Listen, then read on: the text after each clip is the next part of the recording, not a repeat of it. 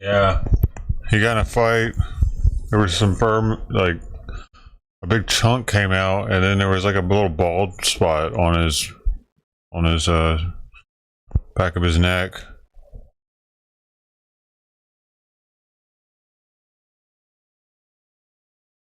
I heard something this morning too. It sounded like a fight.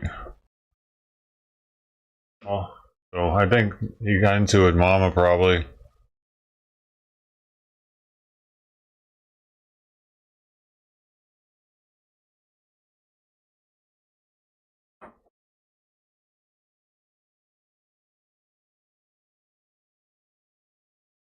Well, he's not that starving. He doesn't want any of the other food. We got duck in the middle and ziwi on the right. Ziwi with the gravy and all the other stuff I put yesterday with the nutritional yeast and the probiotic.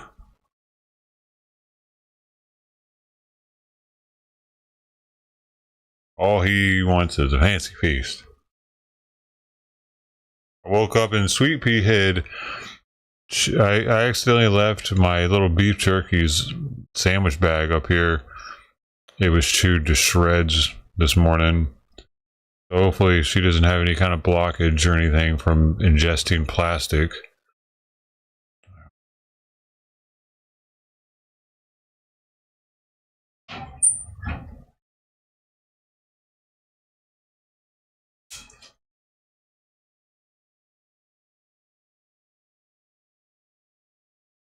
Ow!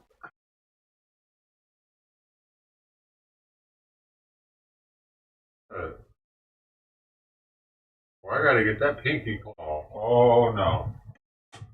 Oh my goodness.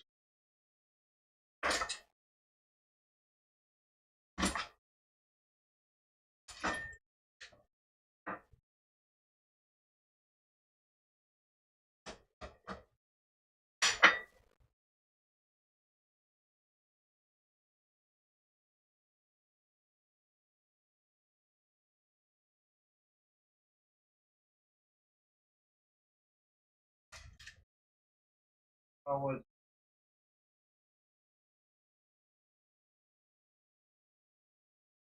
Yeah.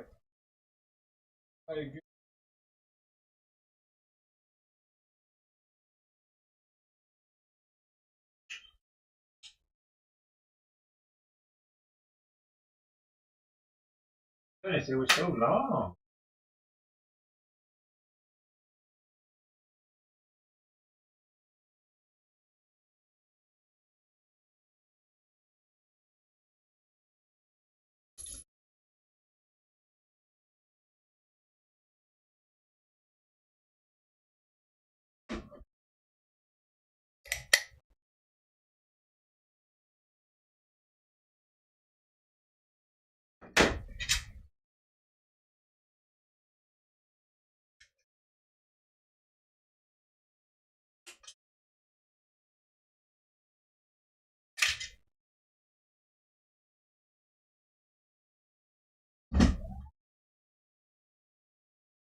Yeah, I don't think that fur stayed stuck on his back that long though.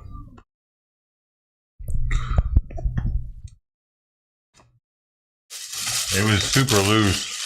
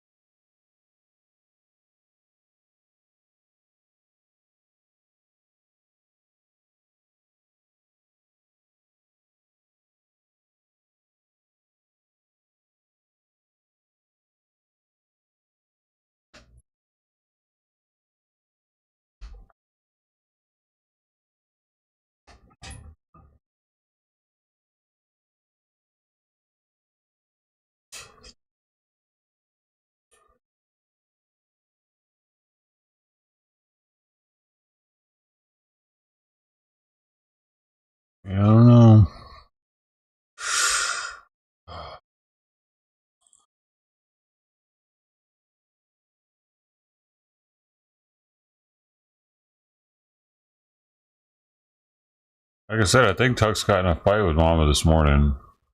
Probably. I can't imagine it being another cat that was here. Because I noticed that the grass was kind of moved around over here. It happened here. Like also the plate. When I turned the camera on, the plate was moved. You see the round dry spot? Well, the plate was moved just a little bit from the dry spot. So something had happened like pretty recently when I turned it on. And it was right after I heard the fight that I turned it on. I think something happened right here, right at the camera. And Mama is known for hanging out here first. So Tux might have beat up Mama.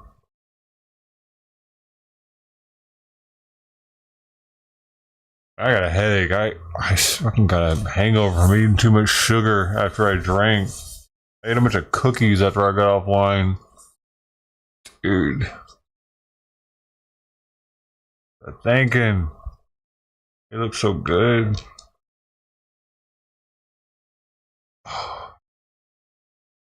Alcohol, sugar, headache. Yeah, the gingerbread cookies. Oh, they did me in.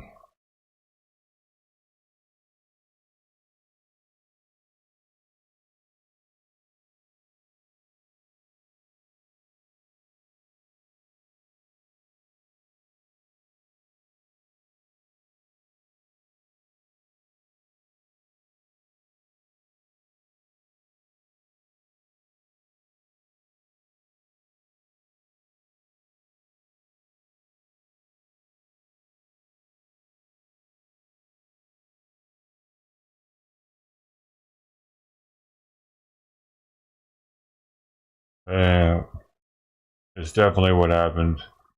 The meat has sugar in it too. The meat strips. And the beer. Oh my gosh, what was I thinking?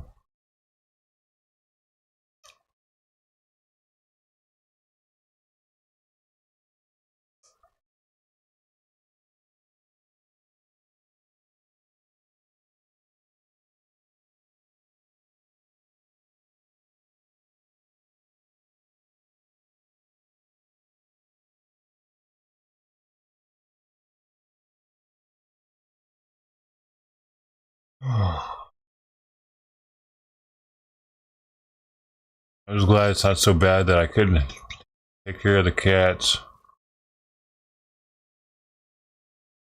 Ducks definitely wants more food.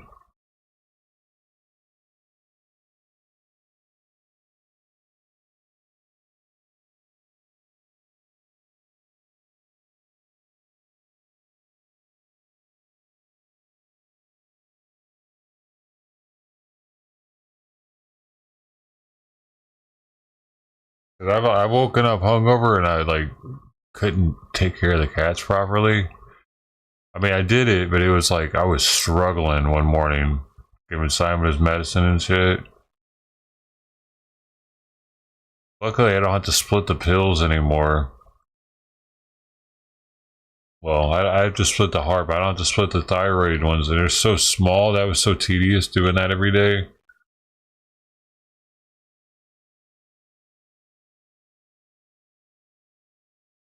Oh, Will, those in the house. Oh my goodness.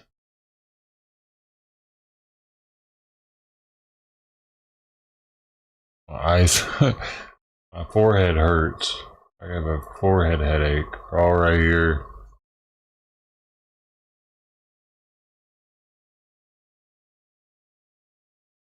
Yeah, so it's my eyes are part of it.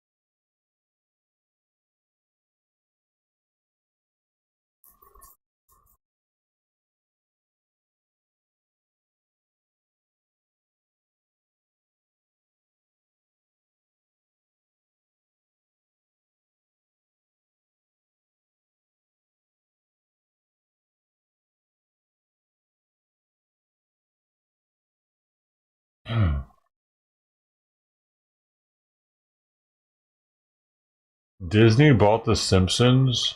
What?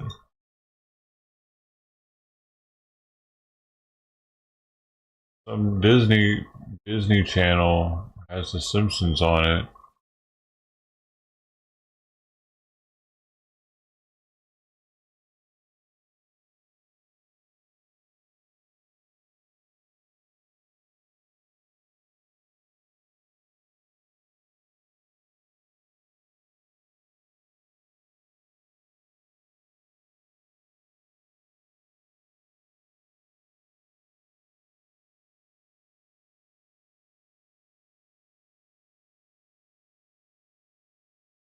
I might have to reduce all sweet peas eating. I don't know if I'm all nervous about getting her fat. Hey, here. Hey, hey.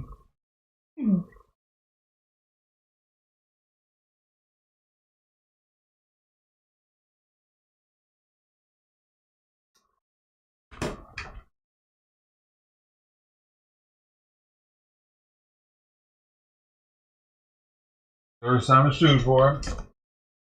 Oh.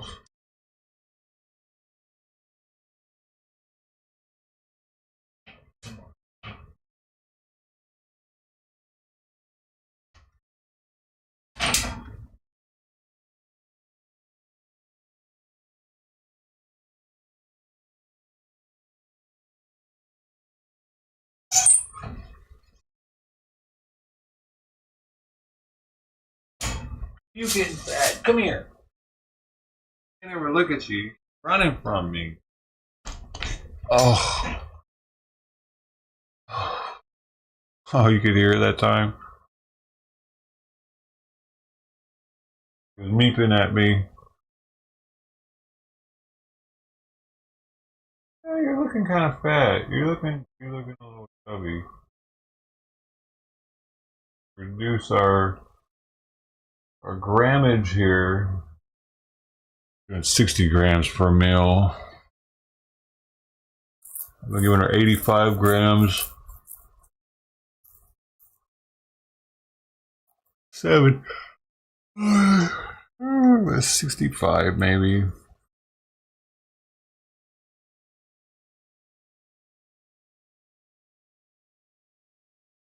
'70. 7.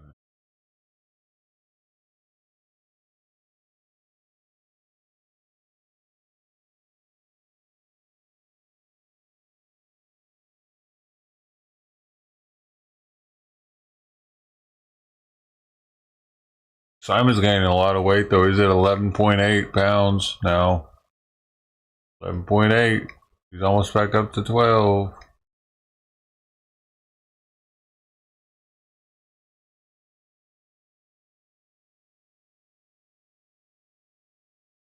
Amazing how fast cats can gain and lose weight.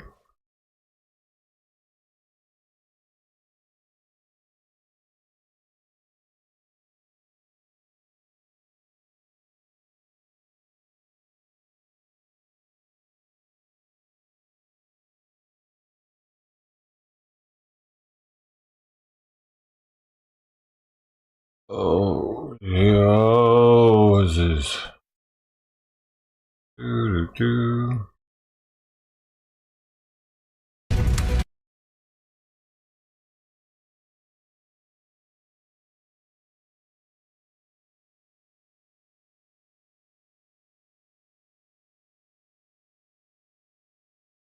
Do do do do do do do do do do.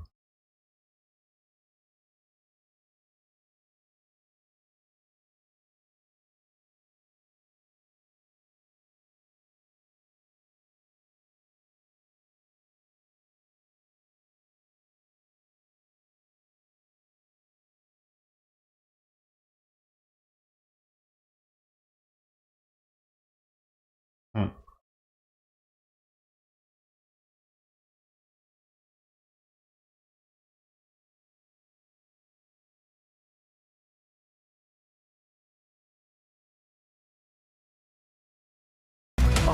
Story out of...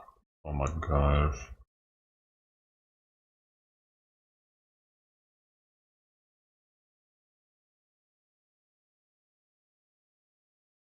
Story out of Osceola County tonight. A 5-year-old boy drowned, and now his stepmother is facing criminal charges. Riley Hogeback was found dead in a drainage ditch at his family's home. Cheyenne Fight is charged in his death now. West 2 News investigative reporter Greg Fox talked exclusively with the little boy's father about what happened. This is an arrest warrant case for which probable cause has already been determined. 25-year-old Cheyenne Star Fight faced a judge on a charge of aggravated manslaughter of a child in the death of her 5-year-old stepson. The Osceola County Sheriff's Office says her negligence led to the boy's death. 5-year-old Riley Hogeback drowned October 11th after being pulled from a water-filled ditch on the family property. We love you. Oh, bud. And that was my last words I heard from Riley. And the other two? David Hogeback is Riley's father and the father of a 3-year-old boy. He says the Department of Children and Families has taken custody of the younger boy and Fight's 5-year-old daughter while the case is being investigated. From Chopper 2, you can see the 5-acre property where Fight lives with the others. Hogeback says Fight was supervising the children while she had someone dig a 15 by 10-foot drainage ditch 7 feet deep to relieve flooding following Hurricane Milton. According to the arrest warrant obtained by West 2 Investigates, the drainage ditch was near a pig pen. It contained runoff water with fecal matter and urine. Floating in the ditch was a green child-sized boogie board. Fight told detectives she was folding clothes inside the home when her daughter ran inside to say Riley was under the water in the ditch. Fight told detectives that she pulled the boy from the water and after talking with her mother called 911. The boy was found naked, with the mother telling deputies the reason was because she was washing his dirty clothes. But in the arrest affidavit, the 5-year-old daughter told a detective her brother was naked while playing outside as a form of punishment because he was herding a chicken earlier that day. She also said her mother was in her bed sleeping at the time of the drowning. My son has lost his life and could not live his life out. The hell's up with his hat? I prefer her to be in prison for every day he is not able to be here on this earth. Detectives later searched Fight's home and reported that they found knives, rusted metal, rat and livestock feces, and scrap metal pieces that were considered hazardous for children. Because there ain't an amount of money out there, there ain't nothing out there you got that can bring him back. Fight is being held without bond on the aggravated manslaughter charge. Covering Osceola County, Greg Fox, West 2 News. The Department of Children and Families is so far not commenting on the status of the 2 children from the home now in state custody. Fight will have a bond hearing tomorrow.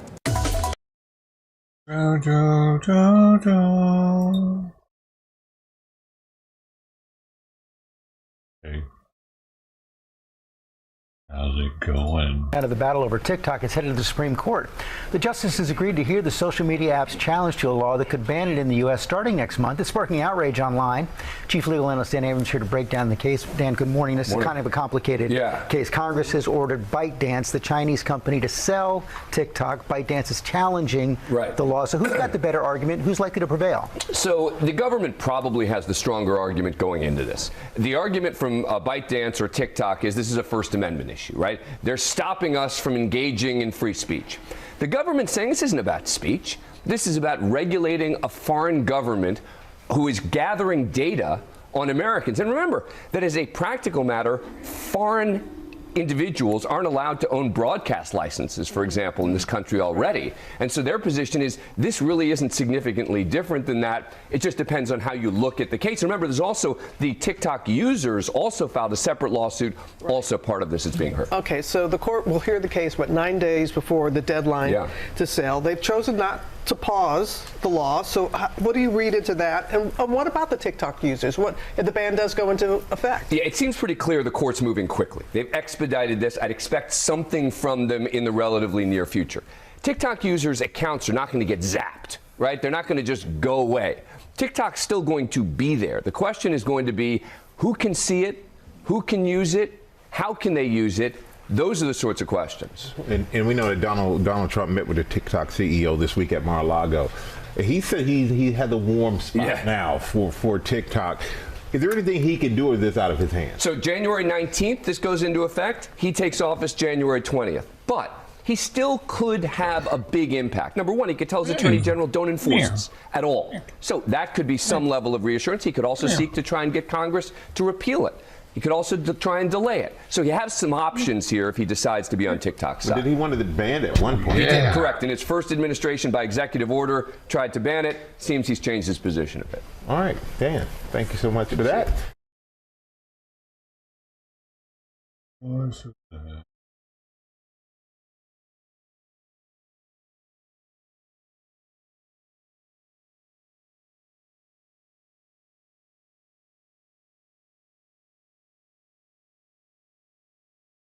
Hey, to be nice to each other. Hey, Gabby, boy, be nice to each other. Be sweet boy, sweet girl.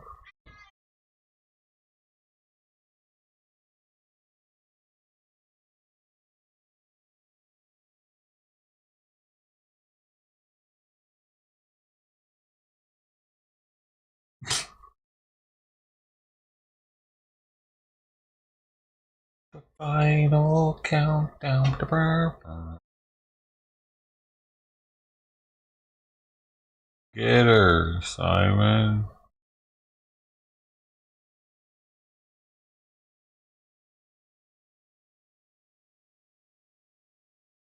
Simon, look at her. She's gonna get you. Better not, sweet pea.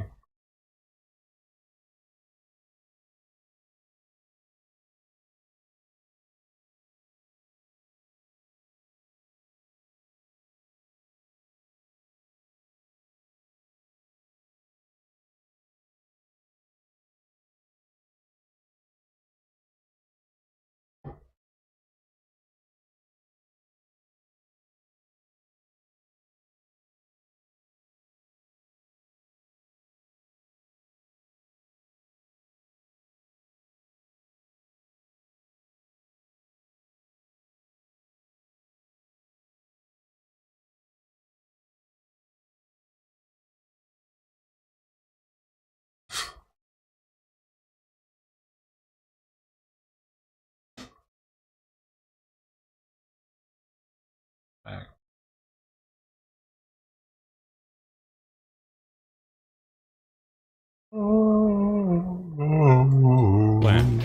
This is ABC 7 Migrant news. New at 5, different groups of migrants have been gathering along the border trying to cross into the U.S. without documentation. Good afternoon, and thank you for joining us for ABC 7 at 5. I'm Stephanie Valle. And I'm Paul Seacall. They just threw them away on the other side? Of a possible opening of the border today, and ABC 7's Ediberto Perez joins us live from the border wall with details. Because they can't travel through Mexico without documents, dude. You know what I mean? These people throw their documents away at the border. You know why? Because they claim asylum for Venezuela. And they've been living in Honduras for the past 10 years. They can't show their Honduran passport. They have to act like they've just left Venezuela. There's no other reason they'd be showing up without passports, dude. How are they traveling all the way through Mexico to get here? Good afternoon, Paul. Stephanie, as you just said, we're here right next to the border wall by Riverside Mexico Elementary didn't play School with in El that Paso's shit. Lower Valley. And this is the place where groups of people. migrants have been gathering, but on the other side of the border. Actually, I was there this morning on the Juarez side, and Paul, Stephanie, what I can tell you is that I spotted a group of about 20 migrants who tried to cross scammers, dude. today. One migrant Oh, look at this fucking asshole. This is what they're told to do, dude. They're told to come over here injured so they get put in the fast track. This dude probably has nothing wrong with him. He just has crutches on him. He paid the cartel for the top package, the front of the line package. It came with crutches. 4 a.m. and the Texas National Guard told them they were not going to let them cross. Does he look at him? He's walking with those things. Does he look like he really needs them right there? Not going to let them He's literally walking. 4 a.m. and the Texas National Guard told them they were not going to let them. He's walking. He's not putting any weight on them. The Texas National Guard told them they were not going to let them cross. Juarez media outlets reported the Texas National Guard deployed tear gas to disperse the crowd. Because remember when the Chinese national showed up, and I forget who was, I think it was JLR was talking to him about, he was like, yeah, I hurt my arm is hurt. And he acted like he was coached to talk about how he was hurt. Remember that dude? And then like the medics looked at him for a border patrol and like, no dude, your arm's fine, man. Get back in line. He didn't sell it enough. He should have punched it or something and made a big bruise on it. The cartel probably told him to. Touch yourself or something. To go, Juarez media outlets also reported seeing groups of dozens of migrants on the Juarez side as well. Border Patrol El Paso sector. The man walked across Central America and hurt himself, so the Mexicans gave him some. Wait. Are you on his side? You don't think he's a scammer? You're saying that he poor guy, he hurt himself walking across Mexico and they gave him crutches? You really think that's what happened when he was walking just fine just there? I don't think he hurt himself. They're coached to act hurt. I know this for a fact. They're coached to act hurt, especially if they have a baby or something. Like you gotta act like a baby's sick. That gets you in the front of the line. They definitely doing this. The chances of him actually needing those crutches.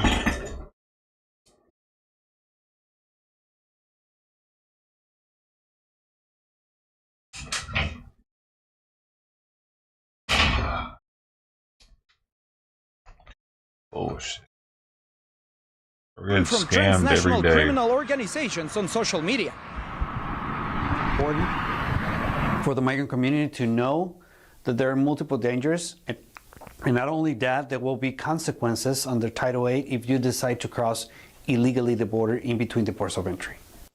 This morning. And Paul Stephanie, Agent Herrera also told me El Paso sector has seen a significant drop in migrant encounters this fiscal year compared to the previous one. However, Agent Herrera also reports that they continue to see about 270 migrants on a daily basis here on the U.S.-Mexico border. I'm reporting live right next to the border wall. Heriberto Perez, ABC 7. All right, Eddie, thank you. They're just gonna let them in now, though. Just gonna fucking let them in until Trump's in office.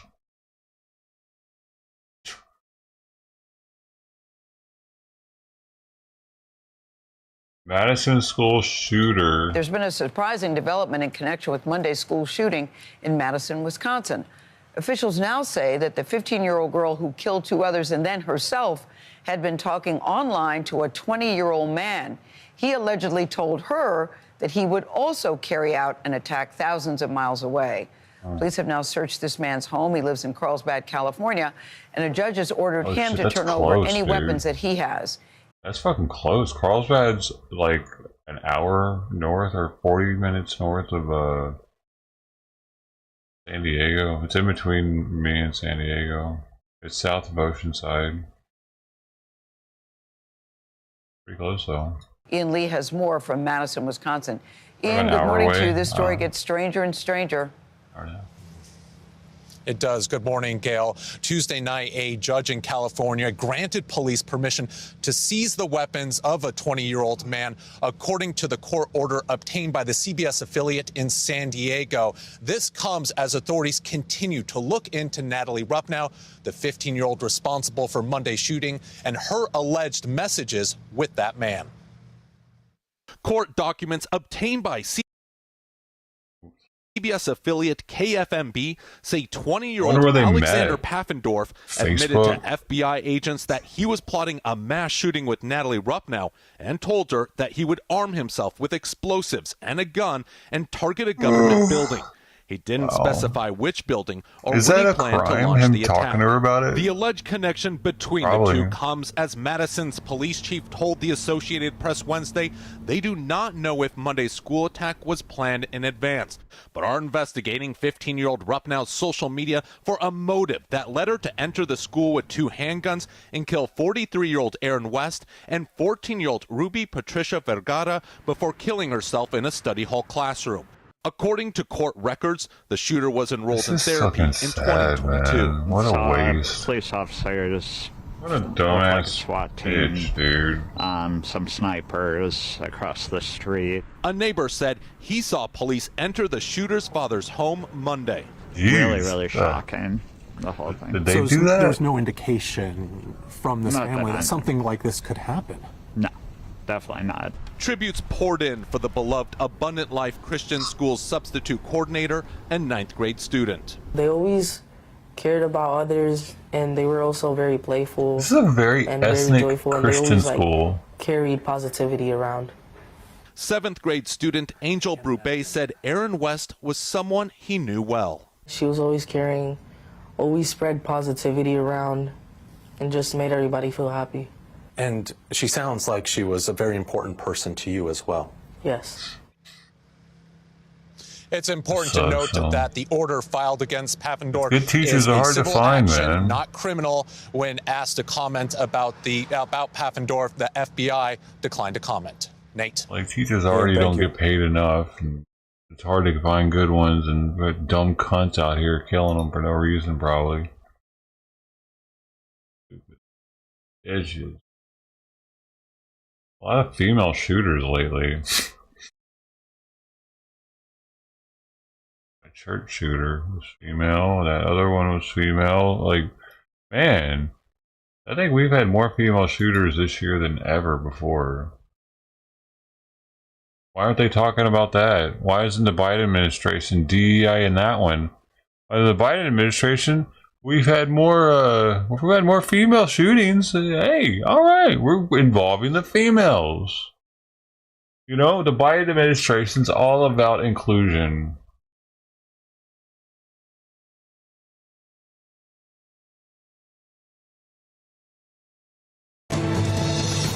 Welcome back now to China.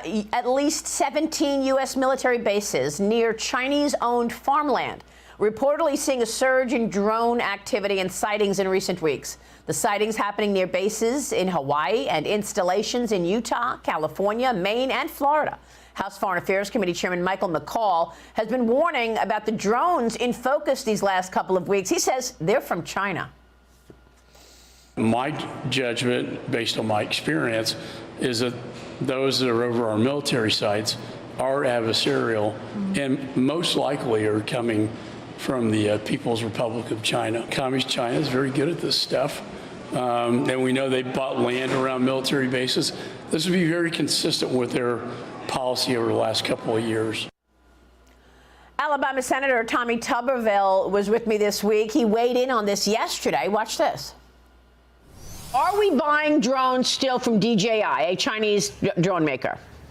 Oh, we're buying drones from China. There's no doubt about that. I talked to a drone maker the other day, and basically I said, why are we buying drones from China? They have better technology, Maria, than what we have that handles a lot of the technology parts, like that works with different type of materials, different type of plastics.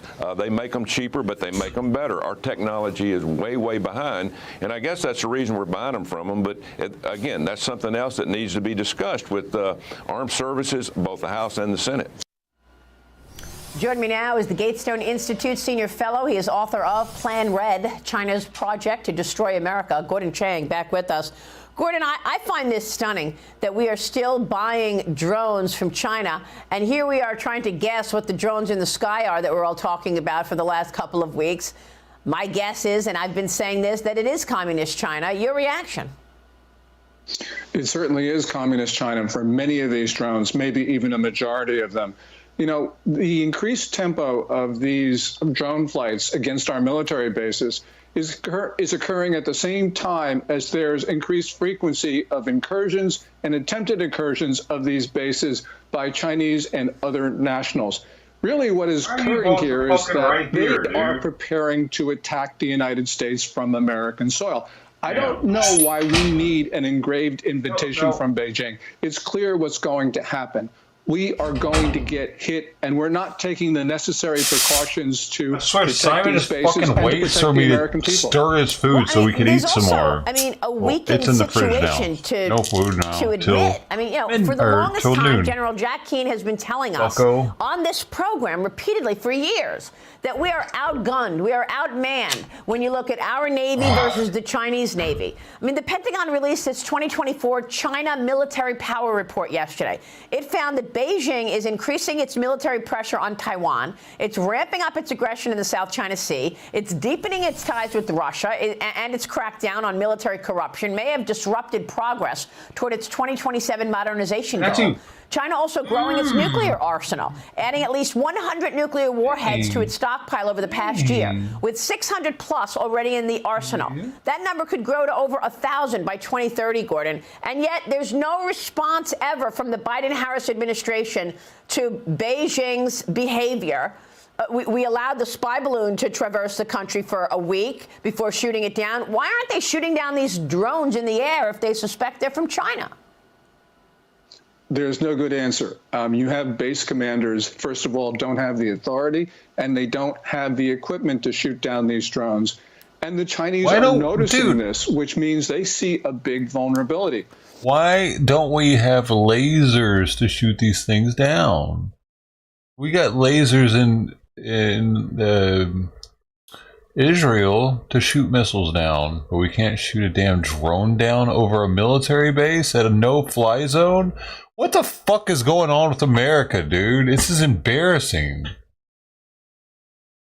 The Biden administration is ruining our fucking country, dude. This wouldn't happen under Trump. Best believe he would be doing something about it.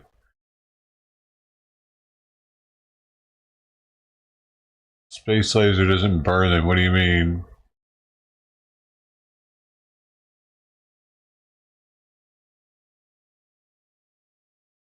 Almost breaks 108 this week? Yeah, fuck Bitcoin.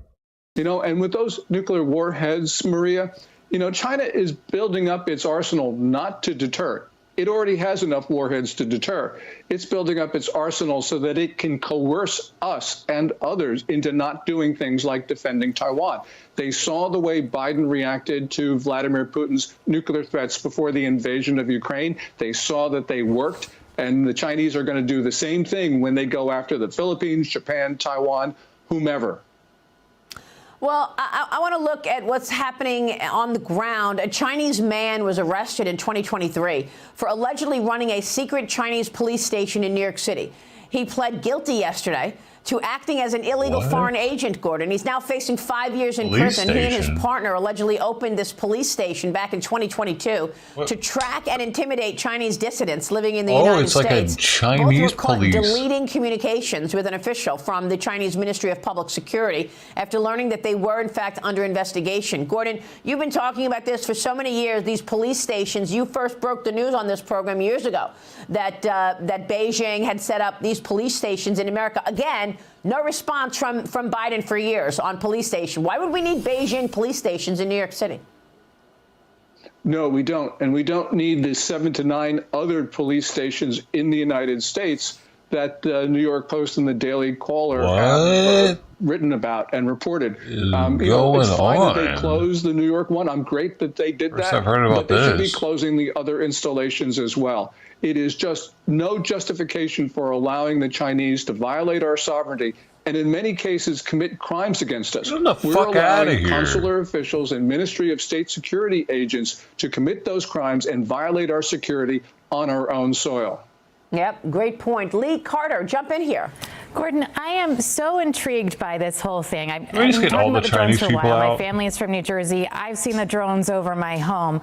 So many people are saying it's just not possible that these drones could be from a foreign entity, that we would know. And if they were, we would be doing something about it.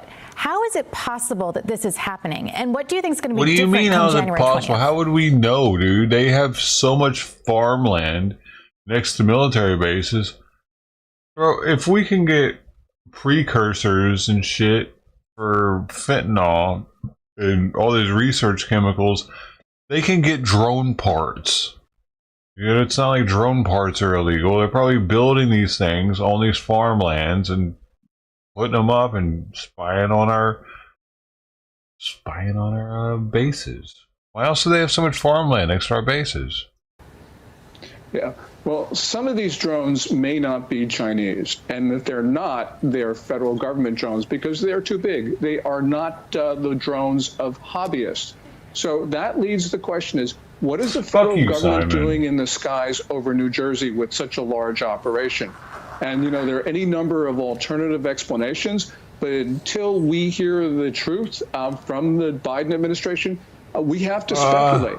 As President Trump said on Monday, the federal government knows what's happening in the skies over New Jersey, but it's not telling us. And if it's not telling us, the story cannot be good. The story can be ominous, it can be whatever, but it's not good. Well, look, also ominous is this report that China is rapidly expanding its nuclear forces, according to the Pentagon, Gordon. I didn't hear you comment about that. U.S. Defense Department reports Beijing has increased its operational nuclear warhead arsenal by 20% in a year, Gordon. Yes, and they're going very, very fast at this. And as we know, this is not for deterrence, this is for coercion. So they intend to engage in acts of aggression, but beforehand threaten everyone with the nuclear weapons if they don't do what the Chinese want. So it's very clear what's happening. The Chinese have already made these threats, especially since 2021. And in 2013, they made the most ominous threat against the U.S. to target 13 American cities. Yeah. Feels like a big bully in the global neighborhood, that's for sure. Gordon, great to get your insights as always. Thank you, sir. Oh, Gordy, baby. If you're a migrant looking for asylum in New York City, this is your first stop. It's a red cross on West 49th Street, and when you Google this place, nothing comes up about it having anything to do with migrants. In fact, a government website comes up telling you that it's an emergency assistance unit, saying that it provides primarily single mothers and their children's support. You have to actually type in the word migrant, and you'll see a few articles about how this is the place migrants go to claim asylum. When you take a closer look at the place, you'll see posters like "We Love Immigrants" and information in all languages of how you can get started with your applications here. You can see people gathering their documents and even a glimpse into the offices where they actually meet with government workers to tell their story. Documents. Man, dude, like, fucking people are shit, dude. People are just shit. To fucking do this to somebody. I can't imagine doing this to somebody, dude. Like seeing someone's bike and just dismantling shit off of it, knowing that this could be their transportation to work. You know, like, maybe they saved up forever to be able to get it to. Anytime I see a fucking dude rolling down the street with a bike tire in his hand, I automatically assume he just did this. Even a glimpse into the offices where they actually meet with government workers to tell their story. My goal today is simple. Learn what people are truly getting asylum from. And I had somebody do it to me, man. Once they did it to me with a bike seat. I came out from Walmart, my fucking seat was missing. And then another time, it was in a parking garage. They ruined my rims by trying to fucking yank them off of the shit. They were all bent. I came downstairs, my bike was just pretty much totaled. Like, what the f*** are such assholes, man? Stealing from other people is like next level. Stealing from businesses is bad, but when you're doing shit to someone personal like that, that's some next level grimy shit, dude. With this man who ends up uncovering how Mexico is getting filthy rich off this migrant crisis. Hey, where are you from? Ecuador. When did you come to America? Hace como 7 meses. Are you filling out your asylum papers here? Sí, yeah. Yeah, he already filled them out. Okay. Can I ask what you told the officers to apply for asylum? No, eso toca decir a lo que uno entra en la frontera, el caso que uno tiene. En Ecuador, la extorsión y esas cosas. Oh, you were extorted? Can you tell us about that experience? What was that like? Extorsión pedían dinero a cambio de que no le hagan nada a la familia de uno. Me puse un negocio también, me pidieron, se puede decir en Ecuador le dicen una vacuna, que si no das un porcentaje, lo matan a la familia o comienzan a amenazar y todo. Remember when I said Mexico was getting rich off the... I don't fucking quite believe all these people that say this. I'm sorry. Because they know that they have to say this. They know that they have to say this specific thing to get approved. So... border crisis? Well, so are the gangs in Ecuador. But just wait until you hear what happened to him in Mexico. So, had you have heard of this group of people that threatened you, threatened your friends before, threatened people in the neighborhood? Did you expect this was coming? Claro. Sí. Yes. ¿Cuánto tiempo atrás tú sabías que tenías que pagar una extorsión? Desde que hace como, desde que entró el nuevo presidente, como 2 años atrás. Can I ask how much was it? How much did they ask from you? Ellos piden $5,000, $10,000 y de ahí eso, si uno les da la primera vez, tiene que seguir dando. Wait a second. How the fuck do you even have $5,000 or $10,000? I thought these people were like poverty stricken from just the government, from their how their country is already. So they're able to make decent amount of, they're able to make enough to be extorted. That's interesting in itself. Come to your business personally, did you get some message? What was it really like? Ellos fueron a tu negocio específicamente. Amenazaron a mi familia, a mí. His family and him. Okay, so that must have been really terrifying. Did they give you a deadline of when you had to give them? And the thing is, these people don't need any proof of this. In America, for something like this, America would want video evidence of some shit, you know, so you can't just like claim, sure, you could claim some people are doing something to you, but the court is going to need some sort of proof that that's happening, or they can't charge the people just for you saying it happened. Right? There needs to be some injuries. They need to be able to look at their timeline on their phone, where they were at and shit. Were they at the... Because, you know, it would become a long, drawn-out thing, especially if they took it to jury. But these people can just say that some shit happened to them, and there's no fact-checking them. Unless there is, and I haven't heard of it. I haven't heard of it, the judge asking for any kind of evidence that these people have went through anything, like video evidence of while they're being extorted, or like I would even trust a note or something, because they could fucking, yeah, this is the note they gave me when they extorted me. It had to be, I believe that the evidence that they need is just them saying it happened.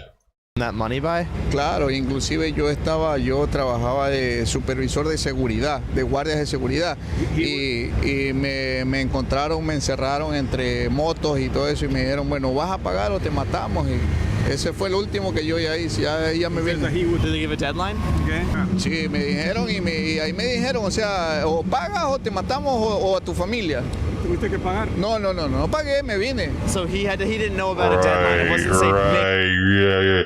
So this is something else. This makes it look like they can't stay in Mexico. Because here's the thing. Mexico will take these people. And Mexico is an asylumable country. Like, it is one where, that's why the Remain in Mexico thing was a thing. Because you can claim asylum. You don't have to come to America to claim asylum. So they're trying to make Americans believe that Mexico is so dangerous that it's just as dangerous as their country. Every country is just as dangerous as their country, so therefore they can't claim asylum anywhere else. They have to come to America. Right? So how about we just let everybody from South and Central America move to America, since it's so bad down there? We can switch places. I heard it's pretty nice with the tropical weather and stuff. You got the tacos. Make a payment in 2 weeks, 3 weeks. No, it's not better. You know why it's not better? Because we have seasons. We have more variety here in America, which allows our GDP to be extremely high. We have so much, like, we have mining, we have oil, we have lumber. Like, they don't have as much down there. That's why they want to come up here and take our shit. Our ancestors fought for. They don't deserve it. Y uno pone una denuncia. En Ecuador los mismos policías son los que están allá involucrados en mafia, que ahorita hay noticias que los mismos policías han estado en mafia, extorsiones, secuestros y todo eso. Entonces, Mexico can't live no in deadline, Mexico. just to confirm. Okay, so the police are involved. So you're talking about corrupt police officers. They're involved with the gangs, or is it cartel? What would you say it is? Sí, los policías son los que están ahí involucrados en el mismo. Yeah, they're one and the same, basically. Sure, So sure. There's you going to see be corrupt police in Ecuador as the same Ecuador thing. and in Mexico. Okay, Sure. so I mean, again, that seems really there's fucking terrifying. corrupt So what police did you here. immediately do when they said that you had to pay up? Did you round up your family and go straight to the border? No, ya lo que hice fue coger y venirme ya. Sí, mi familia y me vine porque ya no podía ya esa situación. What specific steps did you take to get out of the country? Because the whole thing seems very scary and tough to navigate.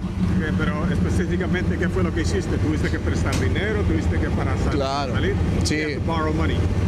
Presté dinero para poder salir. Well, who did you borrow money from? Sí, familiares, hice crédito a bancos, y vendí lo que tenía, moto, vendí. Were you worried about your family that you borrowed money from, that those gangs would come for them as well? Were you scared of that? Sí. ¿Que van a ir detrás de ellos? Ahorita lo único que queda allá es mi hermano que no vive en esa ciudad, mi papá que ya es una persona jubilada.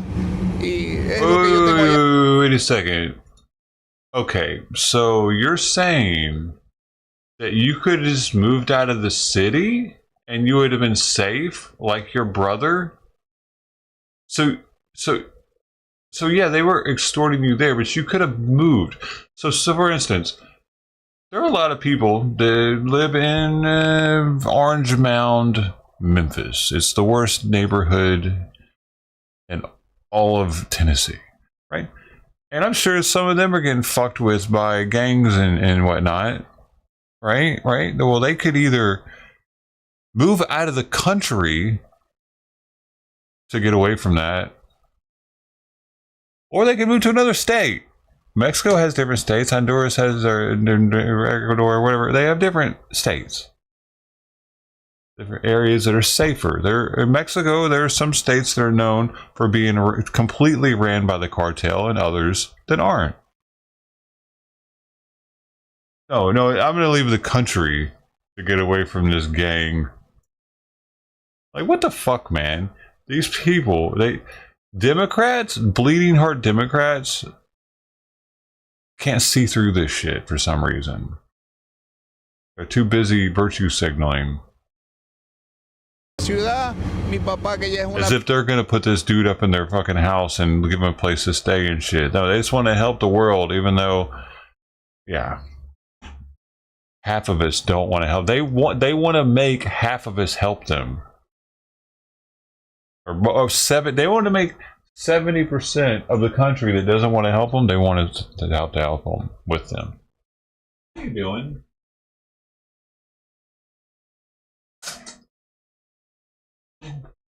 You two are looking at something. What are you looking at?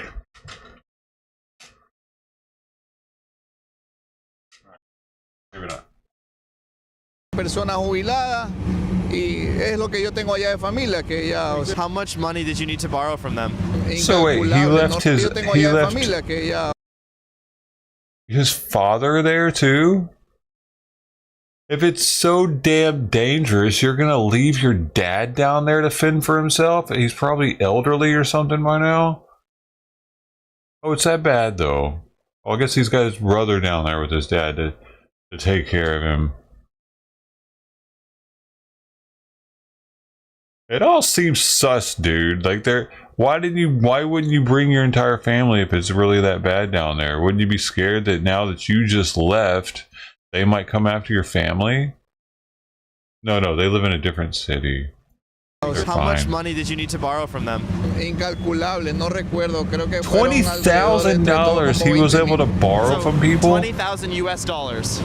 Entre lo que vendí. How many people in America could just get up $20,000 like that from friends and shit and selling some of their stuff? I mean, I could sell my car and get that, but like most Americans, I don't know, man. They could sell their house and shit. Most Americans don't have houses though. Do they? Entre lo que iba prestando poco a poco y todo eso, sí, más o menos. I have to keep pausing this fucking guy because I want to read what he's saying, but I need to look up this percentage of U.S. home ownership. Oh, it actually is over half. At 65.9% of people in America own their own home. Holy cow, man. I guess most people could get 20K if they had to. In America. Porque en México también me extorsionaron. México fue lo peor. Robaron, me asaltaron. $20,000 is a lot of money. What is your father or brother, what do they do to acquire that amount of money? Poco a poco vendí, no le digo, vendí mi moto, vendí cama, vendí juegos, vendí roperos, vendí... mi papá me prestó $2,000 y así la familia de mi esposa también me prestó plata, así... No solo una sola persona, o sea... So your wife's family, what do they do for work? Son de el campo, en el campo. Oh, okay, they're farmers. They're farmers. They're farmers. What is the average salary in Ecuador? El salario básico allá estaba en 450 el salario básico. Y bueno, yo al menos con horas extra ganaba como $600, $700 mensuales. What was the largest sum of money you got from one person? ¿A dónde? ¿Aquí? No, allá, en Ecuador. No, un banco. El banco, 8,000. The bank in Ecuador loaned you $8,000. El banco, yes. Wow. Did the bank know that you were going to be leaving Ecuador when you took out that loan? No. So, are you going to pay that loan back? Like, how is that going to work? No, ya, claro, ya lo estoy pagando. Lo estoy pagando. Claro. Porque la garante en este caso es mi familia, o sea, tengo que pagar eso, ya estoy pagando, inclusive ya estoy por acabar de pagar. Okay, how are you making money here to pay that off? Or... Trabajando, sí, gracias a Dios ya me llegó mi social y mi permiso de trabajo. Sí, he estado trabajando en construcción, y ahora ya me llegó mi social. So how are you sending that money back to Ecuador, like after you're making it here? We've done 5 episodes on migrants, and I never heard about them crossing the border with so much money. I'm going to do my best to get to the bottom of that number, but first I want to ask about something even more important. All right, let me ask you something. So Eric Adams, the mayor of New York City, just said that there are 500,000 children missing who have crossed the border. Would you have any idea of where those children go after they cross the border? Desaparecidos. No he escuchado. Did you see children crossing the border when you got there? Nobody was talking about this? Sí, bastante. Sí. I saw a lot of them. I heard that they're like getting into sex trafficking and or other horrible things. You really heard nothing about that at the border or nothing about that here? Yo escuché eso bastante en México. En México sí se escuchaba. Okay, in Mexico it was happening, but you haven't heard about it happening in the United States, only in Mexico. No, aquí no, aquí. Not here. So in Mexico, do they intercept the families that are trying to cross the border and they put the kids into sex trafficking? What's happening in Mexico? Separan a la familia, esos coyoteros le meten, o sea, uno nos meten miedo, se puede decir, porque nos dicen que más allá están los de los carteles y bueno, y sí, nos amenazan con armas y todo eso. Bueno, eso me pasó, no le digo, o sea, me extorsionaron con dinero. So did you pay those people when you were trying to cross the border, those cartels that intercept you on the way there? Sí, se puede decir que sí, ajá, sí. Y me estafaron también, Sí. Fui estafado en México. So basically, I was taking advantage Porque lo que es no conocer, o sea, yo no conocía y me regresaron otra vez y otra vez regresé así. So what he's talking about is the cartels extort him for money and then tell him that he can go toward the border. Except they don't direct him to the border, they send him in a circle to which he continues to pay more and more cartel members. La peor experiencia de todos los viajeros es México. So how much money did those cartels get out of you, and did you have all of that money physically on you when you were traveling? No, lo peor de todo fue que ahí ya se me llevaron como $2,000, que fue lo que yo cargaba ya. That's a lot of money. Okay, so after you gave them $2,000, what happened? They just let you walk through towards the border? Sí. Yeah. Do people sneak past those cartels to get to the border, or you feel that everyone goes through them? Claro, de todo hay. Hay personas que tienen suerte. As promised, let's get to exactly how he spent that $20,000. What did you use that money for along the way? How did you spend it? En el viaje.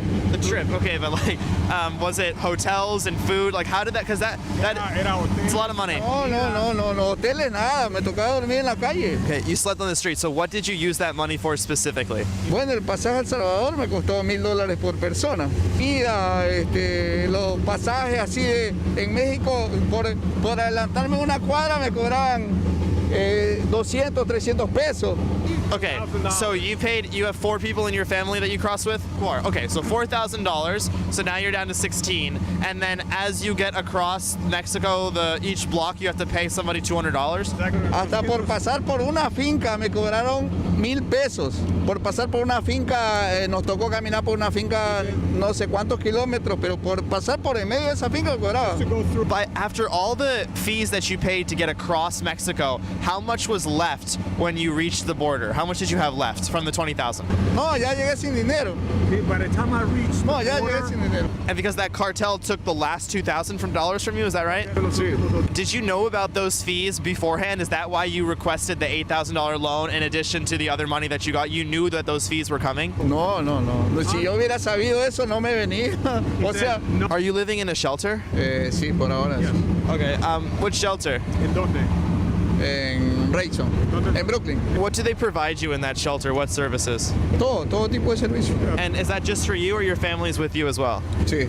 Yeah, are people talking about Trump getting into office, and are they worried about having to be kicked out of the shelter? No, o sea, el miedo no, o sea, lo que pasa es que uno también tiene que venir, o sea, yo estoy ya con mi documentación en regla, todo, entonces yo lo que arrendarme un departamento y ya no estar siempre esperanzado a eso, tengo que That's cool, man. I'll let you go, man. I appreciate it. That's awesome, man. Thank you. If you've been watching the last few episodes of the show, you know that most of the people we've spoken to outside the shelters have had a very different definition of the term asylum. They mostly have cited that their country has had an increase in crime, and so they went to seek a better life in the USA. He's actually the first migrant I've spoken to that cited a specific threat on his life. Before our next interview, I'd love if you subscribed. It's free, and it allows us to work with great brands like ExpressVPN, which the reality is, it allows us to make better episodes of The Nate Friedman Show. You know what else is reality? That your internet service provider, your employer, or your school could be tracking your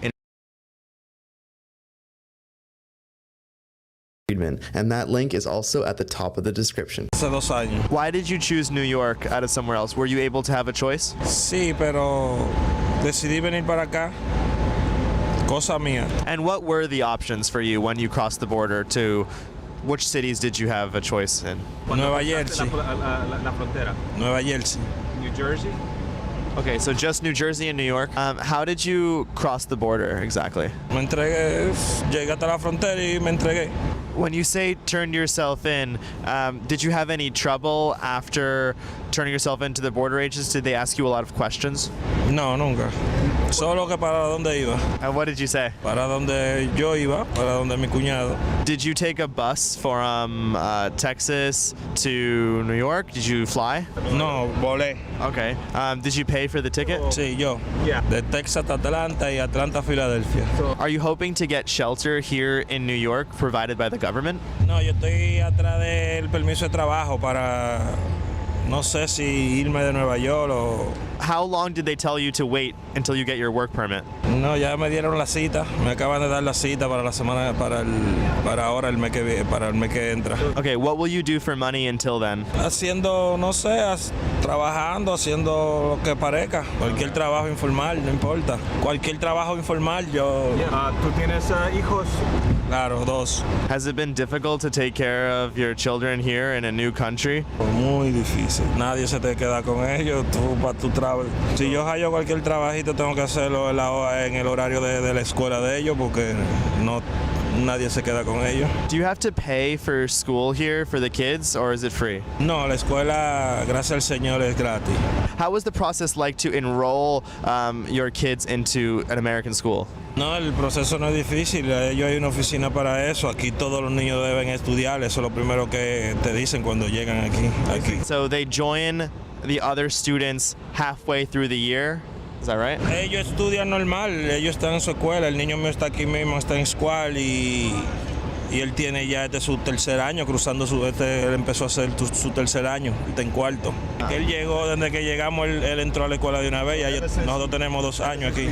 Do your children speak English? How are they able to learn in school? El más grande no hablaba inglés, pero ya habla inglés. Okay.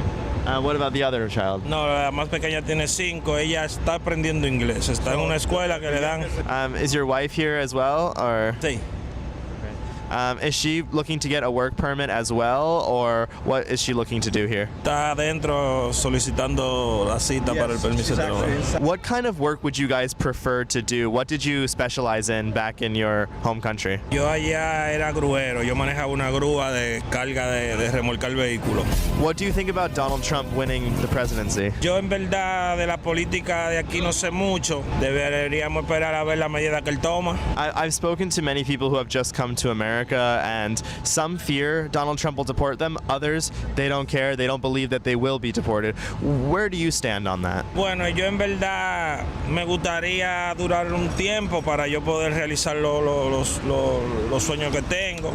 Pero si me toca irme a mi país, no tengo de otra porque yo no soy de aquí, ¿entiendes? Yo sé de la forma que vine, me gustaría permanecer aquí, pero cualquier decisión que tomen sobre mí y mi familia, yo la acepto. What were you worried about back in the Dominican Republic? In order to get asylum, I know that they say that there has to be a reason to get away. What's your reason? La verdad es que la situación allá, yo soy de un barrio medio calentón, los niños, quería un futuro diferente para los niños y eso. Usted sabe como uno siempre está queriendo salir hacia adelante y algunas veces... My name is Nate. What is your name? Jonathan Rafael de la Rosa. Mucho gusto. Gracias. Igual. Next up is a surprise because we have 2 interviews with migrants from Arabic countries. While covering this migrant crisis, we've only really talked to folks from Spanish and French-speaking countries. Just a quick warning though, nor me or our interpreter speak Arabic. I did use my phone to translate, and because of that, I'm not going to be able to ask the best follow-up questions. If this episode does get over 5,000 likes though, we'll do a special episode on the influx of Arab migrants in America. When did you come to America? أنا جئت إلى أمريكا شهر 4 2024. Why did you come to America? جئت إلى أمريكا لألقى حياة أحسن وألقى نفسي أحسن مما كنت، والحمد لله لقيت ما أظن كله في أمريكا والحمد لله، وقدمت لي أوراقي وأخذ لي إذن عمل وأخذوا لي أوراقي كلهم. ماذا يقولني الحين إلا أن نأتي على القاضي ويعطيني جرين كارت إن شاء الله ونعيش أحلى حياة، أحلى معيشة في أمريكا والحمد لله. What do you do for work? أنا لم أعمل الحين، أوراقي الأسبوع الماضي حصلت عليهم، ولكني راح أعمل إن شاء الله ما يرتاح لي من العمل. What industry do you want to work in? أريد أن أقرأ صيدلاني لأني أنا صيدلاني وراح إن شاء الله أشتغل صيدلاني وأساعد كثير من الناس وأساعد نفسي على العمل إن شاء الله. Did you get asylum? لا لم أحصل عليه الحين، ولكن راح أحصل عليه إن شاء الله. Did you already apply for asylum, and how long do you have to wait? قدمت على اللجوء شهر 4 وانتظر محاكمتي وراح إن شاء الله نمشي إلى المحكمة ونحصل على اللجوء. Has the government given you any resources to get here? Did you have to pay to come here? لا لم أدفع لها ولا شيء. قدمت لها إجراءاتي كلهم ودخلت على أمريكا لم أدفع ولا شيء. الحمد لله. Did you come here with your friend to get asylum status? You said you were waiting for him. أنا هنا لأنت صديقي ليقدم أوراق اللجوء وما يلتزم من أوراق اللجوء ويقدم الإذن عمل لأنه دخل بعد شهر ونص والحين يقدم أوراق وأنا أنتظر حينما يخرج. How do you feel about Donald Trump becoming president? شعور جيد. ليس عندي شعور بالخوف ولا شعور بالشيء لأني قدمت أوراقي وقدمت كل ما يطلب مني. هذا سأقول لترامب لا يمكن أقول له شيء لأني قدمت أوراقي وقدمت كل ما يلتزم يقدم كل ما يلتزم بالحكومة. What were you running away from in your country? Where are you from? تهرب من بلدي لأن فيه العبودية وفيه عبد في بلدي أشياء كثيرة. Is it slave but he's a pharmacist? كل شيء لأن بلدي غير مرتاح فيه لأني من فئة اضطهادية ولذلك ذهبت إلى أمريكا لأطلب اللجوء وأعيش معيشة أحلى وأعيش. It's not a reason to claim asylum. Thank you. This really is the episode of things we've never heard before. He didn't before, say he was from because either. It's showing how complex this issue actually is. You'll see exactly why I'm saying this after this last interview, and of course, they just make their own country better. Where are you from? I'm from Morocco. Okay. Yeah. When did you come to America? I come America for safe. When? I come in exactly this October. Oh, October. So very, very recently. Where are you getting asylum from? What are you afraid of in Morocco? Yeah, I'm coming. You want to ask me? I bought weed from a Moroccan in Austria, and he spoke English too. It's interesting. Why do they speak English? Mostly because it's so close to Europe. It's not like Southern Africa. Whoa, Momma did a big old spray right there. Holy shit. It was Hajjali Tootsie Roll. Why I coming for asylum here? Yeah. Because for I will be give you this resume for this objective. This one I come in for super safety. light skin though, dude. Like, I don't think they're all this light skin in Morocco. I don't remember that dude being. I think he was a black dude. Hard to say though. It's a long time ago now. So he's coming here for safety, right? There were so many other countries you could have stopped at along the way from Morocco to here, though. Why didn't you stay in Europe? You came here to make money, dude. Because America isn't known for being the safest. There are much safer countries in Europe, like for instance Austria. For safety, because if we want to take, maybe if we want to change this religion in Morocco, is not allowed.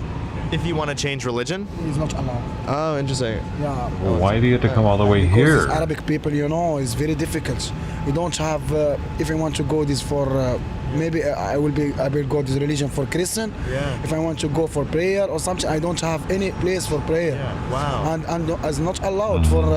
If we want to, maybe if I want to make this shire for these people, and you want to make money and for make billion for this Christian, it's not allowed. Okay, so is it you're not allowed to convert from Islam in general, right? Yeah. Okay. And the first time I see these people, Christian is difficult, bro. Is different. It's not difficult. It's different people. It's peace people. You want to help you. We want to go together for something, and you support me. That's it. That's it. I will a change. So it will be start just idea. The NGOs had nothing to do with it. Christian. Okay, so are you looking to become a Christian? Yeah. Oh well, shit! Now now you're opening up to the Christian NGOs. Holy shit! He's gonna be getting taken care of hardcore. They're gonna be like, we recruited a Muslim. Oh, you get the special funds.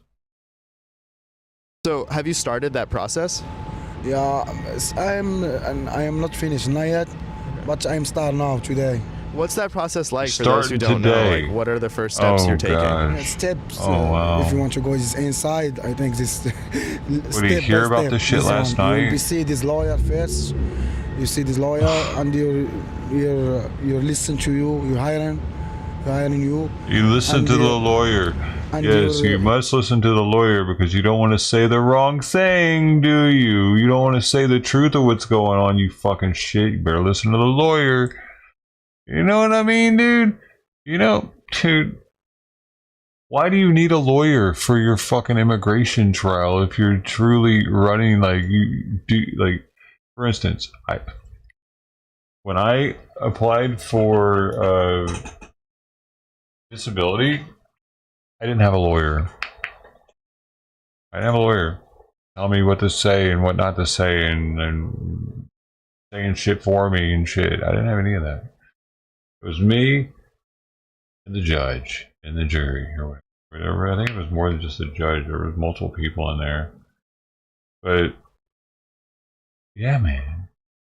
Why? Like, these people are coached and they give it away. You'll make a He gets a free. He probably does get a free lawyer paid for by the American government, probably because it's an NGO or some shit that's funding it. By points for what exactly listen to you, what exactly your problem before, what happened, what exactly are you police your racism, you, that's it. I'm talking about religion, like to become a Christian. What is the process? Like, are you talking about the lawyer? You see a lawyer about it? Yeah, his lawyer tells him what to say so that he can get approved, and he was just explaining that. Like, I got to talk about this, I got to talk about that. He tells me about that. Yeah. Hear about it. Interesting. I think he's still referring to getting asylum so that he can convert to Christianity. For those that have money when they're trying to get... No, he's talking about he has to... His reasoning for getting asylum is the Christianity, and he's been coached on that.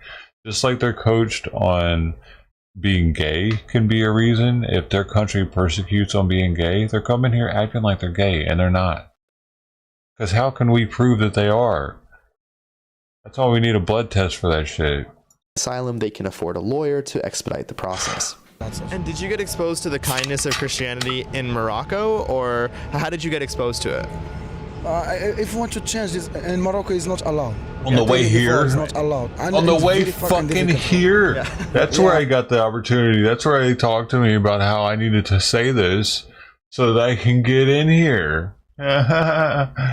See? Yeah, he wasn't trying to be a Christian in Morocco. Why would he? I'm sorry for that. No, it's fine. Yeah, it's very difficult.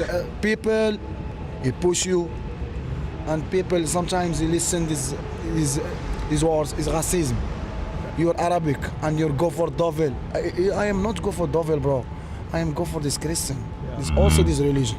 So, what are you looking to do for work here while you're in America? Yeah, for work. Yeah, work. I have this experience for work. I have a high school and a diploma for this mechanical engineering. Mechanical engineering? Yeah, mechanical engineering. Right. I'm not looking now. Now I am fighting with this my case. Your case to get asylum? Yeah. Okay. Wait a second. And what's that fight You're exactly fucking like? telling me it's so bad in your country that you were able to get a degree for mechanical engineering?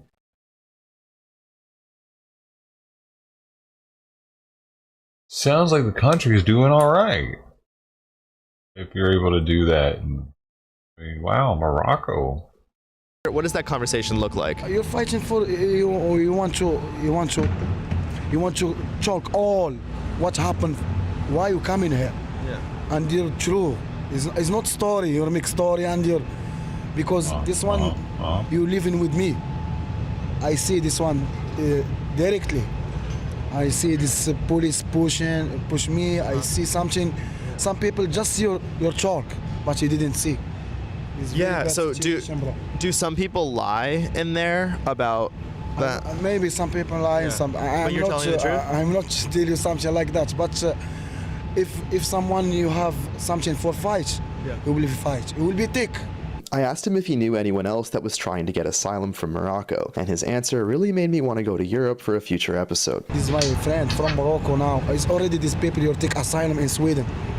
Ah. Yes, all people is outside Morocco now. So many people from Morocco chose Sweden. Yeah, over America. Sweden, Spain, France. Okay, but you chose America. Why America versus Spain and Sweden? It's coming like that. I don't know how can I come in here. I swear to God. I mean, you gotta have his. Yeah. You must have chosen, right? I mean, because I already am lived in Morocco 7 years before. Yeah. I am not come back Morocco 7 years. I am go to Dubai. Dubai. Dubai. I want to check this work. I want to. Yeah. But we didn't. Same Morocco. Right. So it's Arabic also. So why America versus Spain and Sweden? Because I will tell you something. America is, this father for this land. Yeah. Responsible for all this country is America. Why I come to America? That's it. Because it's bro. Can you explain a little bit more? America same father. Father. Okay. And you're responsible for all country. It's not for these people. Oh, like we're responsible for world peace. Yeah, absolutely. Okay, so because that we're sort of the police of the world in some respects, you like that. Yeah. Okay, interesting. Yeah. How would you like to see the war be resolved in Lebanon and Gaza? How would you like to see it end? I don't have any idea, bro. Okay. I can't tell you something. I don't know because this one is politic. Okay. This one is politic. Yep. I don't know what exactly these people are doing because this one is very high for me. Okay. Do you stay out of it? Yeah. All right, one more political thing is, what do you think about Donald Trump winning? How do you feel about him? Yeah, I like this guy. Okay. You know, maybe don't with me, maybe. Sure. But America strong, he wants President strong. Yeah. Donald Trump, he wants America strong. He's not liar. Don't make zigzag. So Trump is not a liar. He goes straight. Yeah. Fleeing from religious persecution is one of the real reasons for asylum, at least under the definition that many of us are used to. You can determine for yourself if his story truly falls under that. We've talked to over 30 migrants since we started, and in many cases these people are under horrible situations that can result in their death. But in other cases they just want a better life in America. Just around the corner there is a homeless man sleeping on the street while migrants are waiting to get their social security in a free shelter. Is that just? Are the migrants more deserving of tax-funded shelters than our folks struggling here? If that question interests you, I strongly recommend subscribing because that episode is coming soon and you won't want to miss it. Until then, check out this episode where we expose a secret all-men's migrant shelter. Top secret.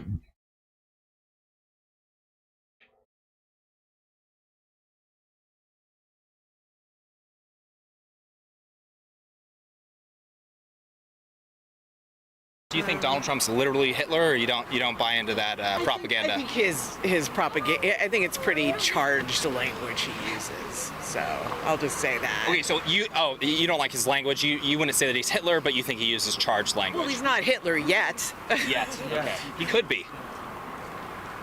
Yeah, I think it's possible if he wins. If he doesn't win, you think he would gather, millions of people and exterminate them? What do you think?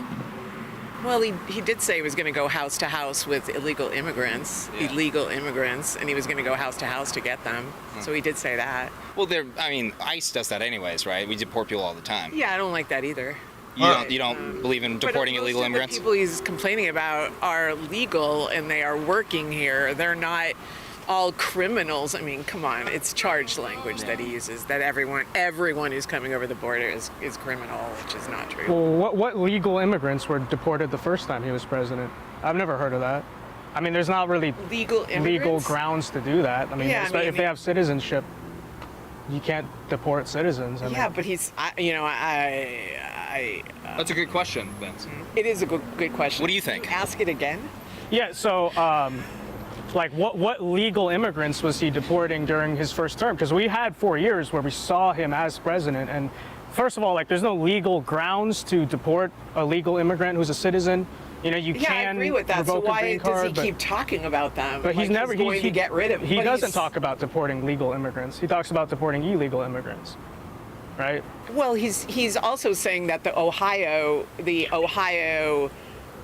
immigrants that are legal are illegal, eating pets and Well, stuff. they're which not. is ridiculous. They're not particularly legal immigrants. I mean, it's kind of semantic, but they are migrants who were given temporary protective Right, status, because they which is needed more essentially people to work in that area. So he was doing. I mean, whatever governor is doing good. That's part of the CNVH program. So they bring in 30,000 people per month. There's also a CBP1 program that brings in another 30,000 people per month. So they kind of bypass the process to come into the country. Because like you they said, it's needed kind of semantics. More workers to do the work that a lot of people don't want to do. Do you support uplifting and revitalizing American communities for Americans over importing foreign labor? What do you think? This has always been a country that accepts refugees. My dad was a refugee from World War II, and he came to this country and he loved this country. I don't know what he would think about it now, to be honest. But it was always open to people, the melting pot, kind of thing. And I don't think we hear about that anymore. Right. Well, I mean, open by structured and legal process. I mean, you can't just have people pouring over the but southern he's border. making blanket statements about everyone who was not born in the United States. It He's feels not. like He he's says making illegal blanket. people are here illegally. Yeah, but especially priority with First of those all, who does he commit even crimes in know this who's country. legal and who's not? He's not president right now, but he's just making blanket statements. But that's what, when he's president, that's a policy he plans on implementing. What's the policy he plans on implementing? Deporting illegal immigrants. I mean, as Okay, I many mean, as- all right. I hope he doesn't become president personally. Yeah. What did you think when immigrants Barack are good Obama for this deported? country. Actually, what did you think when Barack Obama deported actually more illegals in his I term know than that. Donald Trump? Yeah. We're not talking about Obama right now. When it comes down to it, It's okay if do you a see it black as person more- does it. It's the compassionate Right. position to allow illegal immigrants into the country, unvetted. I mean, this is a very complex. Unvetted. Yeah, at the border, they're How unvetted. do they vet them? Like, They I wish. can't. What do you mean they can't vet them? They're not vetting them right now. So over the last 3.5 years, it's you get detained by CBP, right? Customs and Border Protection, Yeah. and then If you have get brought family you in get brought into the country. Well, like if you already have family in the country, there's a lot of those. Are they still legal or illegal? Those if you're coming into the country illegally, Right. crossing our southern border illegally, Yeah. you're an illegal immigrant. But I know some of the people coming across the border have family, and so they're going to join them. Yeah. Does it mean it's legal? Nuances of process. that. We have like a legal process that you go But through we don't to hear do. about Lady? the nuance. It's only like black and white, and I think it's a lot more nuanced than. Let me the ask you a question. discourse. So, But someone. I have a question about that, but I was going to ask. I mean, do you think that's the compassionate position, though? Over the last 3.5 years, there's been minimum 10 million illegals that have come into the country unvetted under this administration. Do you think that's a compassionate position? Should we just be opening up the border for people? Well, we have at various times in the United States history. Now, there's the worst border crisis in American history, and it's not even close. That's because there's more wars going on in South America. Even during like World War I and II. Well, it was. I mean, you're right. The El Salvadorian War, which Nicaragua. I mean, there's been a history of that wars. Also, there's more opportunity in the United States. There always has been more opportunity. And again, Right, there's so we jobs should just that let them all come here. some people don't want to take, Yeah. and they want those jobs. I mean, they always have. It's for decades. What kind of jobs do they go for? You think like low wage, right? Yeah, like low wage restaurant. The stereotypical ones. Who do you think that disproportionately affects in the country? Low wage earners. Who does that disproportionately affect, if you were to guess? Well, how many? Well, if you were to guess. Sorry, there was something else that popped into my head. Brown and black communities in the United States get disproportionately affected by illegal immigrants flooding the country, working low wage work. Drives down wages. I don't know if that's totally true, and because they're saying there has been documentation about we need more construction, we need more housing, and usually Hispanics, let's just say brown people, will do those construction work for low wage. Well. They What might about get giving paid a little Americans? more. What about giving Americans that opportunity Hey, if Americans to? wanted to do, we wouldn't have to. There wouldn't be anyone coming over. There's always been jobs here for non-Americans to come. There's always been jobs. What about the communities that are struggling right now in the U.S.? We have communities in Chicago that are struggling. Obviously, I'm sure you see it on the news, and the community leaders are coming to city hall meetings saying, you guys are reallocating funds from our community, our struggling community, and giving tens of millions, if not hundreds of millions, to illegal immigrants. They're protesting right now. I don't agree. I don't think that's true. If they're illegal here, then they will get sent back. If they're here because they went through the legal and they have, what do you mean? They don't. They're not. They get housing, health care. Some places they get debit cards. They get food. They're working. That's not true. There are clearly some white Americans that don't want to do that job, that can't do those jobs, that are too old to do those jobs, those jobs are very, very hard.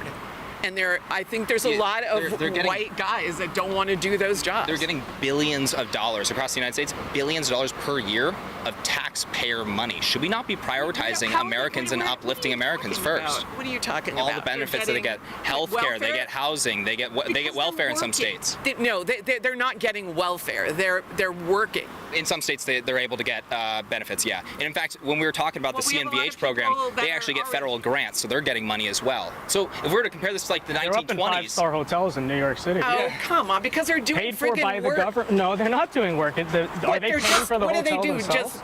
They're just because they need people to do the dirty jobs in New York. What? Let me tell you, they're not paying for those hotels themselves. Well, you know what? I would like to go. I'm going to New York in a couple weeks. I would like to go and see what are you talking about? I was just there. It's a big problem for a lot of people in the community.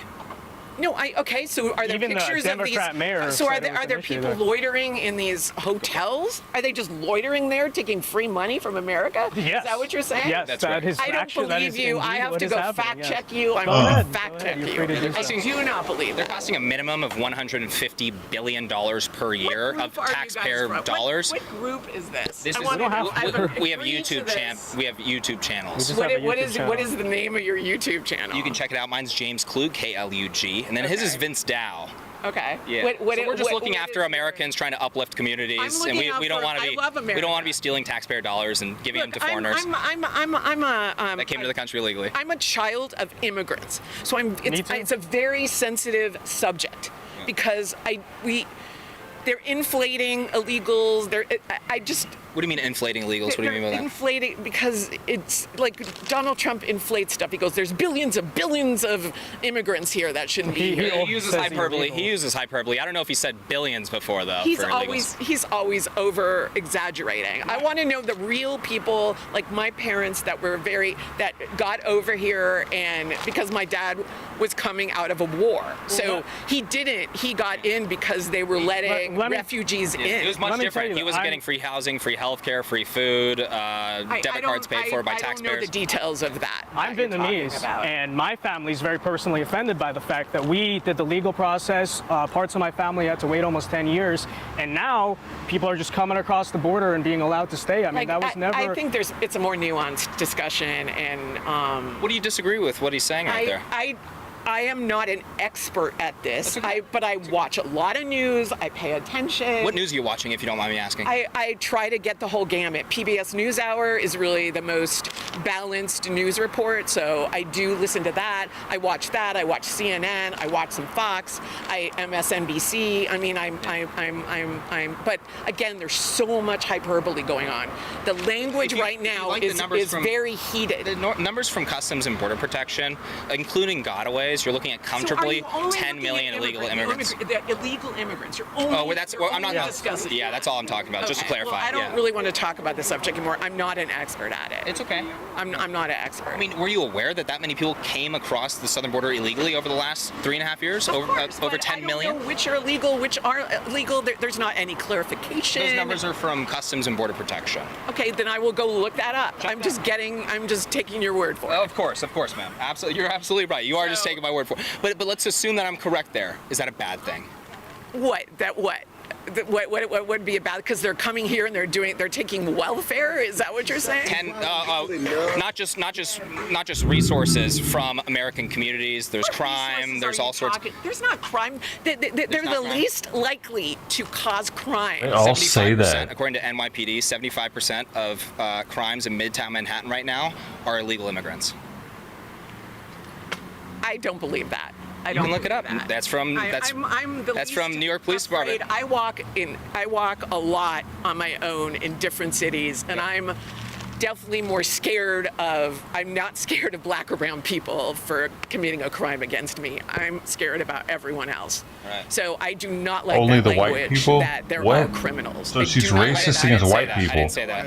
I just said they're disproportionately represented in certain places in the country. It'll be What kind of crime are you it's talking about? We're talking about robberies. Robberies are a very common thing in New York. I do not believe you. I will have to go look that up Yeah, because okay. I think there's a lot I never said all of of them. over-exaggerated. We need to calm down the language, and this is not helping. Yeah. Well, I mean, people are being killed by illegal immigrants, and so it's been a problem that are being let into the maybe country illegally under this administration. I know, care I about have those heard that. Americans. I know. What else? Do you? I mean, I don't want to have this discussion anymore. Do you care about those Americans? The people that have died because someone has murdered them? Yes. That are in the country illegally let in under this administration, letting them just roam You know across what? the Every border. administration they came in during Trump too. Because highs under Obama this one, came, though. everybody. Not even close to the same numbers, Record about highs under this 7 one. to 8 times as Because much. there's more people coming here. Because there's Under more this construction. administration. Under this administration. Look, I don't want to talk about this anymore. I think we've got to keep the language not so heated and not to demonize what I'm saying is correct. the other. Not to We also demonize need to the tell the other truth, is though. very, very scary and wrong. But the truth is very important. No, the truth is demonizing other people is causing more anguish. I'm not demonizing them. I'm telling you the are. facts. You're saying they're all criminals. That's not what I said. You've said that repeatedly, and I've said repeatedly, no, I'm not saying that, and Trump didn't say that Why either. did you bring that up? You brought up all criminals. No. Why are you talking about maybe the few times there were murders? No, it's constant under this administration. Oh my God. I can't talk to you anymore. That is so not true. Please look it up. It's the numbers are I do care staggering. about this country, and this needs to stop. This language that is very demonizing of the other. I'm simply just telling you the facts here. Well, I'm telling you. I'm not trying to be rude or offensive. I'm simply telling you. You cannot demonize Give me the other facts. people. The facts are, in this country, it's a very prejudiced country that is always against the other. I'm with a minority right now, and I have no problem with it. It's not about people's skin color. It's about telling the truth. person- It's about telling the truth. Well, I'm telling the truth is that stop demonizing the other. That's all I'm saying. That's an opinion, but thank you. That is true. Thank you, ma'am.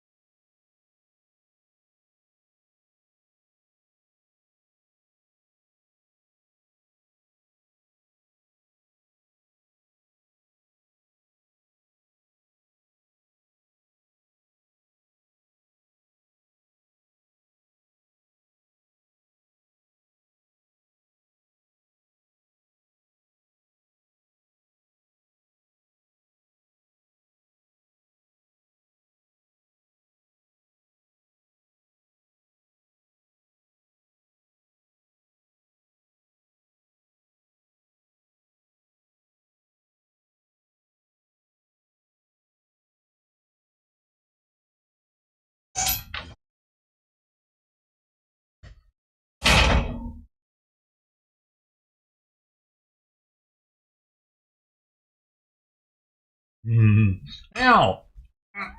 Oh, don't blame me. Stop that. Not fair. Not fair.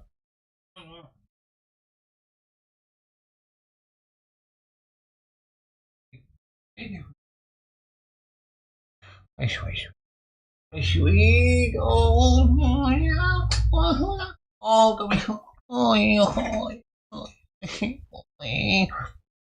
okay, go.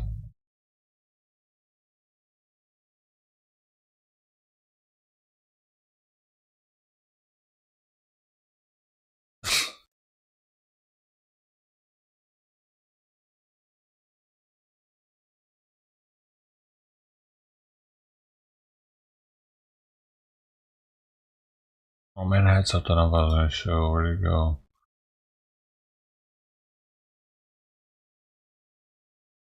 Immigration expert. Republican lawmakers taking action during the budget reconciliation process to stop Joe Biden and company from incentivizing illegal immigration. And one of the ways, welfare. Sugar Senator Mike Lee of Utah introducing the America First Act today, which would exclude illegal aliens from receiving any federal benefits. Don't forget that the Congressional Budget Office reported that Medicaid spending on illegal aliens has cost taxpayers more than $16 billion under the current administration. Yeah, how many of those were the Center for births? Immigration Studies, Anchor baby Bensman. births that we paid so, for. Todd, like regular, normal voters across the political spectrum would honestly not believe that it's even possible that they are paying for welfare for illegal aliens. Yes, well, we're quite okay having mega tent cities in all of our major cities for our U.S. citizen homeless, that we can't allow illegal immigrants to be homeless. So FEMA has given $1.4 billion just in 2024 to be shifted out to the cities for their housing, and another $1.5 billion the year before that. We don't seem to have any problem just pouring cash, fire hosing cash into the illegal immigrant, housing, subsidies, food, clothing, every basic human need that you can imagine for years without end. Actually, only recently with the election of Donald Trump have some of the cities said enough is enough, we're going to start cutting off the spigot. But that spigot, you should know, starts with federal appropriations. It's federal money ultimately that's going down to the cities and the states. Todd, I said this when President Trump took office in 2017. And I said this about the Republican-controlled Congress then.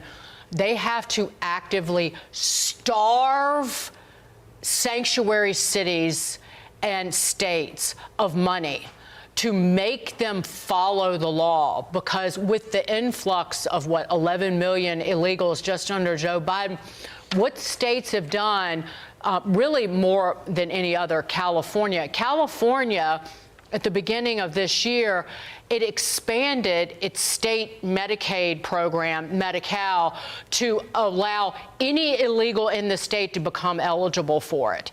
And it's an additional billions upon billions of dollars for a state that can't even balance its own budget. Oh, now more are going to know about it. This is an incredible incentive. But damn it. It is a never-ending sinkhole for that state. So cut the funding off for California until they get rid of that program.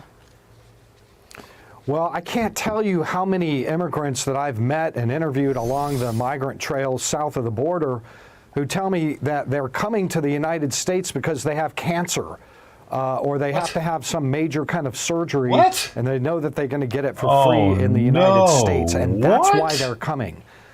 Now, once they're here, this is the first I've heard about it's hard that. to deny somebody life-saving medical treatment, but ultimately, Tom Homan and the Trump administration plan to fix this problem with large-scale deportations. Right. And that may be really the best way to reduce the burden on the medical side of it. What the But the fuck? housing, That's food, the clothing, that's going to increase medical costs for everybody, as well as wait times. Americans could end up dying because of this shit. Because they can't get their operation, because migrants are now flooding the system. Like, we have enough doctors to take care of this shit. Dude, we're being so taken advantage of and losing, we're losing what America it was. The greatness is going away a little bit. everything else that we are paying for, the U.S. taxpayers are paying for, ultimately, that's a choice. You can make a policy decision about those things as well. Ultimately, those things will be reduced. The burden of those will be reduced with deportations too. And by the way, not mass deportations, normal deportations. Right. Yeah. Which are mass compared to what we're doing now, which is virtually no deportations. Right. Todd Bensman, thank you so much. It's not expensive for them, it's all free. No, they don't know. They know that it's free here.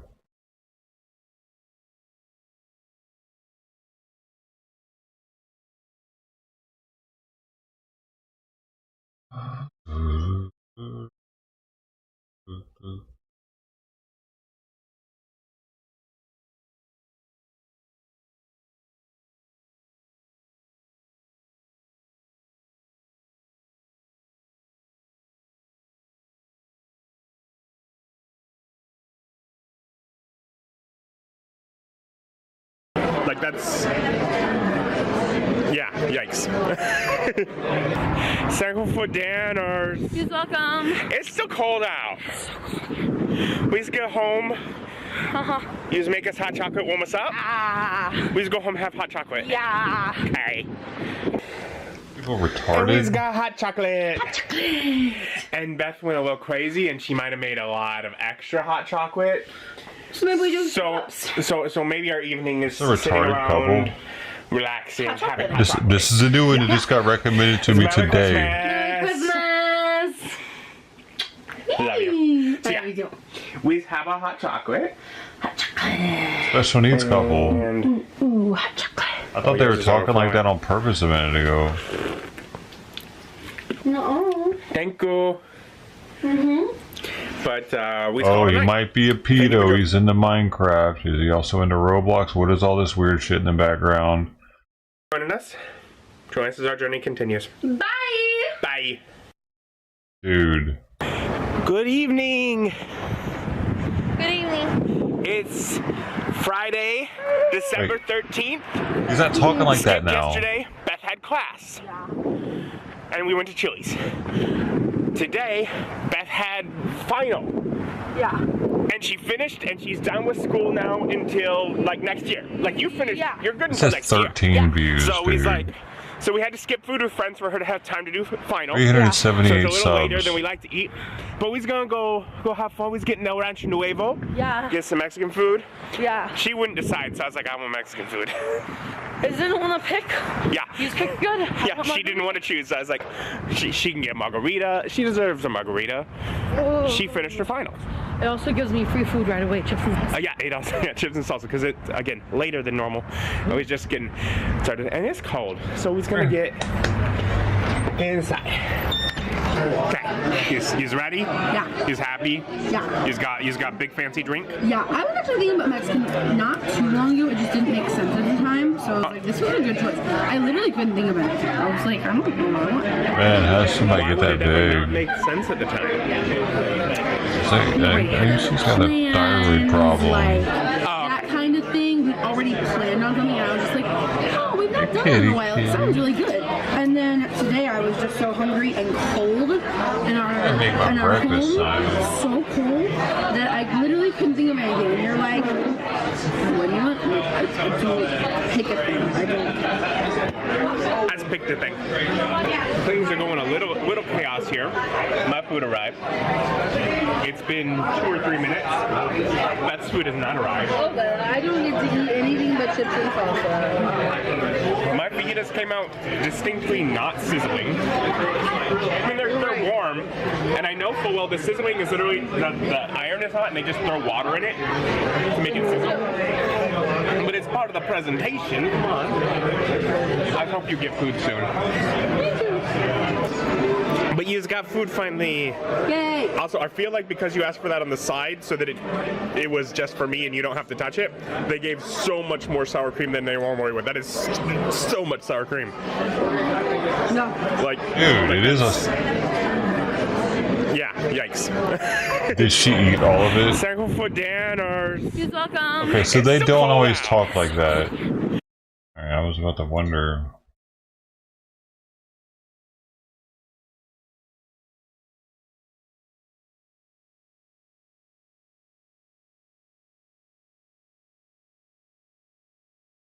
He was diagnosed with diabetes 7 months ago.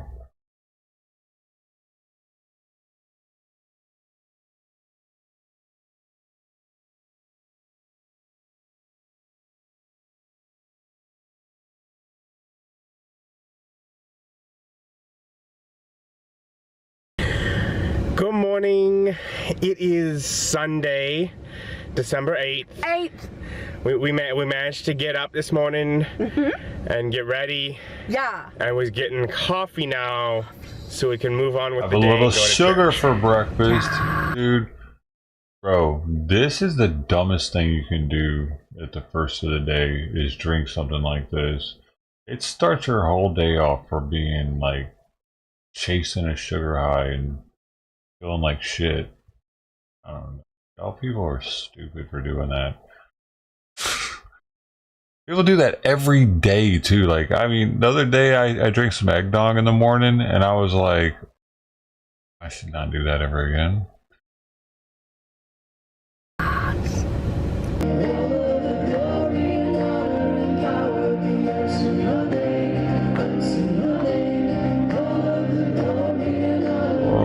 They went to church apparently.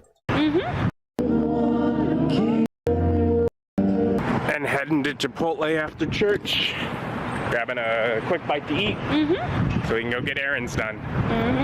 Costco, groceries, errands. Yep. And we are home and it is like 4. We left church at like 11:30. 11:30. So errands took a while. We just and it's now time for homework. So we're all out of excuses. You just got to do homework.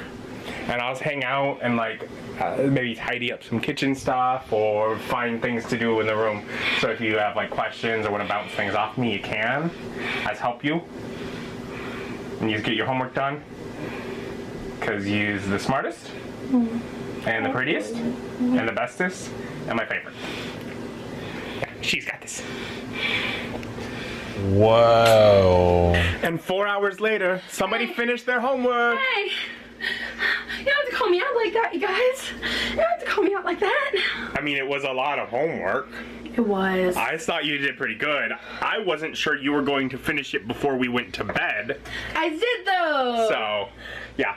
And I worked on some present wrapping. Some good present wrapping. And some dishes. And some dinner. And now she's finished and we're ready to put in dinner. We're making pizza. Yeah, I was like, I was pretty much done and I was hungry. Please start. And we've got She's breathing really hard. Beth did some bacon along with the pepperoni, and I just did ham along with pepperoni because we had leftovers. Yeah. So we did fancier pizzas. Fancier pizza. And after dinner, we've got a few more presents wrapped. Beth got some of my presents wrapped. We've done more wrapping until we ran out of ribbon. We're out of ribbon. Fancy wrapping. So we ordered more ribbon. And we figured out the last few things we gotta order for presents. Well, they're married. So we did not finish it this weekend, but we's making good progress on getting things all ready for Christmas. I didn't realize that we thought we were gonna finish it this weekend. I mean, I was gonna try. Oh, I didn't know about that goal. My goal was finish homework. I did that. Yeah, you did homework, and that was your goal. I did not tell her this goal because I wouldn't want her to use this goal as an excuse to postpone homework. Like the Target run? Yeah, like the Target run today was. It was helpful, though. I need deodorant. And I's got Lorcana, so, you know. I's got Lorcana, too. Fine, I'll share our Lorcana with you. Yeah, it's our Lorcana. Yeah, I've got Lorcana. Well, if it's ours, then I have it. Yeah, but when you say I's got a thing, it feels like it's just yours. Like, you get Dwarven Forge. I don't care about Dwarven Forge. I's like Lorcana. You don't like Dwarven Forge? I's like that you have Dwarven Forge, and I like the fun builds that you make with Dwarven Forge. I see the value in Dwarven Forge. You continue to get Dwarven Forge. What the fuck they're talking about? Okay. like the books are yours. Anyways, so we's working on that, and we's continuing to work on things. The way And they then use I was about it, eyes I'm and like, oh, wheeze it's is weird too. Which I kind of knew. I didn't. I'd seen a thing around 9 something. I was like, wow, it's late. No idea. Then It's after 10. I just forgot to say anything. Anyway, so we's gonna call it a night. Thank you for joining We's us. gonna call it a Guys, night. Their journey continues. Bye-bye. Is wheeze even a word? Wheeze and eyes? Okay, we're done with that. Wait, I'll look at their first video. What was their first one? Their oldest video is from 7 years ago. Hi, my name is Adam. Welcome to my vlog. Why does he seem way less weird? I'm thinking about starting a vlog, like just sort of a Bro, daily he should have never met that lady. She turned him into a fucking weirdo, bro. He's not that weird here, except for he's surrounded by toys. Good shit. vlog to follow my life for a while now. And basically it's... What are all these pictures on his mirror of random women, dude? What the doing that fuck every are day? those No. cut out of a magazine? But in the last month or so, I've sort of come to the Oh, decision. man. Well, why not start and do what I can? I'll get better at it. And maybe eventually it'll be something I do every day. But for now, it'll be when I'm able to. Getting used to keeping the camera with me. Just recording and thinking in that mindset to record things when cool stuff happens, to document it and share it as well. Like, he doesn't seem weird at all right here. He's just a dude talking, you know, he seems pretty bright. He went from this... Lately, I've been now trying all to this say, stuff, no, his let's change books this, and I and have been working on He does doing like to that. read the comic book type stuff, it seems. But, I mean, that's not too weird. He got ultra weird, though, over time. He went from that to 7 days ago. Good afternoon. It is Friday, December 6th. This isn't too Skipped weird. yesterday. He's not there, though. After getting a full night's rest, I found myself just falling asleep in my chair. All right, where is she at? So Oh, there she is. Let's see if he gets I weird. slept. And then after Right another when full she's around. And we is going back to Now he's saying Korean wheeze. barbecue and hot pot, but this time we're gonna do the hot pot. We tried the Korean barbecue. Yeah. We know it's good. There you go. I've never done any hot pot. I've seen it on YouTube videos and been like, that'd be fun. Well, now Maybe she fucking gets him on drugs or something. Should add some noodles soon. Houston, we have a problem. Oh. Not much to see. Yeah, because it didn't look like when I'm cooking it in here. So I wasn't going to eat it, and then you would have it instead of cooking it. hanging out with friends, trying something new. Could just be. He's been doing this for 7 years, and this video only has 16 views, and it was uploaded a week ago. Oh. Oh, did we already see this? It's Christmas time in this Tijuana migrant shelter. Children play by the tree while parents decorate their temporary home. And, like Mary and Joseph, these families are hoping for room at the inn. They're all asylum seekers who fled their home in search of protection in the U.S. Some of them have been waiting more than 10 months to pursue asylum claims. Jose Maria Garcia Lara runs the migrant shelter. Algunos tienen 6 meses, algunos tienen 7 meses, el máximo tenía más de 10 o casi un año. They're all using the CBP-1 mobile app, which allows asylum seekers to schedule appointments to enter the U.S. It's become the only way to access the asylum system. There are a limited number of appointments, which is why people are waiting so long. Garcia Lara says the families are stressed. ¿Qué voy a hacer? ¿Hacia dónde me dirijo? ¿Cómo le hago? No tienen opciones. ¿Qué opciones toman? And adding to that stress is Donald Trump's promise to shut down the app, leaving these families with virtually no access to the U.S. asylum system. Advocates are calling on the Biden administration to expand the number of appointments. But Customs and Border Protection officials say there are no plans to do that. With no help in sight, families in the shelter are turning to a higher power. A woman that we're identifying as Flor says a little prayer every time she opens the mobile app. Yo le pido a Dios, se lo pido con mucha fe, cada vez que le pongo la cita, que nos llegue.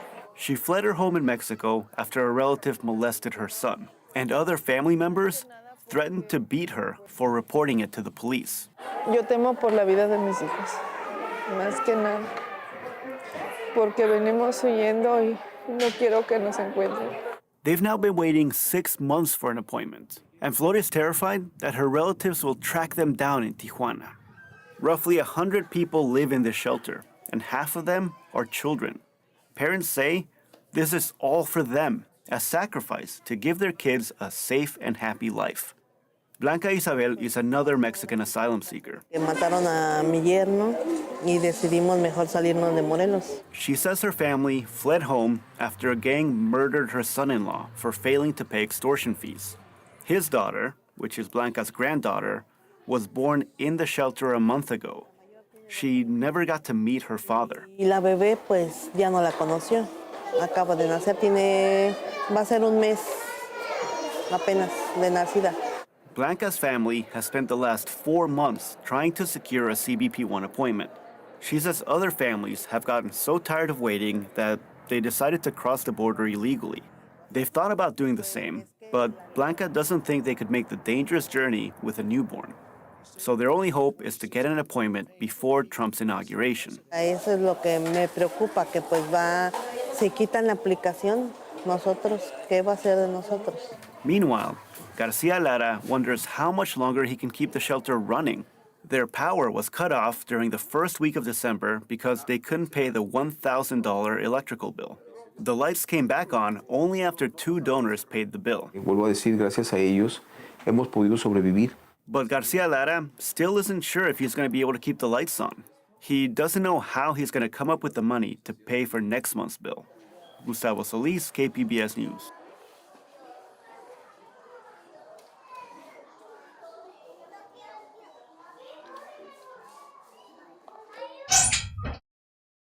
Hopefully a nice American gives them all the money they need. Soros. Maybe Soros will help them out.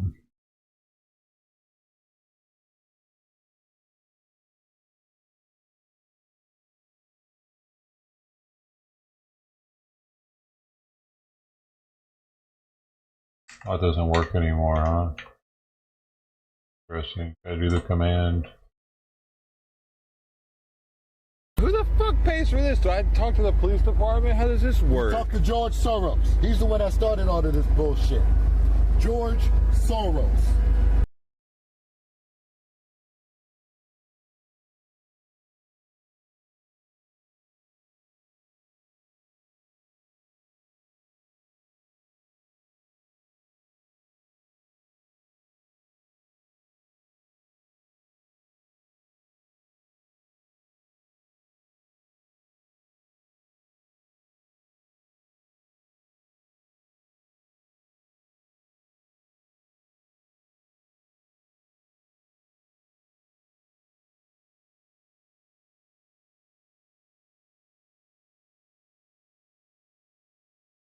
Happened near El Paso, one of the areas along the Texas border that the state National Guard has fortified with razor wire and other barriers.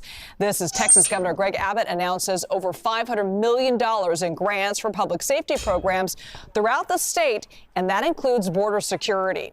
Later on today, the governor is slated to make yet another border security announcement. CBS News immigration reporter Camilo Montoyo Galvez joins us live from El Paso. Camilo, thank you for being with us. Remind us again what Governor Abbott has done there at the border in recent years and what more the state could do once the Trump administration takes over.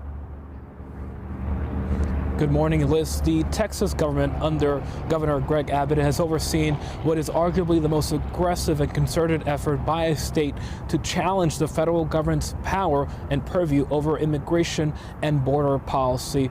Under Governor Abbott, the state, of course, has bussed tens of thousands of migrants to Democratic-led cities like New York City, San Francisco, Los Angeles, and Chicago, and Washington, D.C. It has also deployed the Texas Trooper Guard here to arrest migrants on state trespassing charges. The National Guard has also been dispatched to the U.S.-Mexico border to fortify the banks of the Rio Grande with razor wire and other barriers to repel migrants from entering the country illegally. And the state has even tried to enact its own immigration law, SB 4, that would allow local law enforcement officials at the state level to arrest, jail, and prosecute migrants suspected of crossing this border behind me unlawfully. That is currently held up in court, and it does appear that Texas is also poised to play a major role in helping the incoming Trump administration achieve many of its immigration plans, including that promised mass deportation operation. The Texas Land Commissioner recently offered the incoming Trump administration land near the Texas border to detain migrants awaiting deportation. And Camilo, you also went on a ride-along with a Texas trooper in El Paso just yesterday.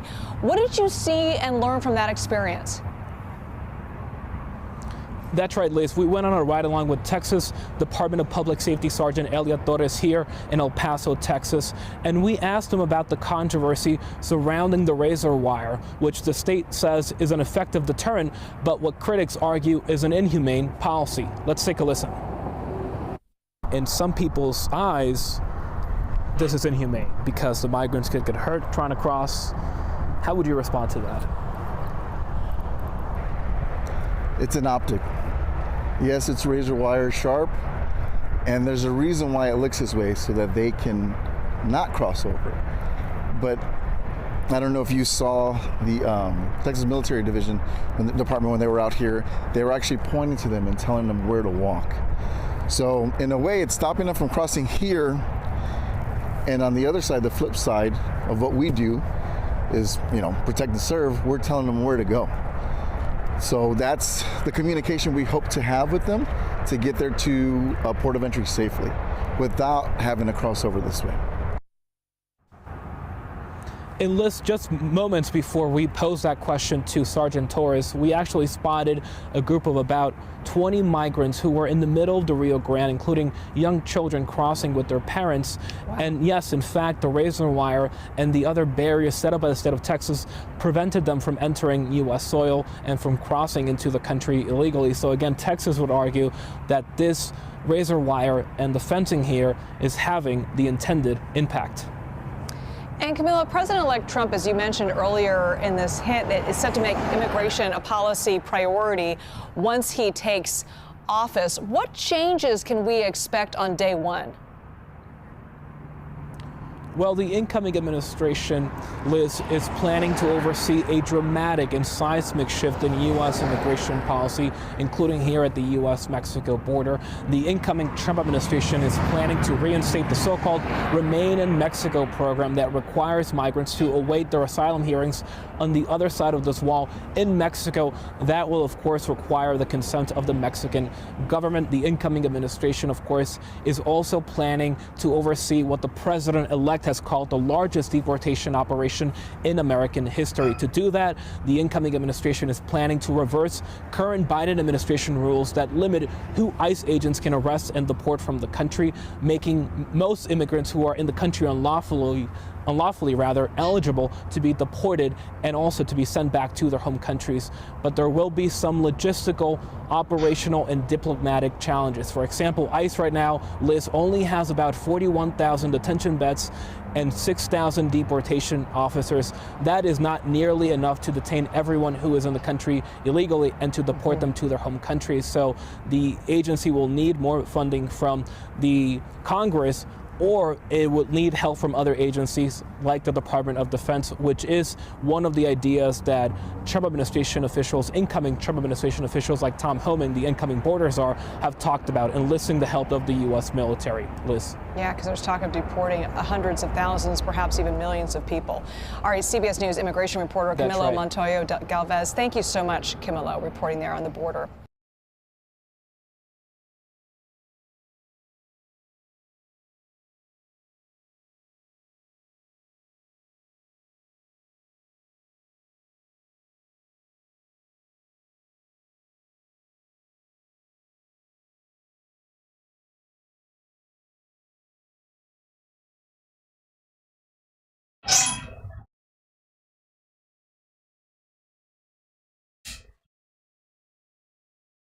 Hey, Dad.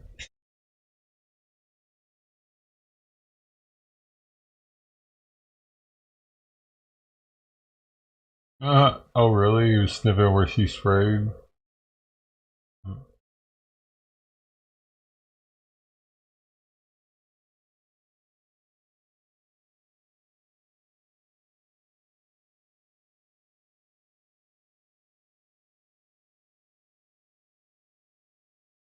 So before we get into the battle for 2025, do you believe we'll have a government shutdown after midnight tomorrow night?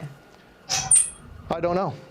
Look, I was asked that a couple days ago. I thought no. I thought that we were on a path, even though some of the provisions of the CR were some things that people did not like. It was where we were because there were some Republicans that would never vote for a CR. And so once again, when you do that, then you got to go to the Democrats. And obviously, you got to get a bunch of their votes. That means you're going to have to give some things up. If we can stay together, if we can say, okay, this is the path that Republicans, all of us, some of us have to hold our noses, but all of us, then we can pass it under a rule. We don't need Democrats. Then we lay it on Chuck Schumer's desk. And if he closes the government, then it's on him. But we've done our job. All right, now to the road ahead, because you've got these plans to do reconciliation, 2 reconciliation packages in 2025. Again, a debate around this. Some people don't want that. They want one gigantic bill that includes the border and taxes. I'm sorry? I don't want to. I think that's a mistake. You don't want to? Nope, I want one. I think that you got to strike while the iron is hot. Go ahead and do the taxes. Go ahead and do the border. Pass one bill and get it done as soon as you can. I think the longer that delays, and it puts the tax cuts in jeopardy if you leave that out, leave that out. So I actually disagree with some folks on that. I mean, it's ridiculous that you would blow off what voters just voted for. They voted for 2 things, the economy and the border. So, yes, the border's a priority, but so is the economy in reining in inflation and extending those tax cuts. But you've got colleagues on the other side of this, House Freedom Caucus Chairman Andy Harris, Florida Senator Rick Scott, both getting together, sending a letter to Mike Johnson and incoming Senate Majority Leader John Thune, endorsing this 2-step reconciliation process with more than 20 other lawmakers. This would focus on borders policy first, get a win on the board after the new Congress begins and Trump is in office. A second tax policy bill would be considered later in the year. The border bill provides 4 years of funding for the wall. It hires thousands of additional border officials, increases the number of migrant holding facilities, imposes significant financial penalties on anybody living illegally in America, and it eliminates migrants' ability to receive taxpayer-funded welfare benefits. Okay, fine. That's all good. But that first reconciliation bill, they say, should also be fully offset with real spending cuts. Here's Jason Smith, chairman of the House Ways and Means, who's with you. And Utah Senator Mike Lee with me Sunday. Watch.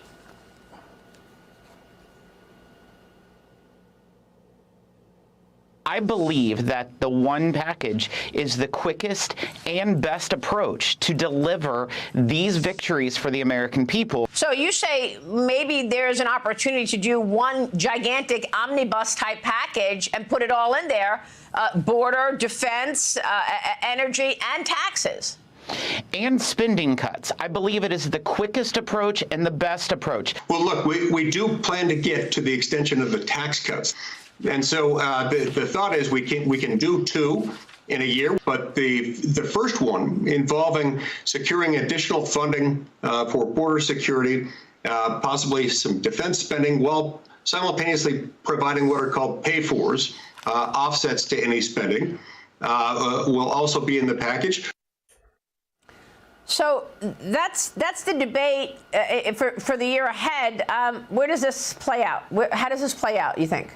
Look, I'm the piano player. I don't write the music, okay? And so, like I said, I'd like to see it won. Why? Because you know what? The president on January 20th can take a lot of the measures to control our border. He can do with a snap of the finger as he issues new executive orders. That's been our argument all along, that we really didn't need all that money because most of the problem was caused by Biden changing executive orders. Well, President Trump can restore those executive orders. We can stop the flow of immigrants into the nation.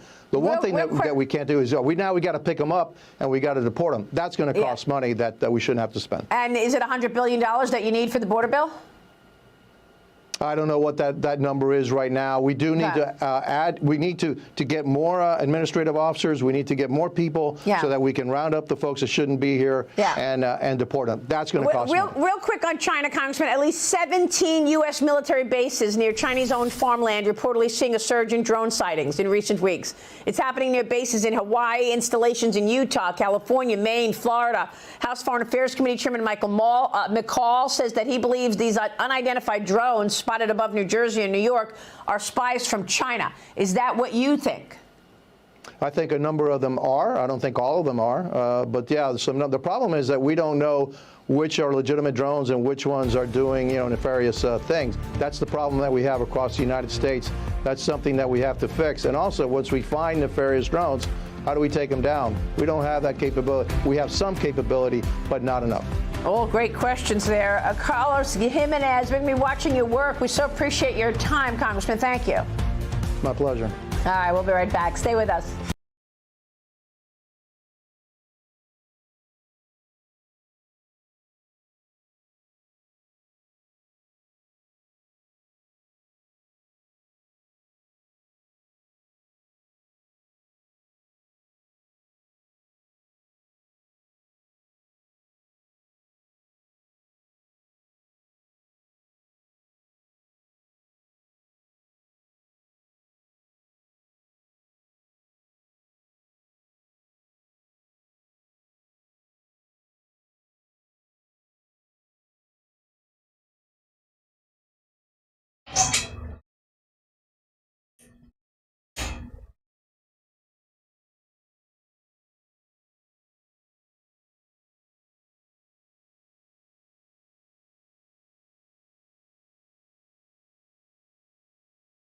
They apparently forgot to ask Elon Musk.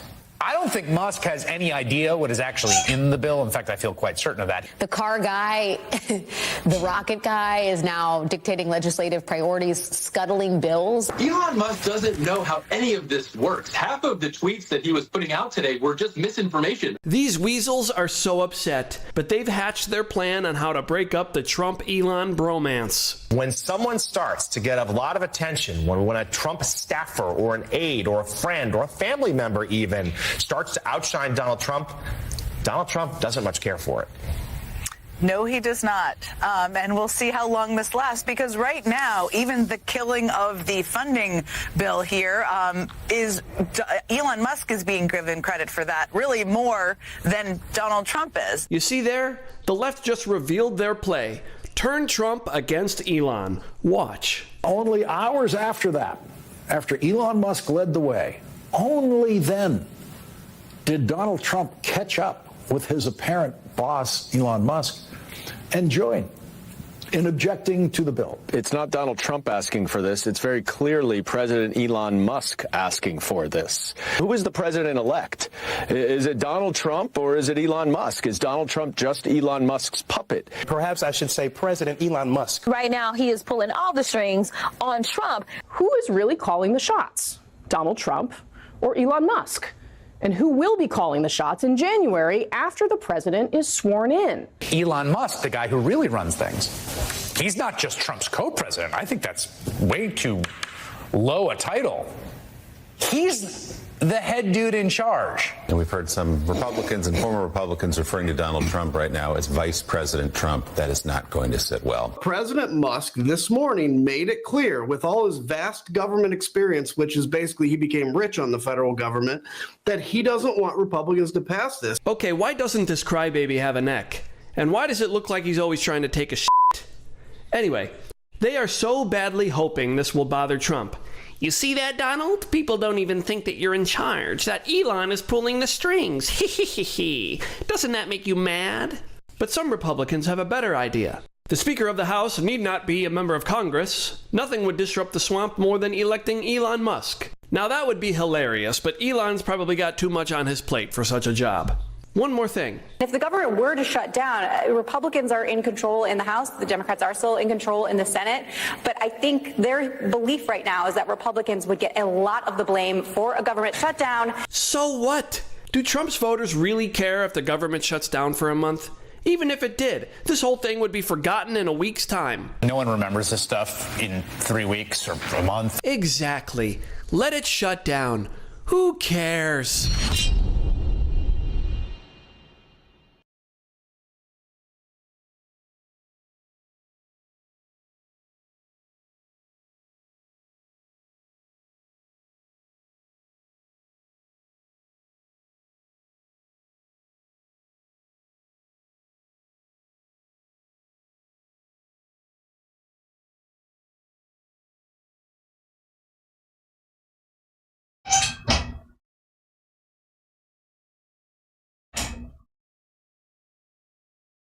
Brody, where are you?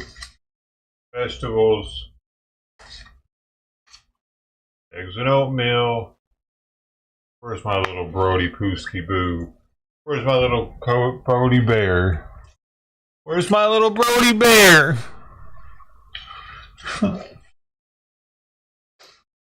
It's not here.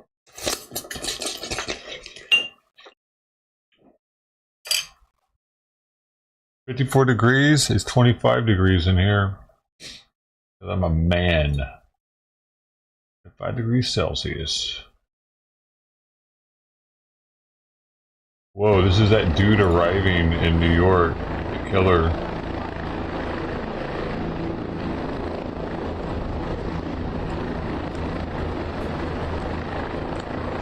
Baby boy. What? I don't remember.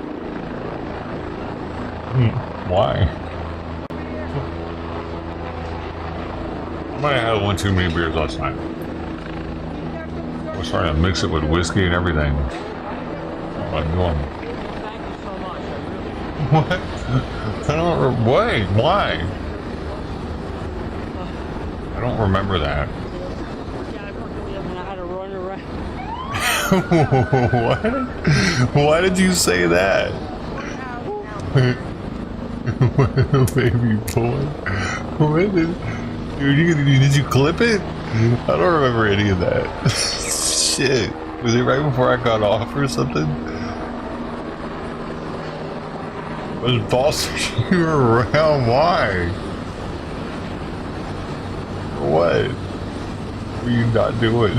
I want to know what you to do.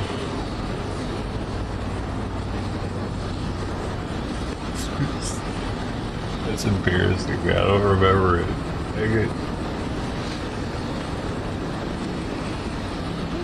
I am on your side. I'm like on the other end of the.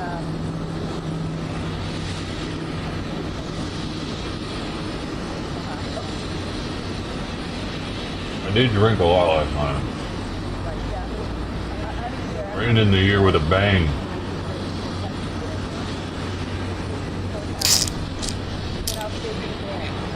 As long as I eat my vegetables and eggs and oatmeal in the morning, though, I should be okay.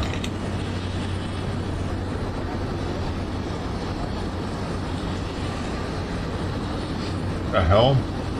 Frito-Lay issued a limited recall of its Lay's classic potato chips because the bags may contain an undeclared allergen. The oysters were sent to retailers and distributors in 15 states that be... What? I don't know. Wait, apparently there's oysters too. Wow.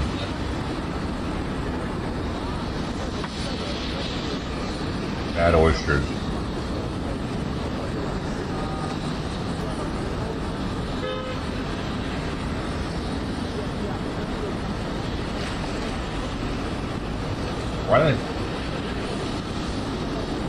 Why do they need all these people?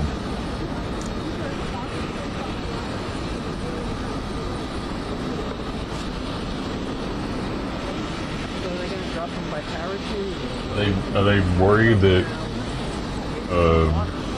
there's going to be a vigilante that tries to break him out of jail? If he makes it out of the East River alive,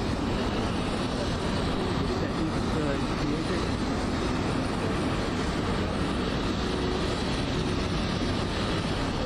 Nobody remembers.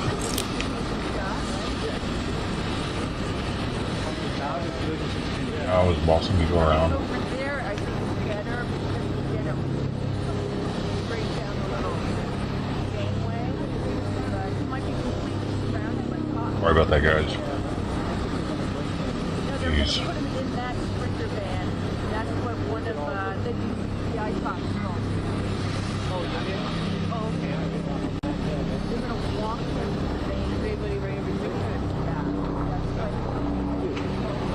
Is your sister-in-law still with this part? Okay.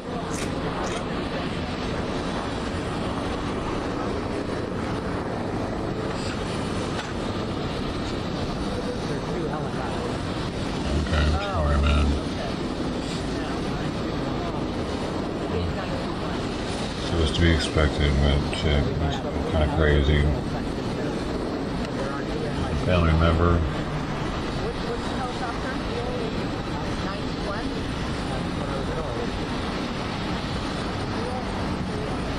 Brother's holding out. Wherever they gravitate to, that'll be where you focus on.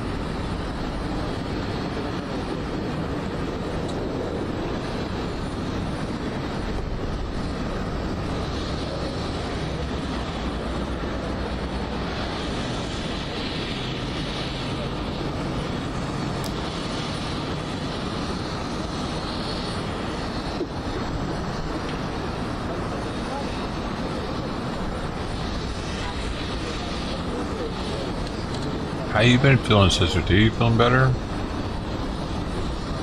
When you gonna find out more about what's going on?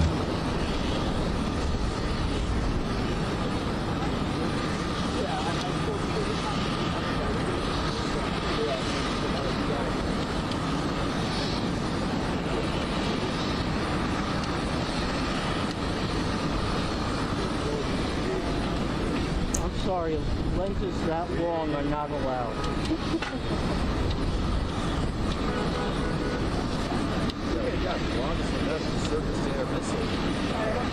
You see what he has on his other camera? That one looks big.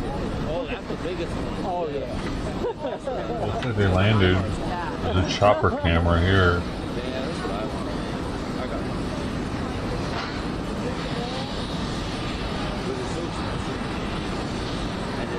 It's not your job, like, it's doing fine. You're a sports photographer, or doing wildlife photography. What do you mean that? No, but I'm not going to engage with Some people are, and also some people, they just, they have passions about it. Dude, why do they have to be so many people involved with his extradition? I mean, for a normal person, they just move him in a cop car and take him to the police station. Why are they trying to give him more notoriety? Why are they making it a big deal? Helicopter ride, show him coming into New York. It's this type of shit that makes these people do this stuff, man. The notoriety that they get from it. They're like, what is all this? Like, you can't see the screen here because they still got, they got all these people standing around waiting.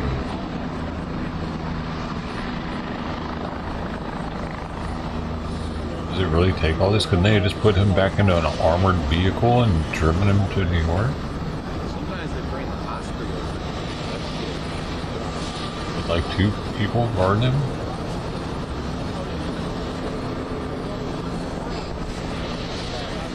No, we need Secret Service.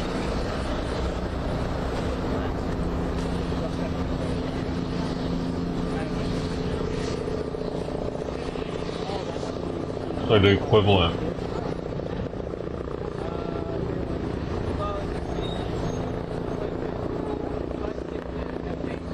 Right.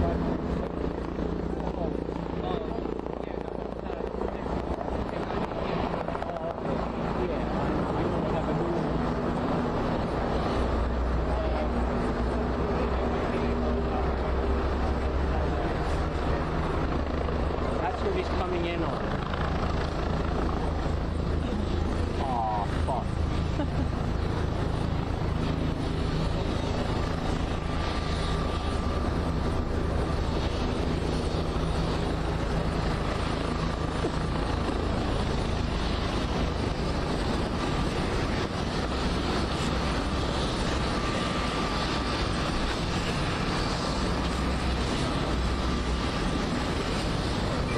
coming in on. That's a New York police.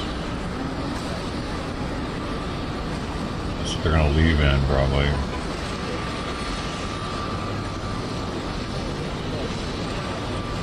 I guess they're scared there's gonna, like, people will try to rescue him.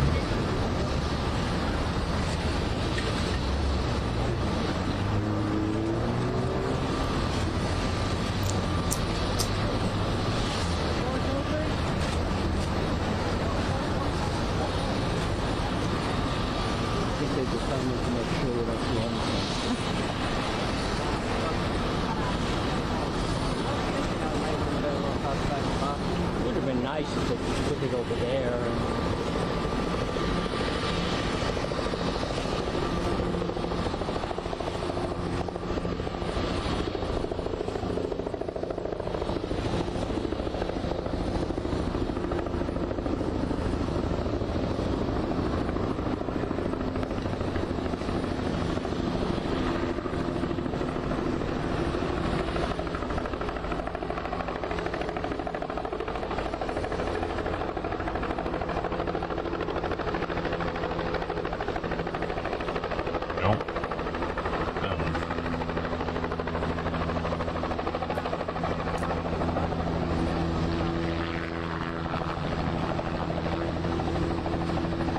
One guy got out, and that's it.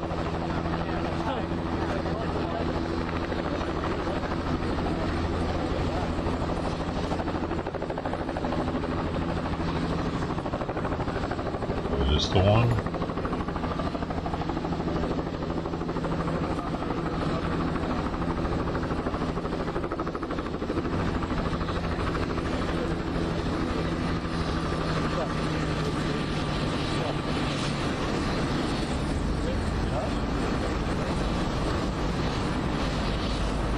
How many helicopters are gonna fly in just so this guy can come to New York? You gotta have the scuba team out there in case he jumps overboard.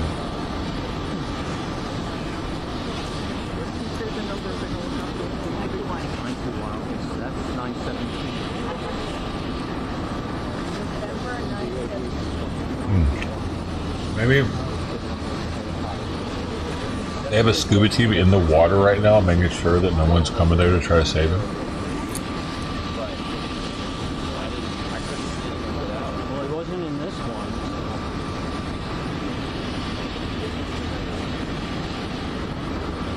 Oh my god, a missing endangered adult.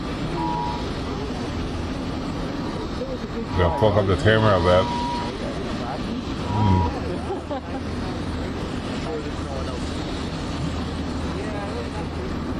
Yeah, they would be swarming around if there was. Let's see what's wrong with this guy.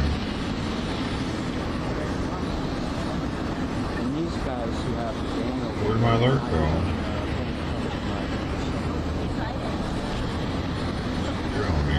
Now I'll never know how we can help. Because you forgot to put film in your camera, now's your chance.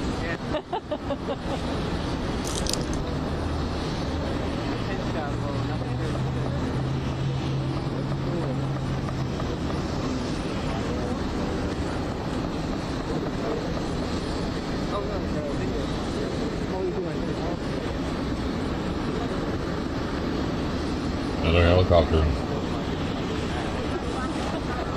Maybe that's him.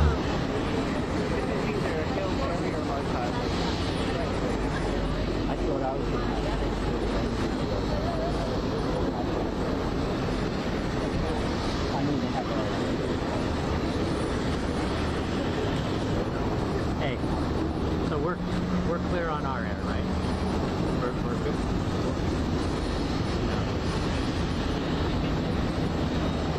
Here we go. This is it. This got to be it, right?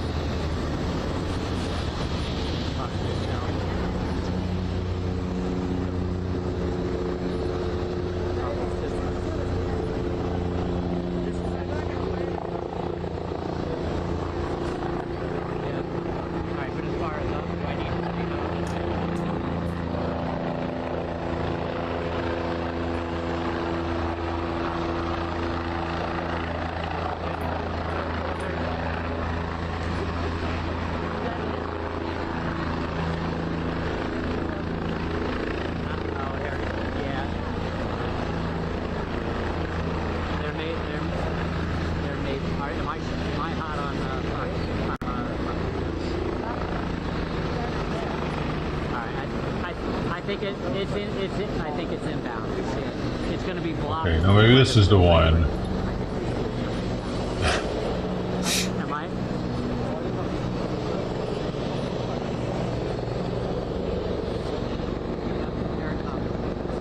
That must be this big. Bigger than all the rest of them.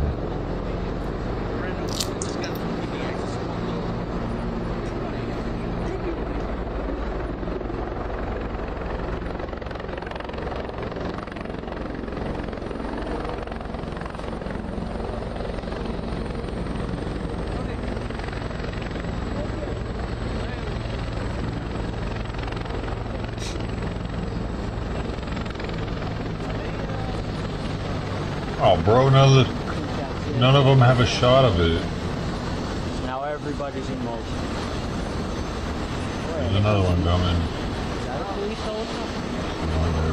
Oh, he must be there because all these guys are starting to move now.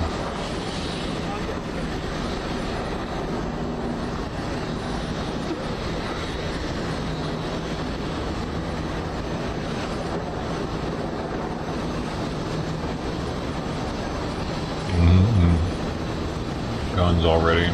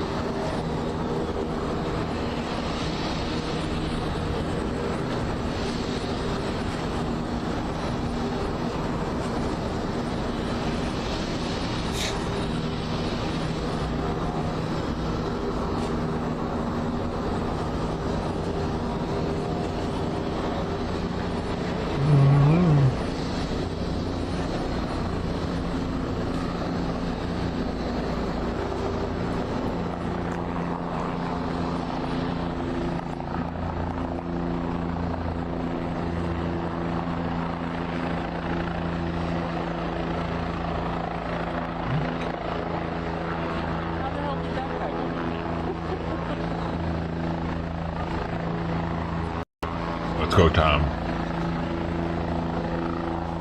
Oh, they must have intentionally put his helicopter out of view. There he is. There he is. Oh, good. Oh, we're making this a purple.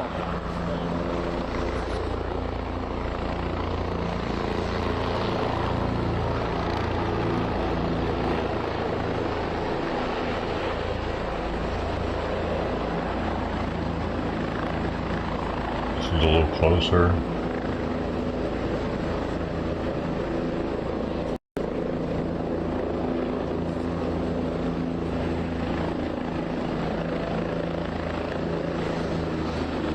Nobody can yell out, Luigi, why'd you do it?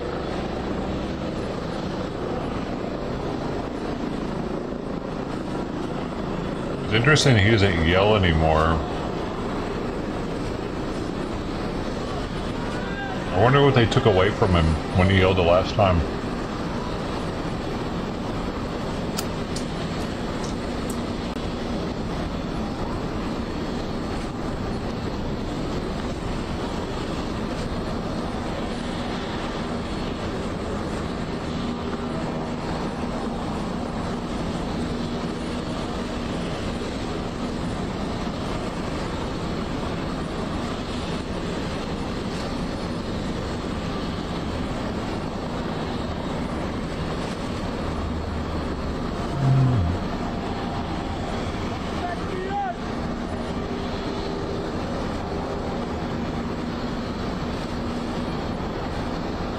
I mean, they must have punished him somehow.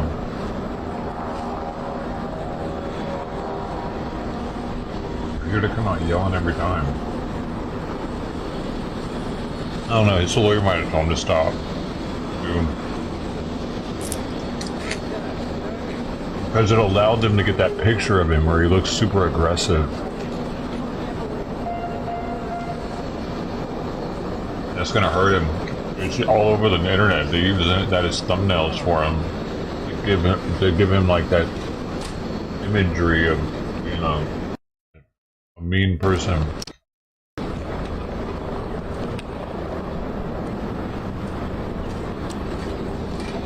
Definitely didn't help his case. Getting that picture, because before that, all the pictures that the internet had of him was him looking like a wholesome guy.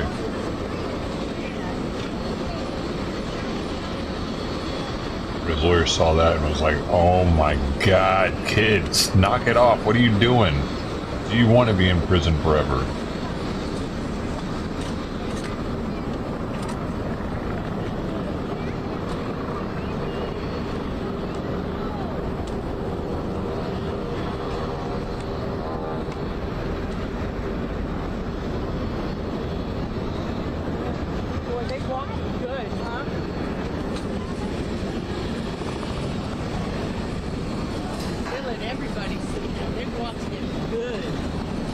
They walked him good. Hey, look, here comes there. Interesting.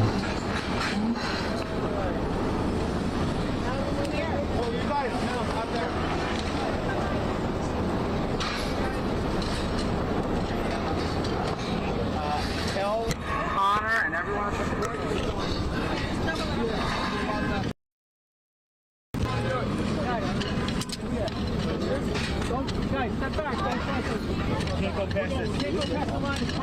Oh, I mean, he's going to deliver remarks now.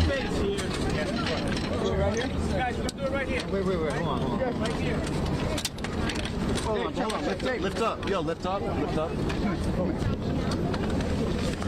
As if they did something to solve the case. Take your time. We have time. Brother, could you help me out? Check. Pat himself on the back real quick. Podium? You're not going to do crime in New York and get away with it, eh? Yeah, we're going to find you. See? We found him. We'll find you. I'll get you back here. You're going to pay for your crimes, boy. I don't know if that McDonald's employee is going to get paid. They said they were going to get paid because they called 911 instead of the company that had the reward. You got a lot of space back. Guys, they're going to be standing here. Okay. Guys, we're going to be right here. Look, over here. Okay. Carlos, we're just be right. Just let us get this together. Just stay right there. Let me get this together.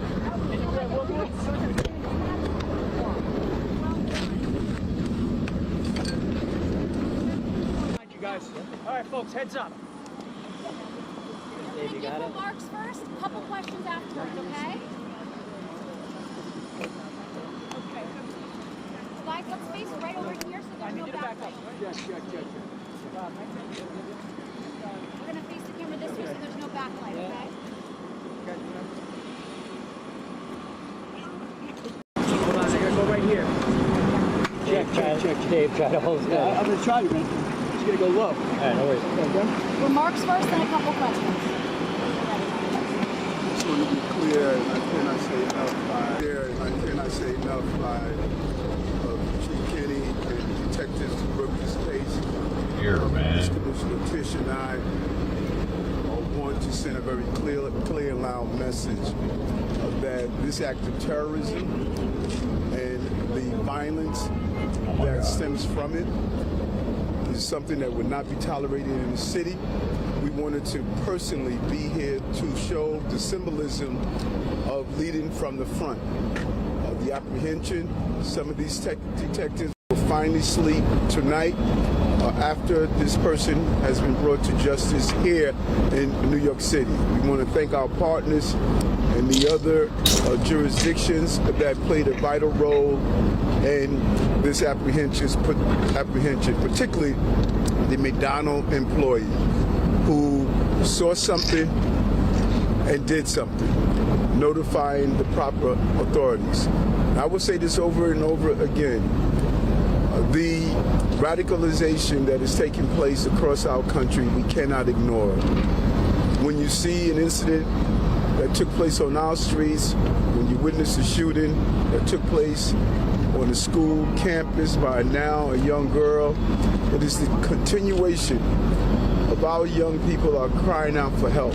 We have an obligation not only to make apprehensions after an incident of this magnitude, but to do far more to prevent it. We'll open up for a few questions. Time for a few questions. Dean, go first. Mr. Mayor, what does this mean for the investigation that he's back in New York? He will be arraigned today on his indictment for the killing of Brian Thompson, CEO of United Healthcare, and he'll be arraigned in federal court. Any other questions? What do you want to say, Mayor, about the supporters of Luigi, wearing Luigi costumes, supporters of Luigi across the country? The beauty of this country is Why that is it you have the federal right to court, protest damn it? the right. And those who are Means we can't watch it. when someone used violence to solve the problem. We saw that on the school ground as well. It sends the wrong message. A person that uses a gun to solve a concern, if it's on a school campus or on our streets, there are mechanisms in this country on how to organize on those issues of concern. We saw young people who were tired of shootings on school ground. They organized and pushed Congress to do weapon bans. That is how we do it here. We don't use a gun. And anyone that celebrates that, it is vile and it is sending the wrong message. And you're celebrating using violence to solve an issue. What's his next stop? What's his next stop? Where's he going to be? What's his next stop? His next stop, he's going to be taken to the federal building at 290 Broadway for processing by the FBI and the NYPD. Great. Thank you, guys. Thank you so much. Thank you. When he landed. Thank you, everyone. Thank you.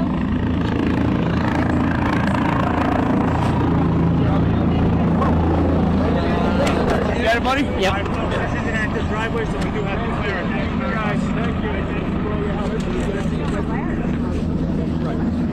What's up? Hey, how's it going, brother? All right. Everything good? Everything is good. Yourself? All right. That's it. I think you guys have a better shot than me. I was at the gate. You were what? I was at the gate over there. It was such a long walk. I'm sure you got it.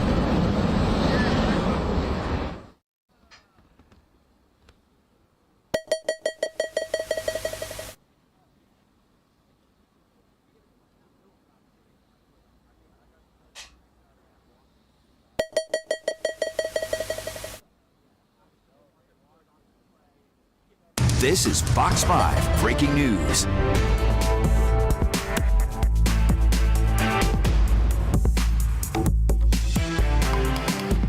This is Fox 5 Breaking News.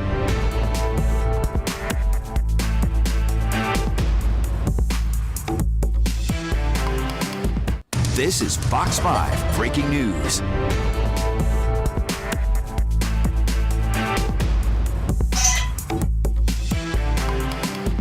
This is Fox 5 Breaking News.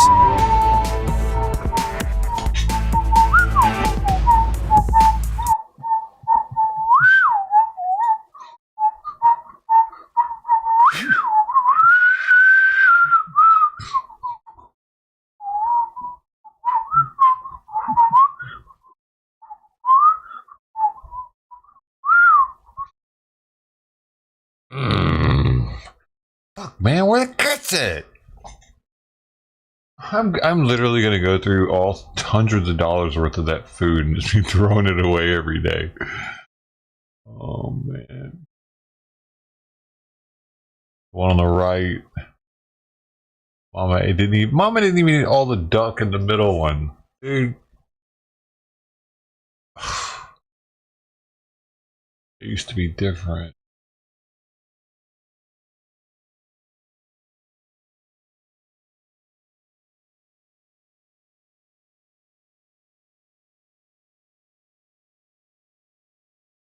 A very expensive drink right here, okay? You got a parcel of diamonds, a little bit of Glenlivet 18, okay? And we got a big boy, 11.72 carat, fancy yellow brownish, natural diamond from an auction. You take that and you add that one in there because you can't just have little mellies. And this is a shot of whiskey that's, I don't know, a couple $100 grand, but I like to sip. I don't like to knock it back. So it slaps. Cheers. Thank you to Martin Rappaport, my friend, for letting me use his office, and to Rappaport Auctions, where all of these diamonds are coming from. So I'm gonna make a very expensive. It looks cool though.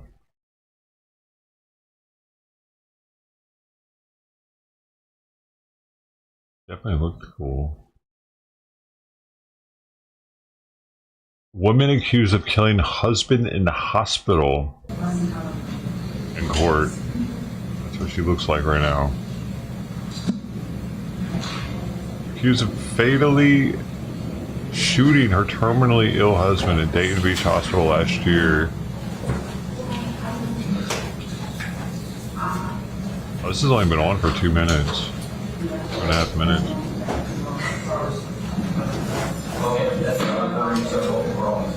Charged with assisting self-murder manslaughter charges. 77-year-old Jerry Gillen. It was a murder-suicide agreement. Oh, she was supposed to kill herself?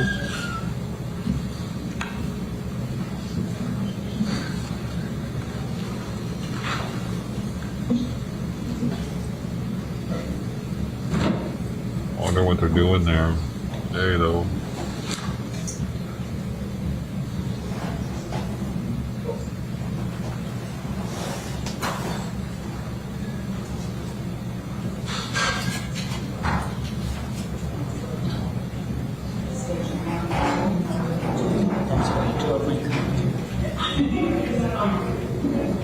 It's hard to hear.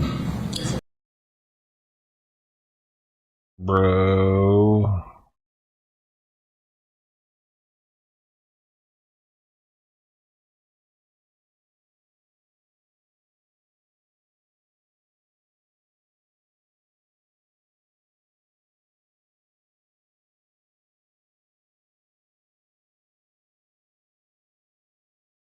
Talk to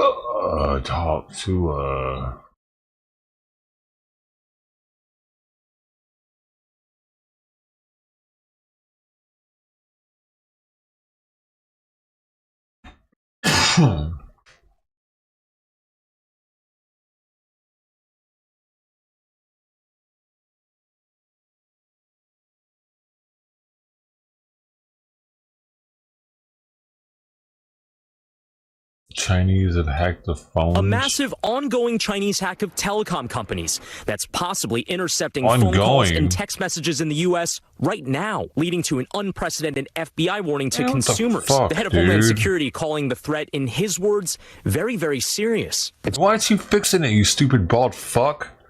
Fuck, man. This guy sucks. He doesn't fix anything. He just... This is bad. It was bad, and no. We can't do anything about it. Sorry. It's China.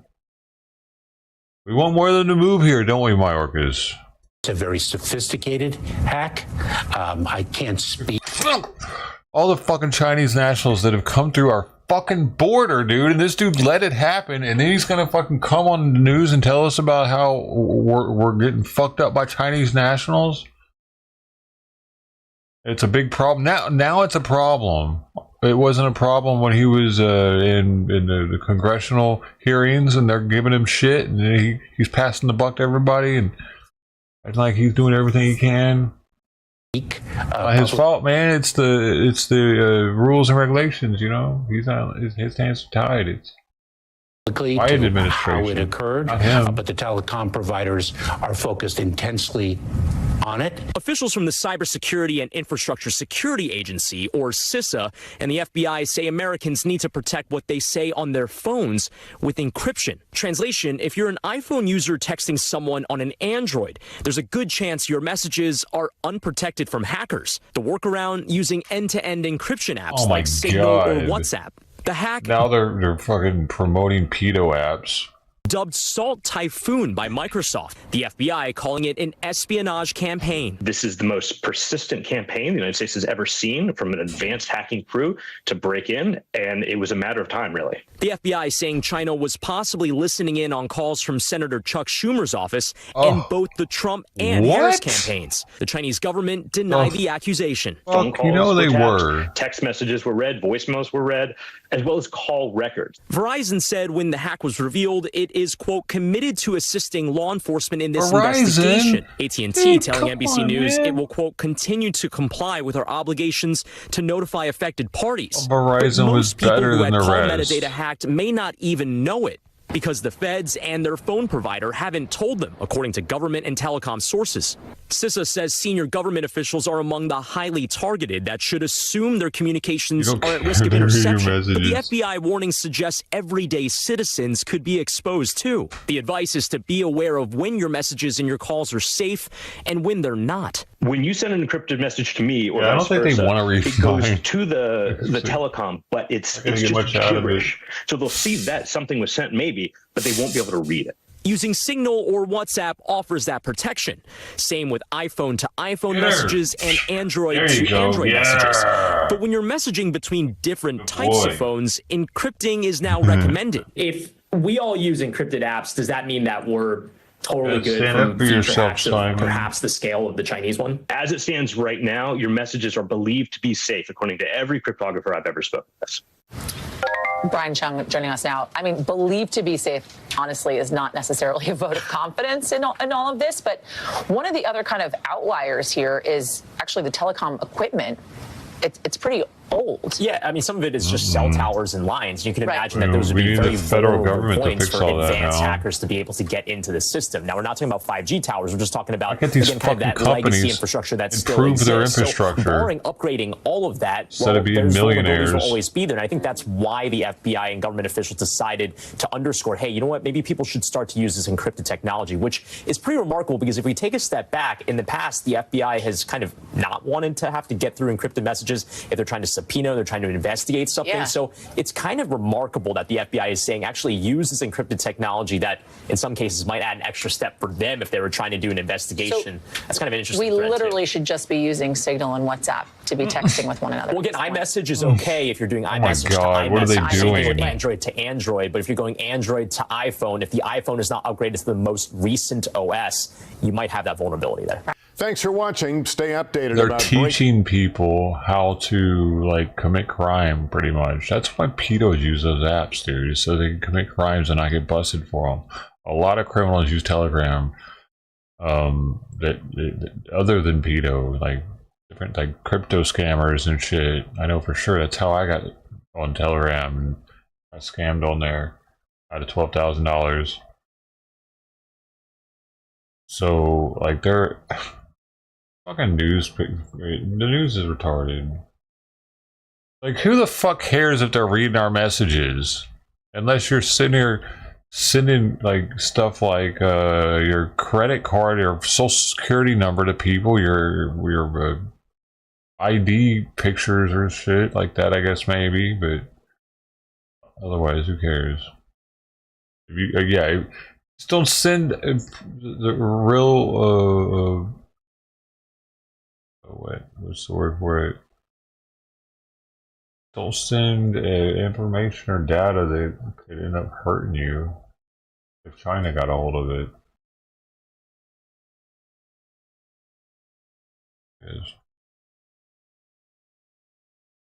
Who's really sending that type of stuff through text messaging anyway? Most people do it through email.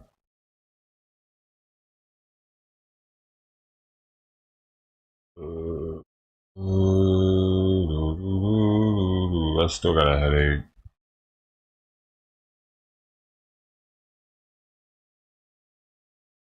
Food distribution All right, event. NBC4 and Telemundo Yo, I need to go to this shit. with food banks for our I'm annual gonna go get distribution some event. We've been food. donating for weeks Sensitive, now. We that's thank what I you was for trying. that. Your That's the generosity word I is was really looking making a for. difference for many The families headache was across Southern blocking me. California. Yes, this is also so worth it. Joining us this morning to talk about today's distribution is Michael Flood with the LA Regional Food Bank. Michael, so good to see you. Good to see you every year. It's great partnership that we have going. First off, explain what we have behind you and what's happening today. Well, thanks, Michelle. Yeah, and it's great to partner with the NBC and Telemundo team. This is the 7th year of this campaign. Makes a huge impact on the community. And we're here at Central City Neighborhood Partners for distribution. That's going to happen later this morning. Some of your colleagues were here yesterday packing these food bags. Some of volunteers from NBC and Telemundo were here. And we have shelf-stable food items. We have the food bank. I need some rolled oats. Food bank, some fresh produce. CCNP has more fresh produce coming today, fresh fruits and vegetables. There's, of course, frozen meat items. And this distribution is going to help up to 2,000 families here in the Westlake area. Again, an area that we know there's need and people will greatly appreciate. And not just food. CCNP also works with a lot of other partners in terms of, you can see there's some hoodies, there's some socks. Ralph's Food for Less is a partner with us, of course. So there's some gift cards, and again, just trying to be like those bring people's that kind convoy, of holiday not joy people's convoy, to as many families as possible. Michael, remember when 7076 went to Springfield, Ohio? Wait, not Springfield, Palestine, Palestine City or whatever it was called, and they had all the stuff that they were giving out, but the people didn't even really need it. Like, they were just coming to get some free shit. I'm gonna be a 7076 donation taker. I mean, you're really something else, dude. What the fuck, man? Go on. Asshole, bro. As I feel guilty if I leave him cooped up in here.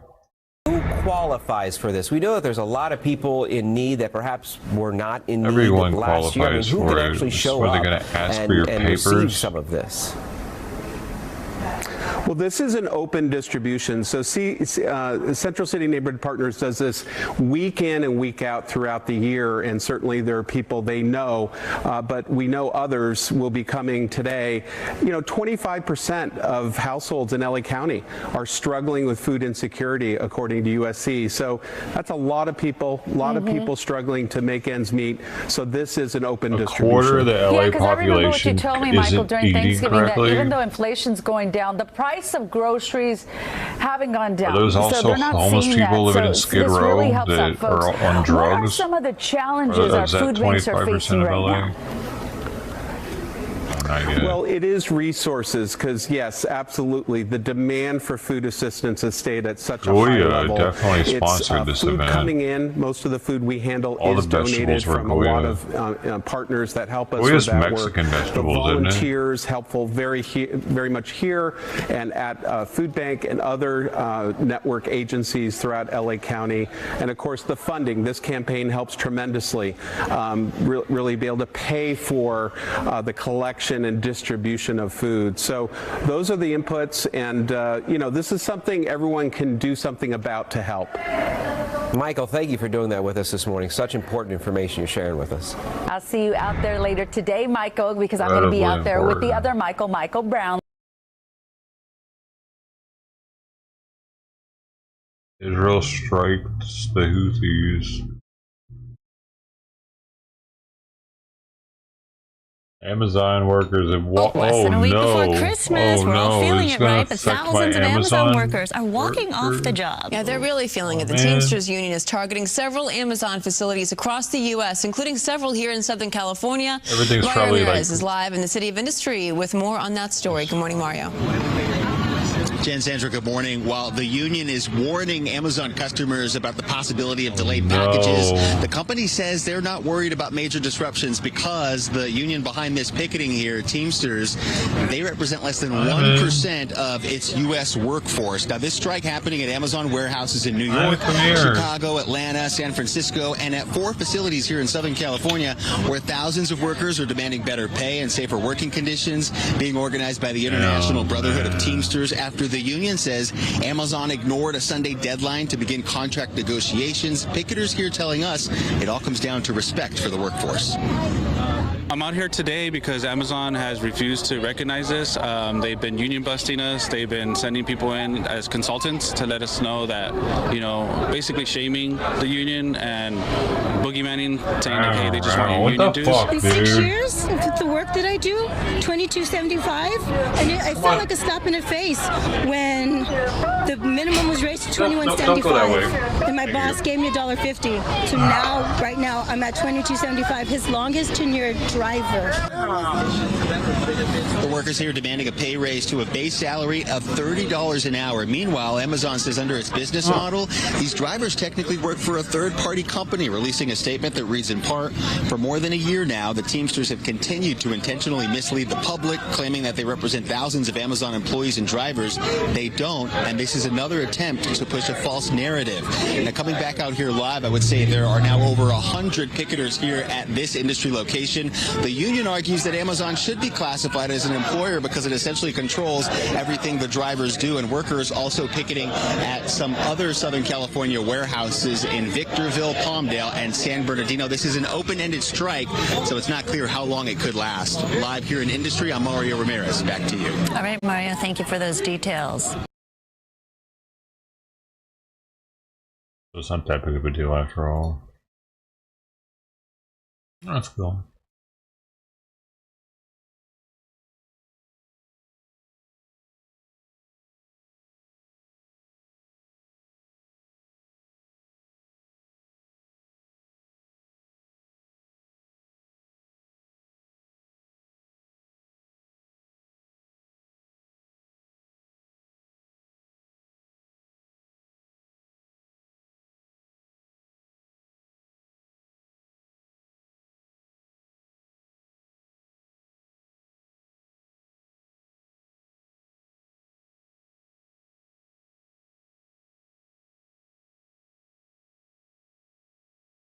Where?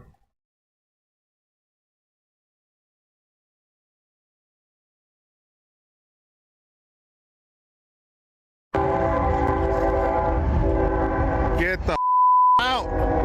Oh shit. La way. La Damn. Oh no, it derailed. Oh shit. Dude, where did this happen at? Texas. One person was killed and 4 were injured after a freight train crashed in a tractor trailer and then derailed. Damn, man. Oh my god.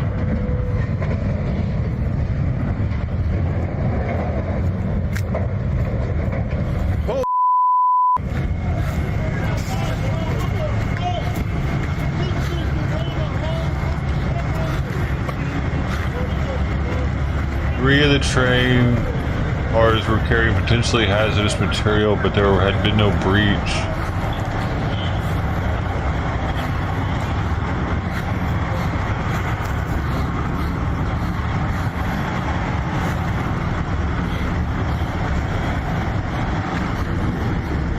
Jeez, man, when did this happen, though?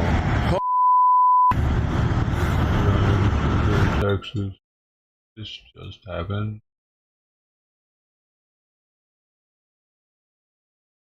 Nine hours ago, so it happened yesterday.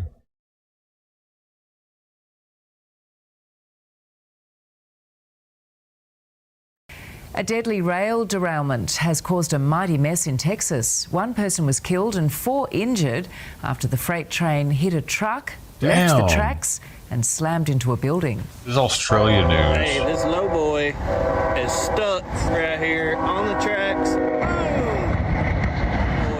travelling down the tracks in Texas with a semi-trailer stuck in its path for this train. The only way is through. That's not good.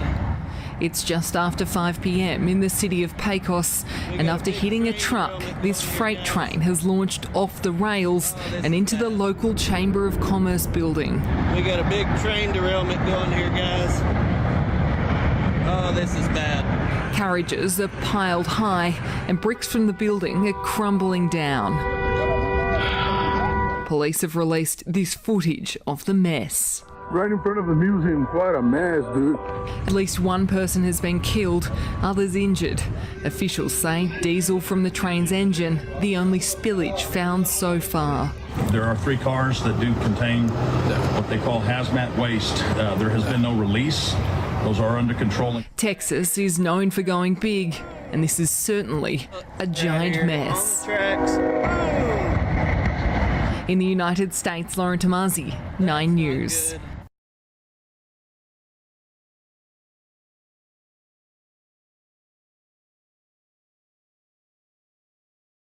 This was yesterday.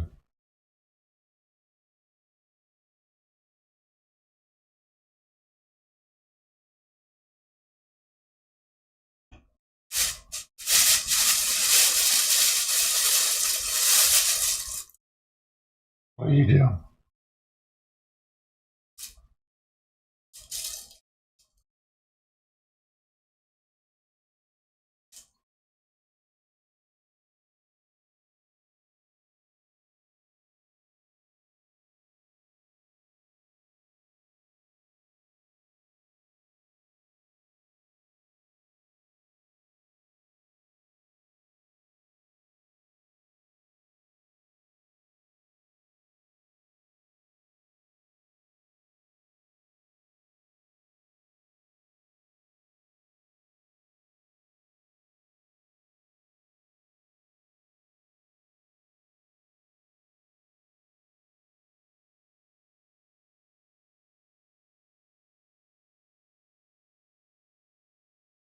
Abbott's going to be going live unveiling his new border security strategy at 11 o'clock.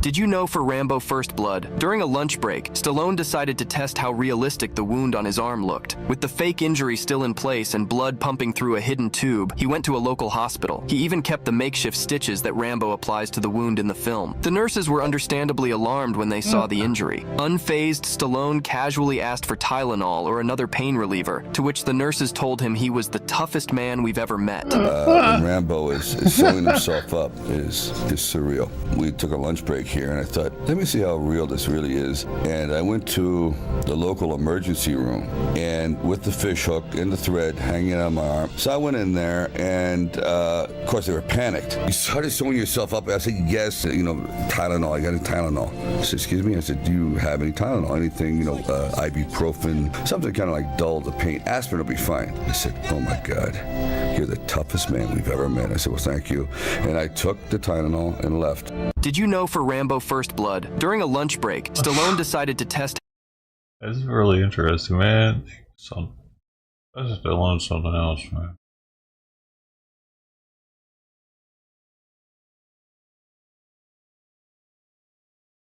For Costco guys. New security system uses fog to fight crime.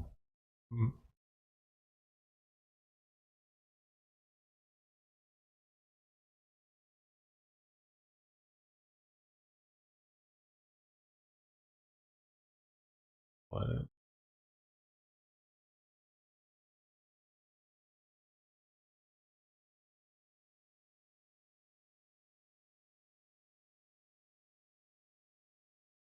What? Gelatinous.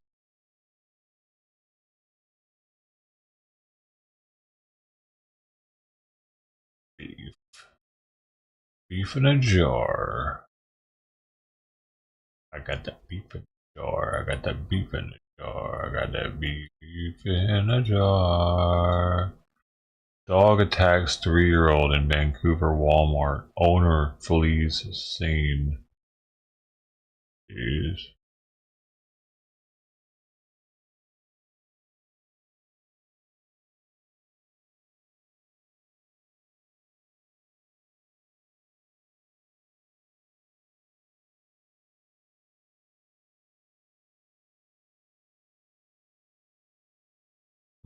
Congress to ban adult AI images.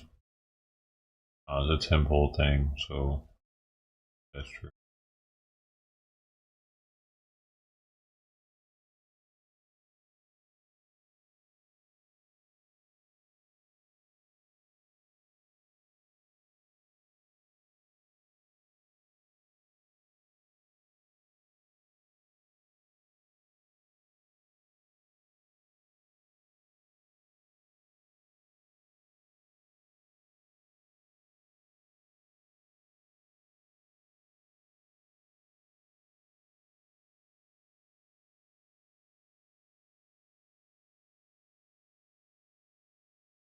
A bipartisan spending bill that would keep the federal government funded through March is on the brink of collapse after President-elect Trump and billionaire Elon Musk slammed it as, quote, wasteful. Now Congress is scrambling to reach a deal or millions of federal workers will head into the holidays without a paycheck. ABC's Christian Cordero joins us live from Washington with the latest. Christian.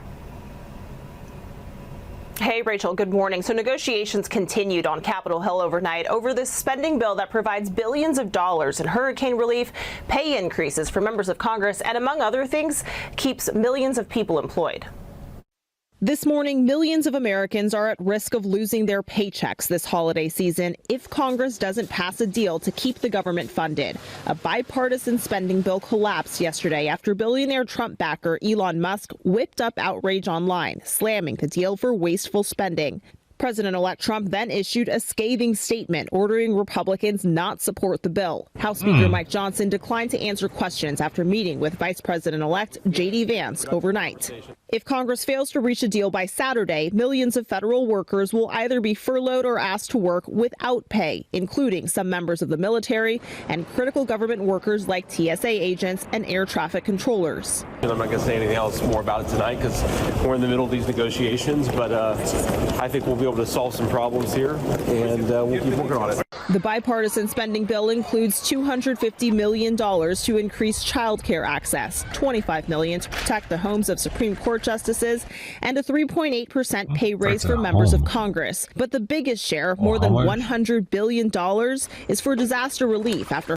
But the big Supreme Court justices and a 3.8% pay raise for members of Congress. But the biggest share, more than $100 billion, dude, because because COLA, cost of living adjustment, is for disaster relief after Hurricanes Milton and Helene. We got to have the disaster relief. I can't go home and play like it didn't happen. I feel very strongly. We don't get disaster in the bill. I'll do everything I can to keep us here until we do. Democrats say the blame for any shutdown will fall on Republicans who control the House. House Republicans have now unilaterally decided to break a bipartisan agreement that they made. Some of Musk's criticism is misleading, including his claim that $3 billion would go towards a new NFL stadium here in D.C. The bill only transfers control of federal land for the stadium, not new funding.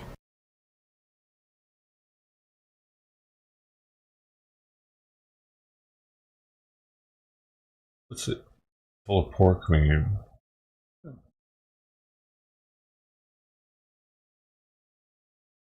Federal government is on the verge of a shutdown just days before Christmas. A bipartisan deal to keep the lights on, programs running, and employees paid through mid-March collapsed within hours on Wednesday after President-elect Trump came out against it at the 11th hour. Shut it down. And this followed dozens of social media posts by billionaire ally Elon Musk and growing opposition within the Republican ranks, particularly in the House. The spending package would have, among other things, provided $100 billion in hurricane aid and money for FEMA, covered the cost of rebuilding the collapsed Key Bridge in Baltimore, and fucking bridge. Why do we have to pay for it? Why does the country have to pay for their bridge, man? Fuck, dude. You know what I mean? That damn bridge still. How much did we give them already? Like 70 billion or some shit? It was a lot. It might not have been that much, but we gave them a lot. Because Biden was like, we're gonna do everything we can for you, Baltimore, because you're a blue city. So you're my little chickadee. Come here, come suckle on my nipple. But meanwhile, North Carolina, they weren't getting shit. Economic disaster assistance for farmers? Yeah, they need that probably. Set aside billions of dollars in economic assistance bridge? For farmers. Why does so the question, what now? And News Nation correspondent Joe Khalil is live for us on Capitol Hill seeking answers. Joe, a lot of questions when it comes to Trump and Musk, their relationship, and who's exactly in charge here. That's exactly right. You pinpointed one of the key issues here of frustration. And frankly, we're hearing that from both sides. But right now, there is just a lot of uncertainty about where this goes or how this is all going to end. What we do know is that the government will shut down tomorrow at midnight unless Congress extends government funding into the new year. We know Speaker Mike Johnson basically last night and this morning, starting from scratch, along with his leadership hey guys, we have some content for tomorrow. They negotiated to avoid a government shutdown with Democrats. They're not going to shut it down. Basically though. blew up yesterday. It sort of up. crashed and burned simply because after it was released, this was a 1,500-page bill. There were a lot of Republicans that objected to the fact that there was more spending in there than they had expected. And some of that spending was for things that were generally popular, things as you see here, like hurricane relief for victims. There's widespread support for that, $30 billion for farming assistance. But there was a lot more in there that there was objection to, one being a raise for members of Congress. There were certainly other things, again, Republicans didn't expect to be attached to this package. And even those items that are popular, Republicans don't necessarily want to be added to this government funding bill. So there was a lot there. What observers and even members of Congress noticed, even on the Republican side, is the influence of Elon Musk in sort of killing that first version of the bill. There was opposition before he weighed in, but after he took to X and basically went on a tirade slamming this piece of legislation, you saw a flood of more Republicans coming forward, agreeing with Musk, saying they were not going to support their bill. One member told us that Musk's contribution here was like adding fuel to the fire. Now, that hasn't sat well with several, especially on the Democratic side. This morning, we caught up with Congresswoman Rosa DeLauro. She's crucial to this conversation because she's the top Democrat on the Appropriations Committee, which means she is the Democrat who is the chief negotiator for this bill. And she says that she liked what was in it. She said it had widespread support. It was an agreement that both sides had agreed upon until Musk weighed in. This is what she said this morning. All of a sudden, we have an outside influence who believes, I think he is president, and that's President Musk, who is not elected, has no authority. They're so jealous. My God. Imagine how jealous they are that Trump has the richest man in the world looking over their shit for him. They're so jealous, dude. They could never have something like this. She's so weird looking. Upend what the services are to the American people.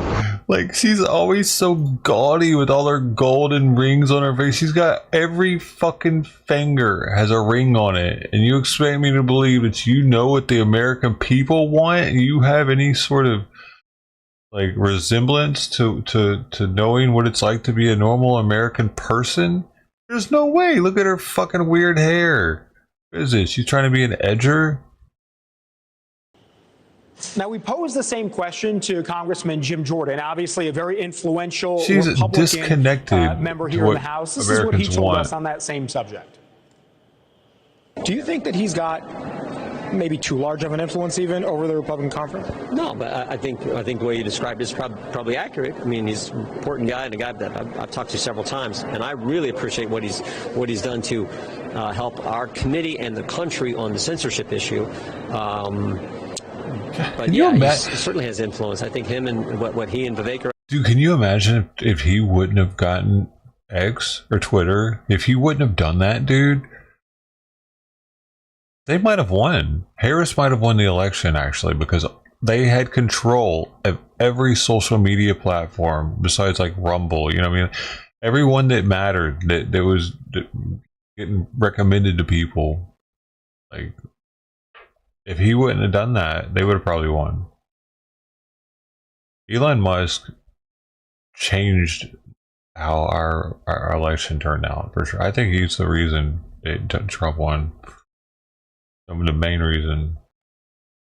Up to is good, going to be good for Trump the country. Probably knows it. All I know is I was against the bill, you know, when I saw it. So here we are, effectively 36 hours away from a shutdown unless Congress acts. Just quickly at the practical consequences of a shutdown, Natasha, you can see here on your screen, these would be serious. You could potentially have workers that would be furloughed. You could potentially have workers that work for the federal government that do not get paid through the holidays until the government would reopen. That would include, by the way, active duty members of our military and the rest on your screen here. So real consequences if nothing is worked out. Thanks for watching. Go to joinnn.com to find News Nation on your screen. I don't think they'll keep it shut down if it does get shut down. I don't think they'll keep it shut down through the 1st. Like I bet they'll make sure that payments go out for stuff, because they definitely don't want a bunch of people not paying rent all of a sudden in like the whole country.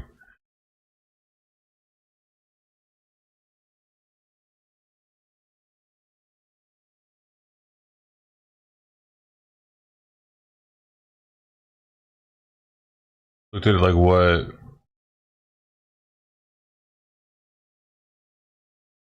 Oh, the Trump winning because of X?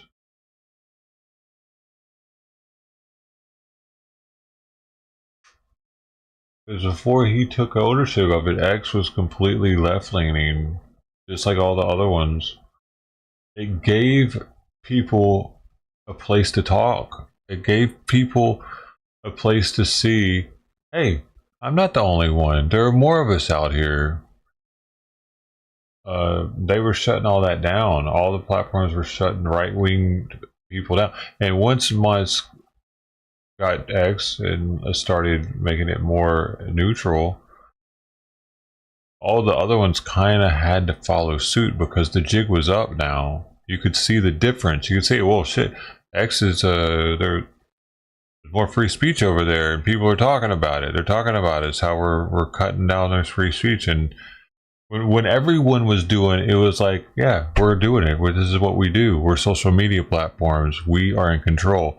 But when he got what he got, he showed them, he showed the people that these platforms don't have to do this to us. So the platforms had to bend a little bit. That's why they started letting people say shit about the elections being robbed and COVID denier shit. All that would get shut down before, remember? I gotta take this to BA.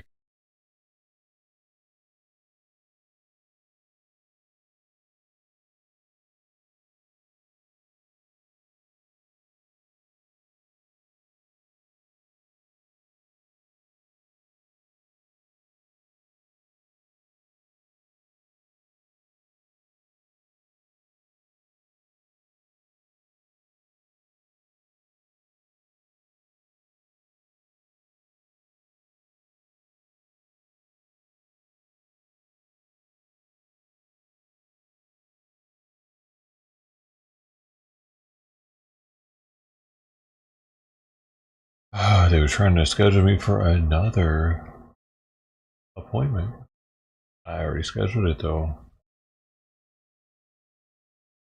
What is this? This should be funny. Excuse me, sir. What do you want? I want a job. You? Having a college degree in the 50s versus now. Excuse me, sir. What do you want? I want job. You? You want job? I think I'm deserving of a position in this company, and... What's going on? Sorry, I was having traumatic memories of my time serving in the Pacific Theater. A part of me will always be on those islands. What are you, a woman? Get over it. Excellent point, I will try. Why should I hire you? Thanks to federal funding, I was able to go to college and earn a degree. What did you say? I have a bachelor's degree. Take my job. Take my shirt. No, thank you. You're going to have a stable income for the rest of your life. My degree is in the philosophy of gender. No one cares. You're in charge of this nuclear reactor now. Oh, no. Can I have job?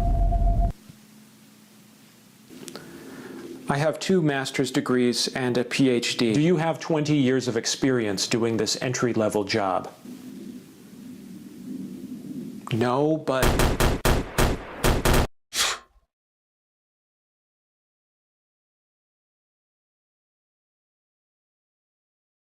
Is rocket launching business. What?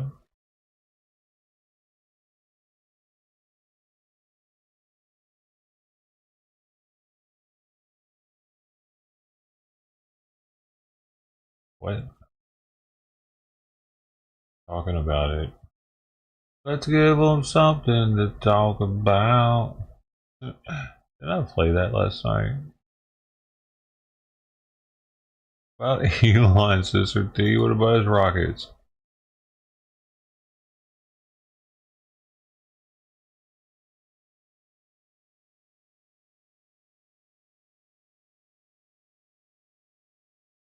Should we still be eating crabs?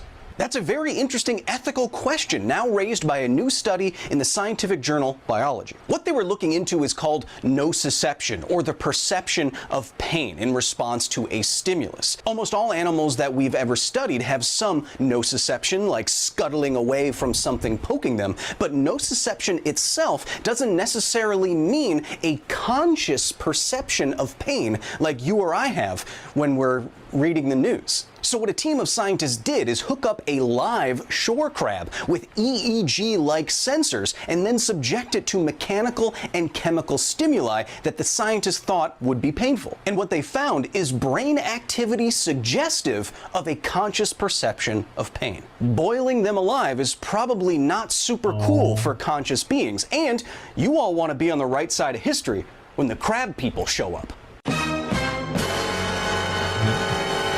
Should we still be eating crab?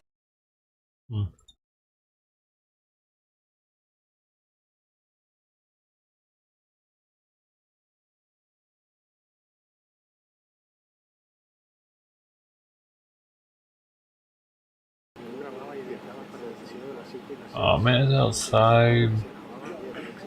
The Abbott thing's gonna be outside.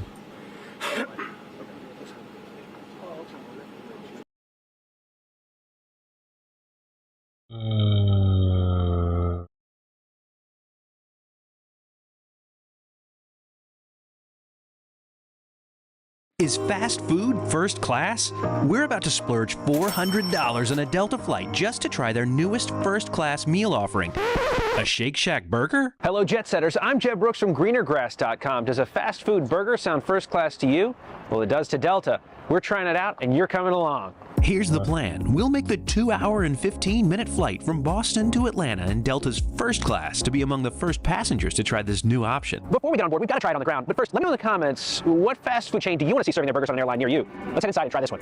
Here in the store, the burger costs $7.49. But if, like us, you order a first-class ticket on the side, well, that costs $419. With apologies to my personal trainer and coach, Blaze Thompson. Yep, his name's Blaze. Here's the first of 2 burgers in this video. That's right. The name is Blaze. And we're going to burn those burgers off one rep at a time. But remember, it's consistency that actually matters. If you're doing what you're supposed to do in the gym, as well as taking care of your nutrition, you can have a burger or 2 every once in a while. We'll be paying for this in the gym next week. Spoiler alert, prices high.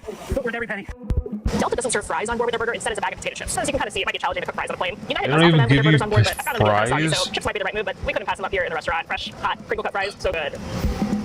This is the classic Shack burger. It's basically a cheeseburger with some special sauce on it. This Okay, tastes buddy. really good on the ground. I love a burger. I mean, it's probably my favorite thing to eat outside of like Japanese food, Chinese food, pizza. It's up there. I like a lot of food. But this is a really good burger. There's no way Delta's going to do this as well in the air as it is on the ground. But your standards are different in the sky. Looking forward to having another one tomorrow. Well, that was really delicious. But before we leave Boston, there are two things we've got to do. We've got to meet up with YouTube's most original creator, one of my all-time favorites. But first, it's time for some mini golf. Not sponsored. Oh, here, eat the burger, bro. On Dulles to Frankfurt, and this was in my Happy Meal. Those are the good old days, right? Battleship Gray. For anyone who expects fine dining, Michelin star food, and domestic first class, What is that, though? You'll have to book a Delta first class ticket on a flight over 900 miles leaving Boston after 9:46 in the morning. Delta says they plan to roll them out to more destinations in 2025. The burger is not part of the onboard menu. Instead, it's a limited selection on the pre-order menu, which you'll have to order in advance. And that's what we did. But what would you pick from this menu? Well, today's the day we get to try the burger on board. We've arrived here at Boston Logan. Will we make a video about every new meal option on every new airline? Probably not. Boston's an easy trip, and we like burgers. I think I'm dating myself. Pre 9/11, United had McDonald's Happy Meals as kids' meals. I ordered one. What? $129. Oh no, not for the meal though. That's pretty neat though. I don't remember. 2000 on Dulles to Frankfurt, and this was in my Happy Meal. Those are the good old days, right? Battleship Gray. For anyone who expects fine dining, Michelin star food, and domestic first class here in the United States, I think the fact that Delta Michelin star food and domestic.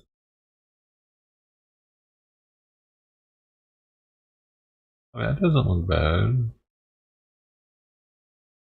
The meatloaf though. First class here in the United States, I think the fact. Shredded chicken salad. The problem is they just don't give enough food, man. That Delta are serving fast food hamburgers and people are excited about it Breakfast is pizza. evidence of just how much money they invest in dining on planes. It really is not a feature that U.S. airlines, at least, really put a lot of emphasis on. First class on domestic flights in the U.S. isn't quite as glamorous as many people think. We made a video about this, and I'll link it in the description below. Let's face it, lots of airports have Shake Shacks, so we could have just saved ourselves a few $100 and gotten a burger in Atlanta. But what's the fun in that? That is not our plane today, but Delta painted thank you across that A321 to say thanks to its employees and customers. And I want to say thank you to you for watching our videos all year this year. That thank you livery right there is a great reminder for me to say thank you to you. Our plane is here. We should be heading down board in just a little bit. Massive Thank you shout to out you to everybody guys. who's working That's out my there today to turn reminder. these airplanes around. It is cold today. Next up, Atlanta. Delta's new in-flight entertainment system the definitely first-class impresses. seat. It's slick and allows members of their frequent flyer program to log in, and then recognizes your status, and even lets you save content and resume movies where you left off. We will need to the eyes. Looks a little like we're getting covered in Shack sauce. What the hell? What was that? The burger is only available as a pre-order, so We didn't get a tablecloth at Shake Shack, did we? and here it comes. Ever. Fast food delivered at 36,000 feet. What you're not getting is just how good this smells. It smells just like the restaurant. I'm sorry to see well, I guess it's probably good that In addition to the burger and toppings, the tray includes a Caesar salad. It's a much nicer side salad than you normally see on Delta. You'll also get potato chips and dessert. This music absolutely. sucks. Shack sauce for the win. What exactly is in Shack sauce? I don't really know, but it's very tasty. This is really good. It tastes just like it does on the ground. That definitely exceeds expectations, in my opinion. I kind of thought it might be soggy on board, but the bun is very toasty and not soggy at all. It's really good. Really mimics what you get on the ground. Clean Plate Club means dessert. That has to be the best burger I've ever had on a plate, and I'm impressed. Now let's try the dessert. A little taste test. Shake Shack's known for their milkshakes, but they have a brownie on board here on Delta. Milkshake might get kind of messy. We complimented our Boston-based flight attendant on how good the burger was, especially the toasty bun. She said she warms it separately so it doesn't get soggy. Talk about going the extra mile. What do you mean going the extra mile? You're fucking spending $400 for a fucking burger ticket, pretty much. You go the extra mile. Dude, if they were soggy as shit, nobody would want them. That's not the extra mile. That's making it correctly. People are stupid, man. Oh, she really went the extra mile. It made me eat a sloppy, soggy burger. To Atlanta, onward to our home in Greensboro, North Carolina, costs $419 per person in first class. Now, is that worth it for a burger? Well, I mean, a burger with a side of transportation. Luckily, we're getting where we need to go, which is a good thing. What would a normal ticket cost? I think I would order that burger again. How much more legroom do you get? I think the flight attendant did a great job of the presentation, and it was just tasty. What about you? Would you order it again? That's something I'm going to crave on a plane, that comfort food. It was delicious, like surprisingly tasty. Between now and the next time, see you in the sky. You don't want to say see you in Shake Shack? No, because we'll see them in the sky eating Shake Shack. Good point. All right. See you next time. The squirrels are ready for winter here. These are some big squirrels. Your standards are lower in the... Let us know in the comments. Is this the dumbest video we've ever made? No, that award goes to the dollar store video. Hey, but that was fun. It was fun. And useful. And so this will also be fun and useful. Well, fun. It'll be fun. Yeah. Let's head down there and board this bird. Let's head down there and board this bird. It smells. The good light job here, see what's on this balcony. What exactly is in Shack Shop? Probably not supposed to do that. Between now and the next time. I bet people on the plane are like, oh, great. TikTokers. Because they're like redoing shit. Oh, I gotta do it again. They talked over me. And action. You know, like it's great. I'm sitting next to a TikToker in first class. That's just what I was trying to be in first class for the loudness of it.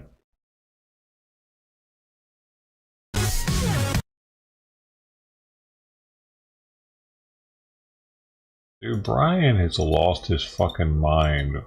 No one gives a shit about your weird uploads, bro. Oh my god, dude. Somebody tell that dude to just stop.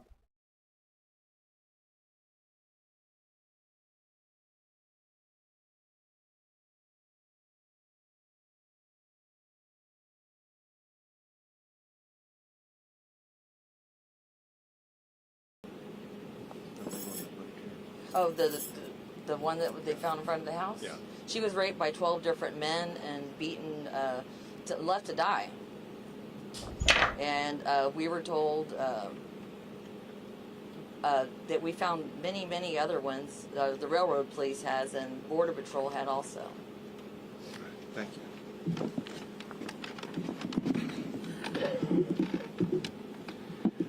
I want to thank Kim and Martine for opening up the property, but more importantly for being able to share their story about the reality of what's happening on a daily basis, especially under the Biden administration with the open border policies that have led to so many sexual assaults, murders like what she talked about on this very property. It's a deadly situation, a horrific situation for those who are victims of sexual assault, a horror that we fully expect to end beginning in about a month, when President Trump takes office and shuts down the border and restores safety and normalcy to an immigration process. I'll take a few questions. Governor, I've got a question over here on this side, if you don't mind, sir.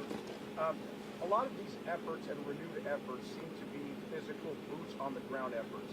At what point do you think, in your role as governor, you can help affect actual policy out of Washington that comes in the way of law from the highest order? So what Americans expect and what I want to ensure we deliver is making sure that we do accomplish one task first, and that is to stop illegal immigration into the United States, and my job is to stop it into the state of Texas. After we accomplish that goal, then we can move on to other goals. And it will be up to the Trump administration and those serving in Washington, D.C. to figure out a pathway forward. But I don't think any American has any appetite to make reforms in the system until we do two things. One is to stop the illegal immigration and show we're going to be able to continue stopping it so that the only immigration that occurs is legal immigration. Do you think said last month that preparations were underway, you were with Tom Homan, to have the necessary changes go into effect on day one? Can you give specific examples of what changes are going to be made and what you're doing in preparing for that? Maybe the collaboration between the federal agencies and DPS and National Guard. We haven't had any specific examples of what will change. So obviously, I don't have the ability to share with you precisely what the Trump administration is talking about. I can give you some top-level things that Tom Homan, the border czar, has talked about, and that is deportations will begin on day one. And one preparation for that is they need more ICE agents. They need more Border Patrol agents, and they will be working to administer those, but also to unleash Border Patrol agents as well as ICE agents to do their jobs. Very importantly, over the past 4 years, ICE and Border Patrol agents have been hindered in doing their job. Part of that doing that job is using the ICE agents to locate those who need to be deported and deport them. So you can expect, and I expect, deportations to be occurring very early in this administration. Second, I'm not even done answering this question yet. Second, there will be a massive expansion of border barriers put up. One thing that President Trump wants to achieve, that Tom Homan wants to achieve, and we must achieve in Texas, and that is to maintain the resistance. Remember this. This is a point that I made to and about President Biden repeatedly. There were 3 laws that predated even George W. Bush. A law that requires the president to deny illegal entry, a law that requires the president to detain anybody who does enter illegally, and a law that requires the president to build border barriers. Bush and Obama and Trump did all 3 of those. Biden did none of those 3. What Trump will do, he now knows exactly how to execute these duties in office, and from day one, he will execute all 3 of those duties. Do you think that this guy? Hold a second. This guy has had a question. I'll come back to you. Family separation is okay? The guy in blue. Did you have a question? Same question. Say it again. Do you think the family separation is okay for the country? So I'll tell you what Tom Homan said. Tom Homan said this, and there's no need for family separations because if there's a person in the family who is in the United States illegally, the Trump administration will deport them. And it's the family that gets to choose. The family gets to choose, are they going to remain together and all go back together? Or is the family going to make the decision that the family will have a separation of the family? That's a family choice, not a choice by the Trump administration. We've seen the deterrence that you have in the water, billboards now, but is Texas, and are you getting the legislature and the state ready to basically almost shoulder the burden of what seems to be the deportation movement that would go through Texas? Do you think Texas is going to be carrying most of this weight? Are we going to have most of the burden of it?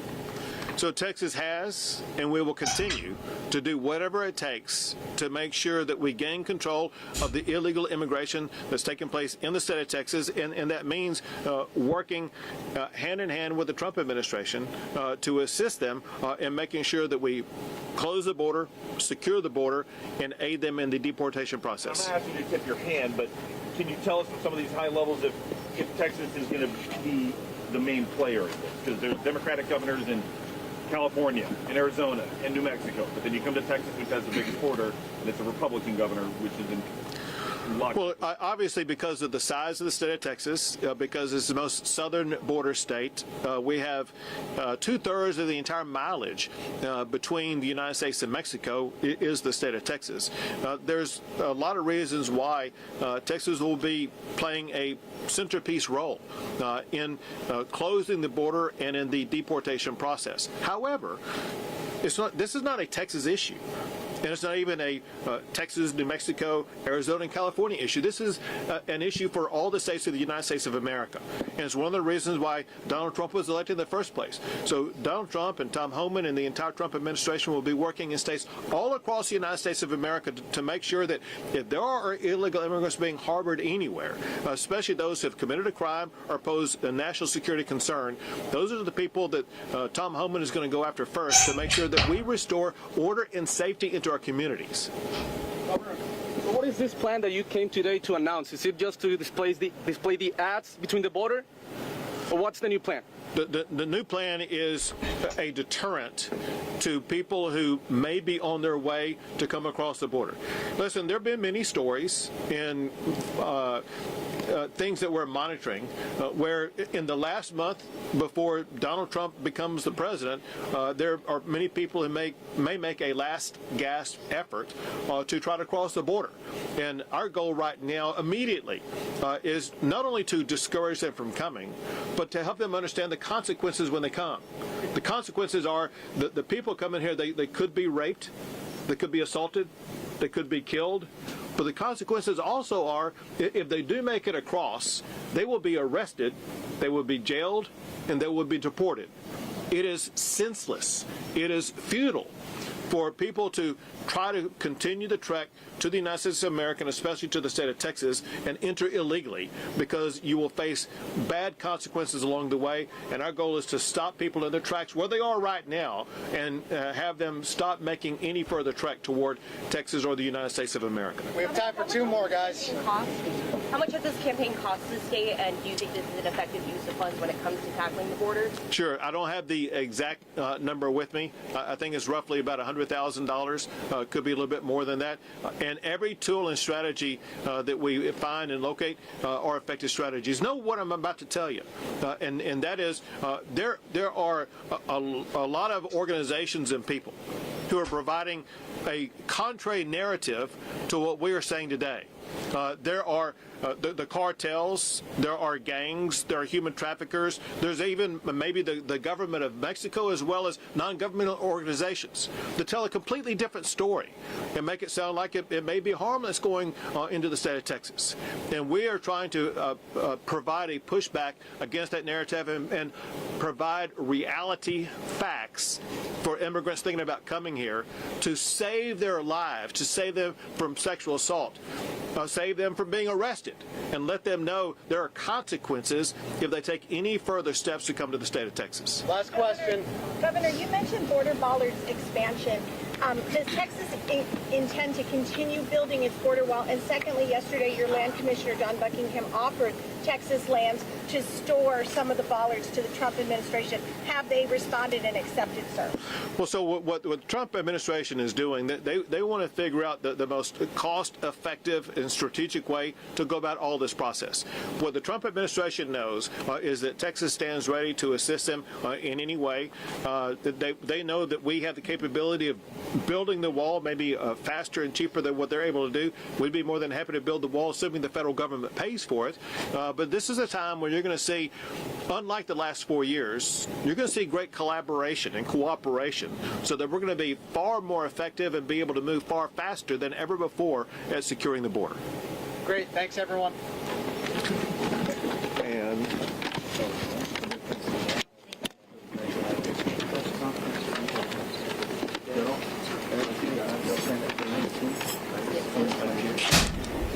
what the heck? Thank you all. Have a good day. Thank you.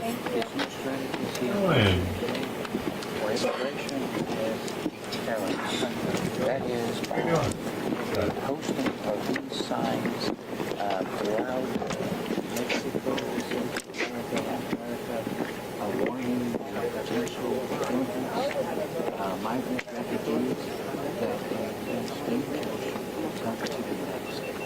So the main strategy is going to be deterrence. And he anticipates there will be great collaboration between the Trump administration and the state of Texas, unlike the previous 4 years under the Biden administration. This is a U.S. business journal reporting for Andrew Parks. Can y'all give us some space? We're going to use this to get out. Thank you.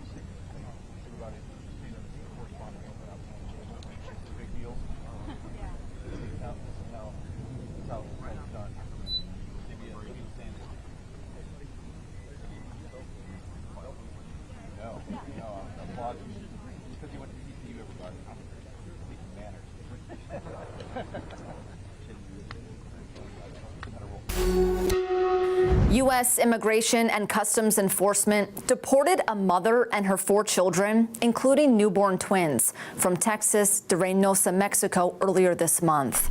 Cristina Salazar is 23 years old. She was born in Mexico and married her husband, who is a U.S. citizen, in 2019. She and her kids were taken into custody on December 11th. Salazar's husband, Federico Arellano Jr., says he's fighting to get his family back. Federico tells KHOU 11 News in Houston his wife and 2 older children were awaiting immigration hearings, and that Salazar missed a hearing just a few weeks after having an emergency cesarean section to deliver their twins. Federico says they called the immigration court to let them know that she was recovering from surgery and that the hearing would be rescheduled. Immigration authorities then called the family and told them to meet at a location to discuss their case, when Salazar and all 4 of her children were arrested. The twins are U.S. citizens since they were born in the country. The family's attorney says they didn't have legal representation when they showed up for that meeting, ultimately leading to arrest. This case shouldn't have gone to this extreme. There were options, legal options that were available, and he was not given that opportunity. The family's attorney says they are filing a complaint with the Inspector General and working through legal options to get Salazar and her children back to the United States. For Straight Arrow News, I'm Lauren Taylor. For more on this story, download the Straight Arrow News app or visit san.com.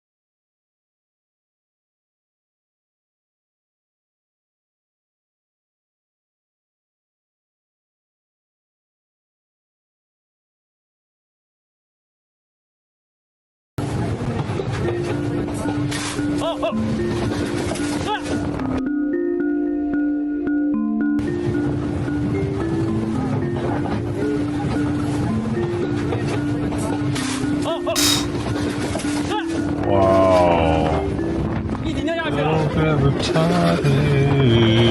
I got a retarded wife. You just got hit by a tree. Minor injuries? What the fuck? Dude.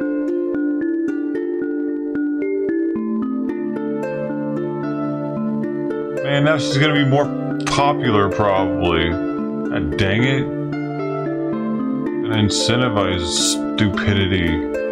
Hey, if you get hit by a tree, you'll end up on international news. It's even better.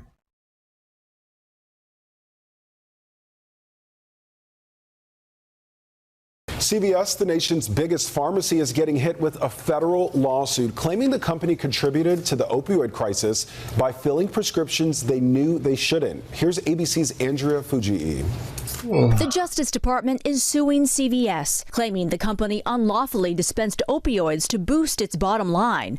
In a civil lawsuit, the government claims the country's largest pharmaceutical company knowingly filled prescriptions for controlled substances that lacked a legitimate medical purpose. The failure to step in and prevent the issuance of prescriptions that should not go out the door for dangerous and potentially fatal opioids puts lives at risk. The complaint says the company, with more than 9,000 stores nationwide, did it to fuel its own profits at the expense of public health and safety. The Justice Department claims CVS ignored its own pharmacists and internal data, pointing to problematic prescriptions. There are repeated red flags that we allege. These are not subtle red flags. They are overt, they are repeated, and they were repeatedly raised by CVS's own expert pharmacy staff. CVS denies the accusations, saying each of the prescriptions in question was for an FDA-approved opioid medication prescribed by a practitioner who the government itself licensed. Just 2 years ago, CVS and Walgreens agreed to pay $10 billion to several states to settle lawsuits linked to their roles in the opioid crisis. But neither company admitted to wrongdoing. The Justice Department says CVS could face civil penalties for every single prescription filled in violation of the law. Weird.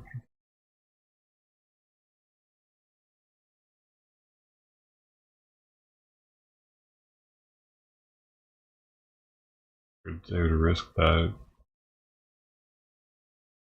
Oh my gosh. Way, wherever you are, where that land meets the ocean, there is an underwater cable there beneath the waves that connects you to the rest of the world. And it is these cables, they're about the size of a garden hose in most cases, that carry 95% of the world's digital data. Phone calls, emails, you name it.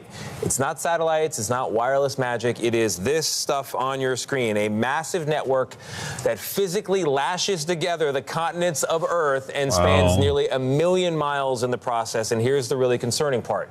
These cables can break, just like cables on land. Sometimes it's just an act of life happening, nature, a curious shark, but increasingly, it is also clear that sabotage is a possibility. Chinese vessels have at least twice severed undersea cables in the Baltic Sea in Europe, including just last month when a Chinese-owned ship coming from a Russian port dragged its anchor across the ocean floor for more than 100 miles. What? The result? Broken cables affecting at least 4 different countries. Now, the Chinese government says it supports the security of undersea cables, and the Russians have forcefully denied any culpability here. However, the German defense minister said bluntly, no one believes that these cables were cut accidentally.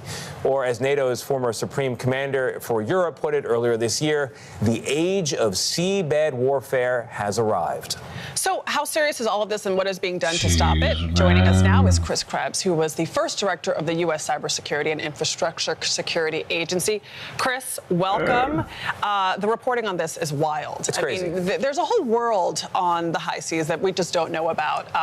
But let's talk about this Chinese ship that left a Russian port and cut the cables in Swedish waters. European investigators say there's no way that anyone manning a ship like this would not notice that its anchor was down. It slowed down for days. What do you think is going on, and what's the threat? And in fact, I think it doubled back at one point. So, look. Just to make sure, maybe. Yeah, you know, just to extra. measure twice, cut once. Maybe they were going to cut twice here. Look, so subsea cables are a thing that have been, a modern infrastructure, we'll call it, for about 150 years now. 1850. Really? That 1850 was the first telegraph laid between England and France. And then fast forward to World War I, where the British fleet controlled most of the actual submarine cable tenders, the ships that actually lay and repair cables. But they cut the German cables, and the Germans couldn't fix it. So modern warfare has included disrupting these seaborne cables for years and years. Even the U.S. in the Cold War would tap into submarine cables that the Soviets had laid, and we conducted espionage. We could listen in and to their military communication. So it's here, it's been here, but now what's at stake is, Tony, as you pointed out, the vast majority of global data transits these cables. And it can lead to latency issues when there's damage. And in some cases, particularly geographically isolated countries, can have serious degradations, if not total outages. Well, Taiwan comes to mind, right? Sure. It's connected to the mainland by these cables. If they're cut and a war breaks out, I mean, you've got blank cell phone screens. Maybe your equipment militarily struggles to work. Yeah, look, in the Chinese manufacture about anywhere from 30 to 50% of submarine cables that are being laid now. They have a tender fleet that represents about a quarter of the global ships. So they've got the capability to lay their own, but they also have the capabilities to go in and disrupt, to your point, Taiwan. And if there is an invasion of Taiwan, one of the first things get hit is the cables. So what would be the potential motivation if the German defense minister is right that it was not an accident that these cables were cut? That's a good question, right? I think it's still early in the investigation to really figure out why. There are allegations that maybe the Russians influenced this ship captain, which might actually make sense, which is why the Chinese are actually cooperating. Why would that make sense? Well, because the Chinese are cooperating. Usually if the Chinese are responsible for something, they don't cooperate. Their statement was very kind of like, we respect all international law and all of that, where the Russians were more direct in their denial. Well, hold on. Why do we even need cables in this day and age? I mean, CBS Deals is selling you wireless charging all the time, right? I mean, can't we do wireless internet globally? Well, it's about latency, it's about speed, and it's about capacity. So these cables can carry terabytes of data equivalent to a satellite that can only do about a gigabyte in the same time frame. So it's all about throughput, it's about speed, it's about latency. What do we care about right now? How fast that Netflix movie or whatever. It's so true. Look, I'm in the middle of Landman. I can't wait to get home. And we watched Yellowstone the other night, but there's so much good stuff that's streaming, and the demand from the consumer is driving more and more of these. This is how World War III is going to break out, because the streaming is breaking Exactly. If you want to disrupt a country and sow chaos, Sir, they cut the cable. That's it. Fire up the engines. Chris, great to see you. Yes, thank you very much for being here. Appreciate it. I'm Steve Ducey.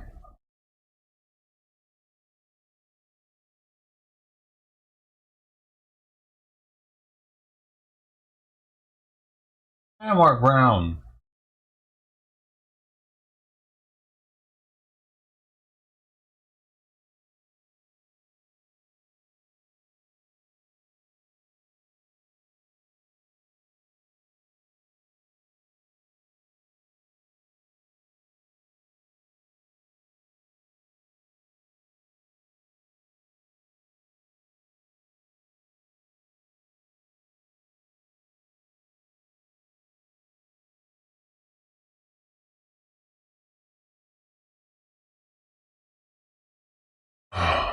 Well, I'm ready to go, y'all. The sun is on the plate.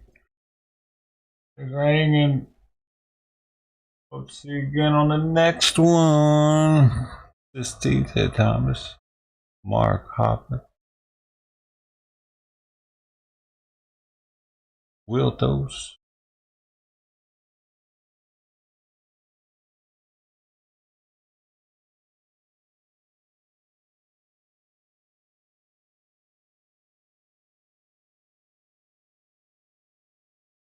Amos Bumble is here too. Northwest Media. Mark Bass.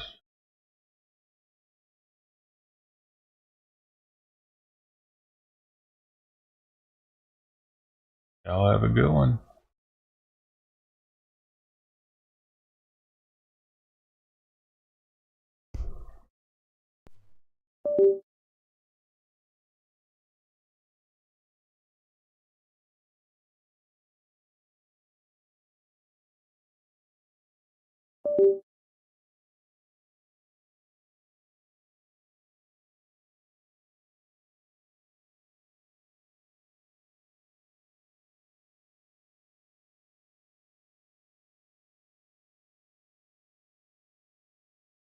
another one.